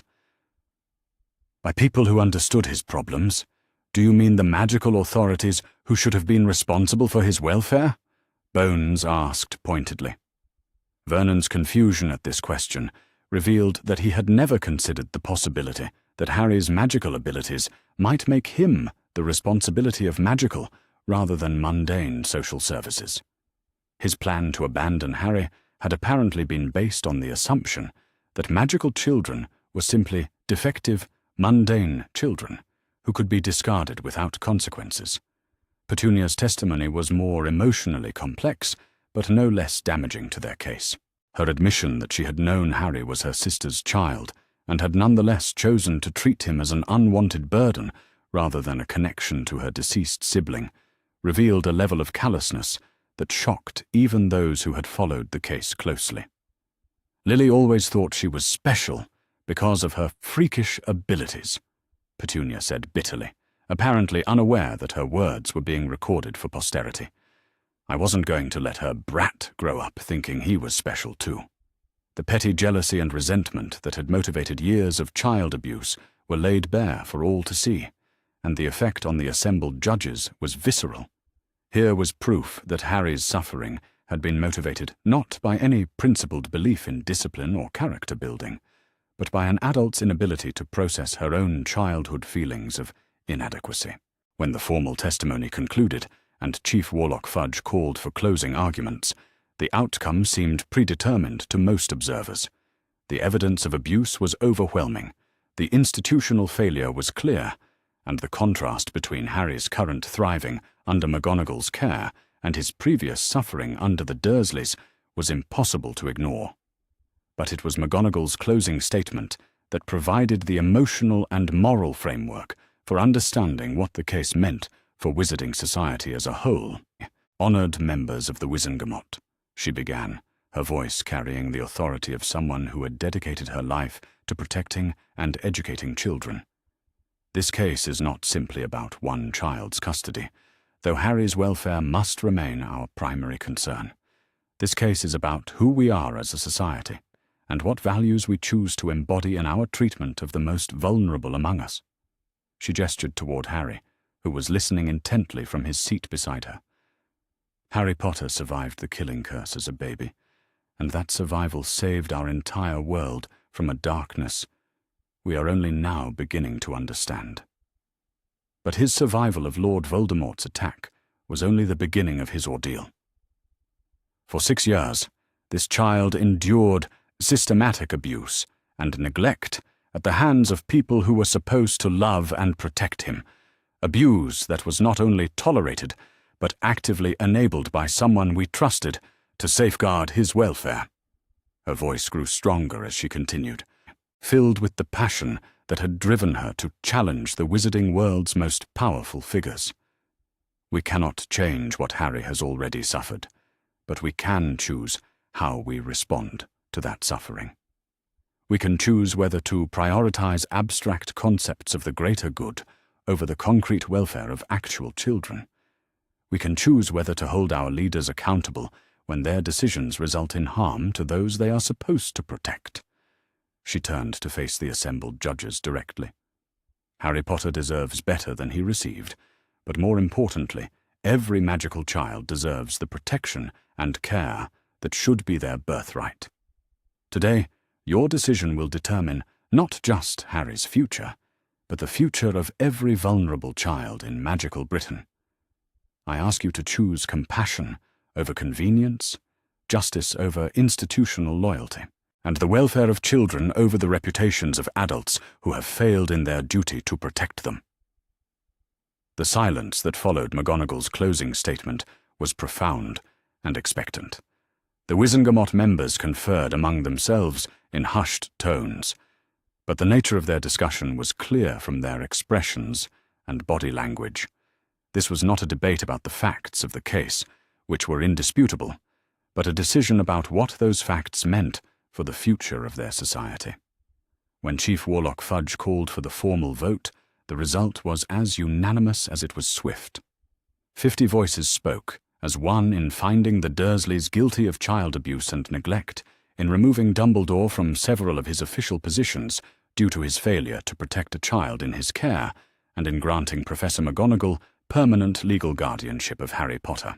But perhaps more importantly, the Wizengamot also voted to implement comprehensive reforms to the system of magical child placement and oversight, ensuring that no child would ever again suffer as Harry had suffered while the adults responsible for their protection looked the other way. As the chamber erupted in applause and the assembled crowd rose to their feet, Harry looked up at McGonagall with an expression of pure gratitude and relief. For the first time in his life, a room full of adults had chosen his welfare over institutional convenience, had prioritized his needs over abstract calculations about the greater good. "Is it really over?" he asked quietly, his voice barely audible above the celebration around them. "It's over," McGonagall assured him, pulling him close in an embrace that conveyed all the love and protection he had been denied for the first 6 years of his life.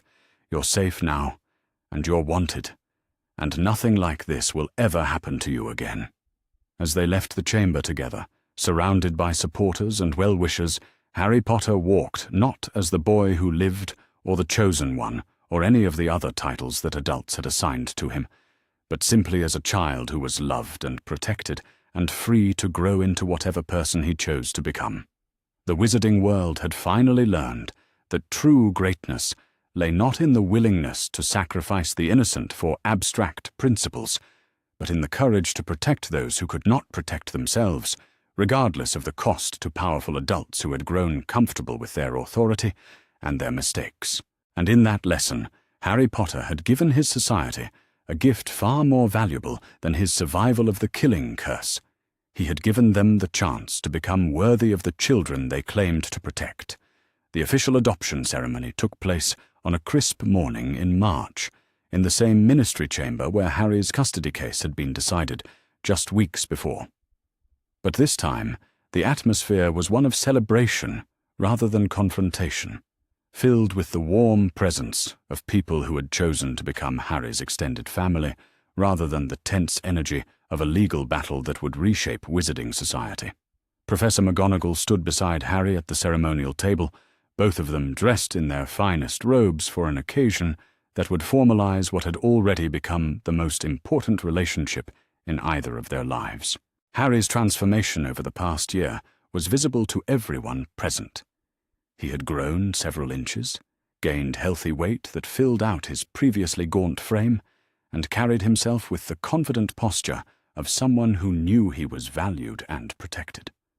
But perhaps most remarkably, his eyes held none of the wariness that had characterized his early interactions with adults. The careful evaluation of potential threats, the unconscious tension that had marked him as a survivor of systematic abuse, had been replaced by the open curiosity and trust that should have been his birthright from the beginning. Harry James Potter, the ministry official intoned in the formal language required for magical adoptions, do you freely choose to become part of Professor McGonagall's family, with all the rights and responsibilities that such a choice entails? Harry looked up at McGonagall, his green eyes bright with happiness that seemed almost too large for his small face to contain. Over the months they had lived together, first at her cottage and then at Hogwarts, they had built a relationship based on mutual respect, genuine affection, and the kind of unconditional love that Harry had never experienced before. "I do," he said clearly, his voice carrying none of the hesitation that might have been expected from someone who had spent his early years learning that adult promises were often broken. "I choose Aunt Minerva to be my family." "And Professor Minerva McGonagall," the official continued, "do you freely choose to accept Harry Potter as your son, with all the legal obligations and emotional commitments that such acceptance requires?" McGonagall's voice was steady, despite the tears that threatened at the corners of her eyes. "I do. I choose Harry to be my son, and I promise to protect him, guide him, and love him unconditionally for the rest of my life." When the final papers were signed and sealed with both their magical signatures, Harry officially became Harry Potter McGonagall, carrying both his birth parents' legacy and his adoptive mother's protection in a name that honored his past while securing his future. The small celebration that followed the ceremony was attended by all the people who had fought for Harry's welfare during the difficult months of legal proceedings. Professors Sprout, Flitwick, and Pomfrey were there, along with Amelia Bones and several of her staff from the Department of Magical Law Enforcement. Even some of Harry's favorite house elves from Hogwarts had been granted permission to attend, their obvious joy at seeing Harry so happy, providing a touching reminder of how many lives his rescue had affected. "Master Harry Potter McGonagall is having the best name now," Dobby declared with characteristic enthusiasm, as he presented Harry with a small gift wrapped in what appeared to be a tea towel decorated with dancing snitches. "Dobby is so proud to know such a brave young wizard." The gift turned out to be a hand-knitted scarf in Gryffindor colours, clearly made by Dobby himself, with the kind of meticulous care that the house elf brought to everything he considered important. Harry wrapped it around his neck immediately, despite the spring warmth, earning a beam of delight from his elvish friend.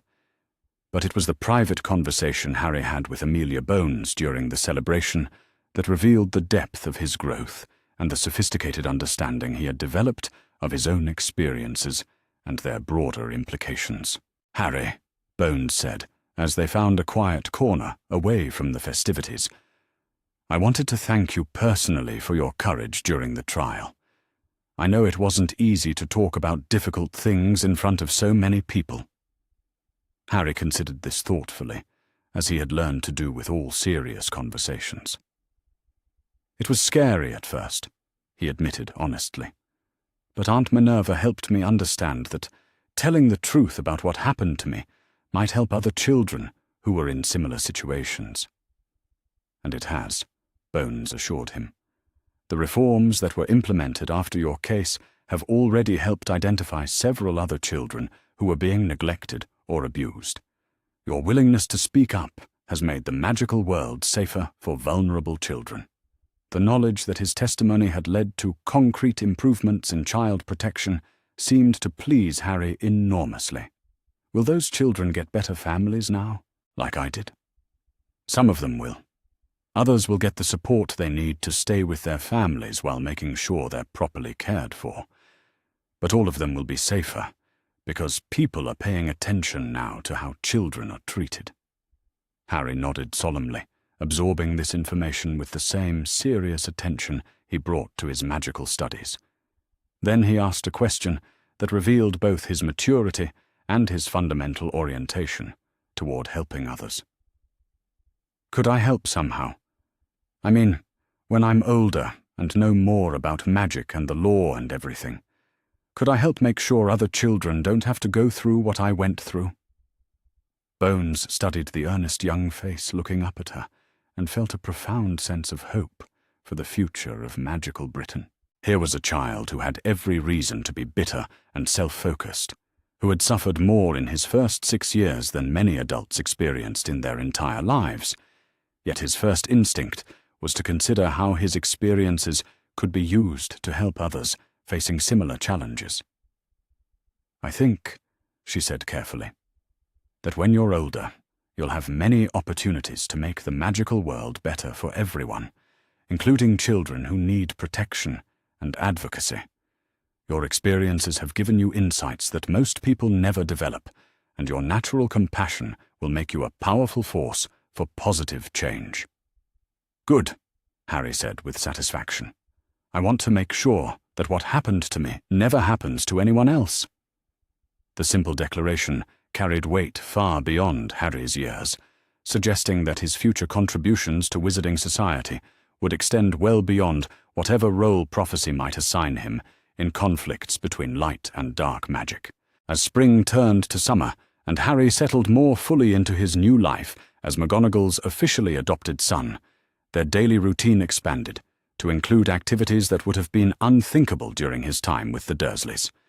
They spent mornings working in the garden behind McGonagall's cottage, not because Harry was required to perform manual labor, but because he had discovered a genuine love for growing things when the work was voluntary, and the results could be enjoyed rather than forbidden.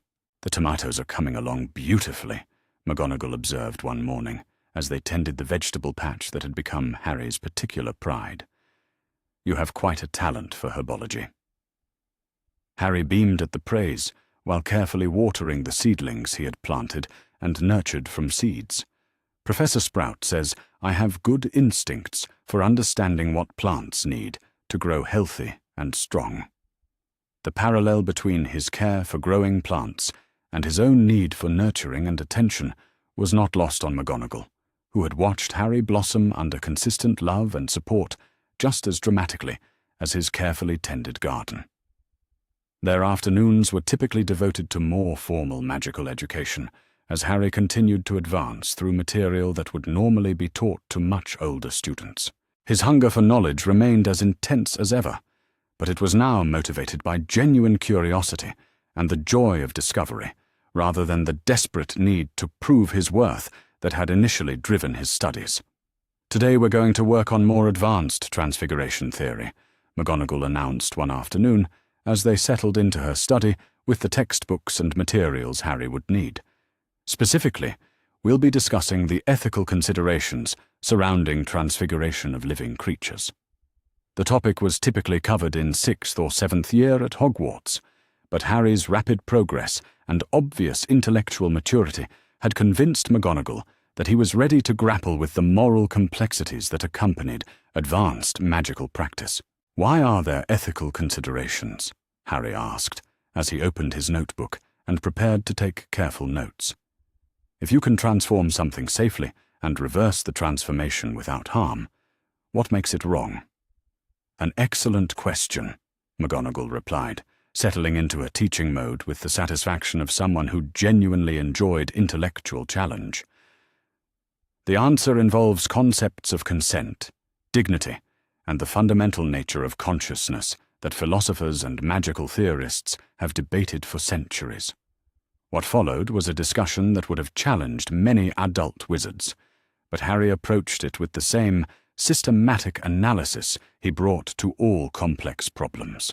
His questions revealed not just comprehension of the technical aspects, but genuine grappling with the moral implications of wielding power over other living beings.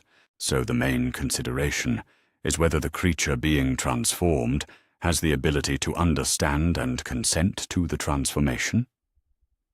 Harry summarized after an hour of detailed discussion. That's one crucial factor, McGonagall confirmed. But there are others as well.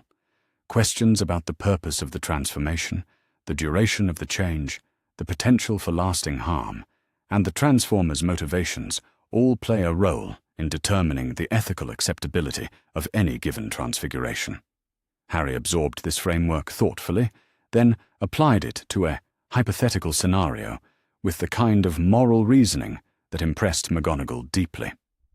So if someone transformed a person into an animal to punish them or humiliate them, that would be unethical even if the transformation was technically perfect and completely reversible. Exactly. The technical mastery of magic is never sufficient justification for its use. The wizard or witch must also consider the moral implications of their actions and take responsibility for any harm that results, intended or otherwise. These philosophical discussions had become a regular part of Harry's education, not because McGonagall believed he needed to master advanced ethical theory at such a young age, but because his natural moral instincts deserved cultivation and refinement. His experiences with abuse and institutional failure had given him insights into power dynamics and responsibility that were rare in someone so young, and McGonagall was determined to help him develop those insights into a coherent ethical framework that would guide his future decisions. But perhaps the most remarkable aspect of Harry's development during this period was his growing involvement in the broader project of reforming magical Britain's child protection systems. What had begun as simple curiosity about the changes resulting from his own case had evolved into serious study of law, social policy, and institutional design. "Aunt Minerva," he said one evening, as they reviewed correspondence from various officials implementing the Wizengamot's mandated reforms, "I've been thinking about the monitoring system they're setting up for magical children in non-magical homes." McGonagall looked up from the letter she was reading, always ready to engage with Harry's increasingly sophisticated observations about policy and implementation. "What about it concerns you?" "Well, the new law says that ministry officials have to check on magical children at least once every 6 months, and that's definitely better than never checking at all. But 6 months is a long time when someone is hurting you every day. What if something happens between the scheduled visits?" The insight was both astute and heartbreaking, revealing Harry's intimate understanding of how much damage could be inflicted in the gaps between official oversight. McGonagall made a note to share his observation with Amelia Bones, who was coordinating the implementation of the new policies. "You're absolutely right," she said seriously. "What would you suggest as an improvement?" Harry had clearly been thinking about this problem for some time, because his response was detailed and well-reasoned. What if magical children had some way to contact help immediately if they were in danger? Like a magical object that could send a message to the ministry or to someone like you who could come help them right away. "That's a fascinating idea," McGonagall replied, genuinely impressed by the practicality and compassion of Harry's suggestion. It would require some complex charm work to create objects that could function reliably even in households where magic is suppressed or unwelcome. But the basic concept is sound. Could we work on developing something like that? I mean, could you teach me the charm work and enchantment principles I would need to help create emergency communication devices for magical children? The question revealed the direction Harry's interests were taking as he grew older and more capable of contributing to solutions rather than simply identifying problems. McGonagall recognized that his desire to help other vulnerable children was becoming a driving force in his educational development, motivating him to master increasingly advanced magical concepts in service of a larger purpose. "I think that's an excellent long-term project," she agreed. "It would require you to study advanced charms, enchantment theory, and probably some arithmancy and ancient runes as well. Are you prepared for that level of academic commitment?" Harry's eyes lit up with the enthusiasm he always showed when presented with challenging learning opportunities. "Yes, definitely. If learning all that could help keep other children safe, then I want to learn everything I can." As the summer progressed and Harry's 8th birthday approached, McGonagall found herself reflecting on the extraordinary transformation she had witnessed over the past 18 months. The frightened, malnourished child she had discovered sleeping on a park bench had become a confident, compassionate young wizard whose intellectual abilities were matched by his moral clarity and his commitment to using his talents in service of others. His birthday celebration was a small affair, held in the garden of their cottage with just a few close friends and colleagues in attendance. But the contrast with Harry's previous birthdays, which had been ignored entirely by the Dursleys, made even this modest gathering feel momentous. "Make a wish before you blow out the candles," Professor Sprout instructed, as she presented Harry with a cake decorated with magical flowers that bloomed and changed colors in response to his proximity. Harry closed his eyes and appeared to consider his wish carefully before extinguishing all 8 candles with a single breath. When McGonagall asked later what he had wished for, his answer revealed both his happiness with his current situation and his growing sense of responsibility for others. "I wished that every magical child who needs help will find someone like you to rescue them," he said simply. "Someone who will choose to protect them, even when it's difficult or dangerous." The wish encapsulated everything that Harry had learned about the power of individual choice and moral courage in the face of institutional indifference. His own rescue had been possible because one adult had chosen to act on her convictions rather than accepting systematic failure as inevitable, and he understood that similar individual choices would be necessary to protect other vulnerable children in the future. As autumn approached, and Harry prepared to begin more formal magical education in preparation for his eventual attendance at Hogwarts as a regular student, McGonagall realized that her initial goal of providing Harry with safety and love had evolved into something far more significant. She was not simply raising a rescued child, but nurturing someone whose experiences and insights would make him a powerful advocate for justice and protection throughout his life. The boy who had once believed himself to be a worthless freak was becoming a young wizard of extraordinary promise, someone whose combination of natural talent, hard-won wisdom, and deep compassion would make him a force for positive change in whatever challenges lay ahead. But perhaps most importantly, Harry Potter McGonagall was growing up with the unshakable knowledge that he was loved unconditionally, that his welfare mattered to the adults responsible for his care, and that his voice and opinions were valued by the people who shaped his world. That foundation of security and love would prove to be the most powerful magic of all, more transformative than any spell or potion, more protective than any charm or ward. It was the magic of belonging, of being chosen and cherished, of knowing that someone would always fight for your right to safety and happiness.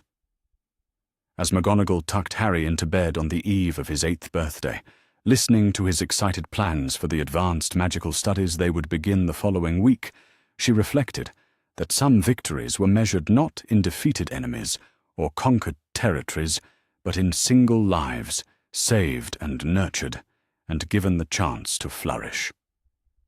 Harry Potter's rescue had begun as an act of individual conscience, one teacher's refusal to accept institutional failure as inevitable.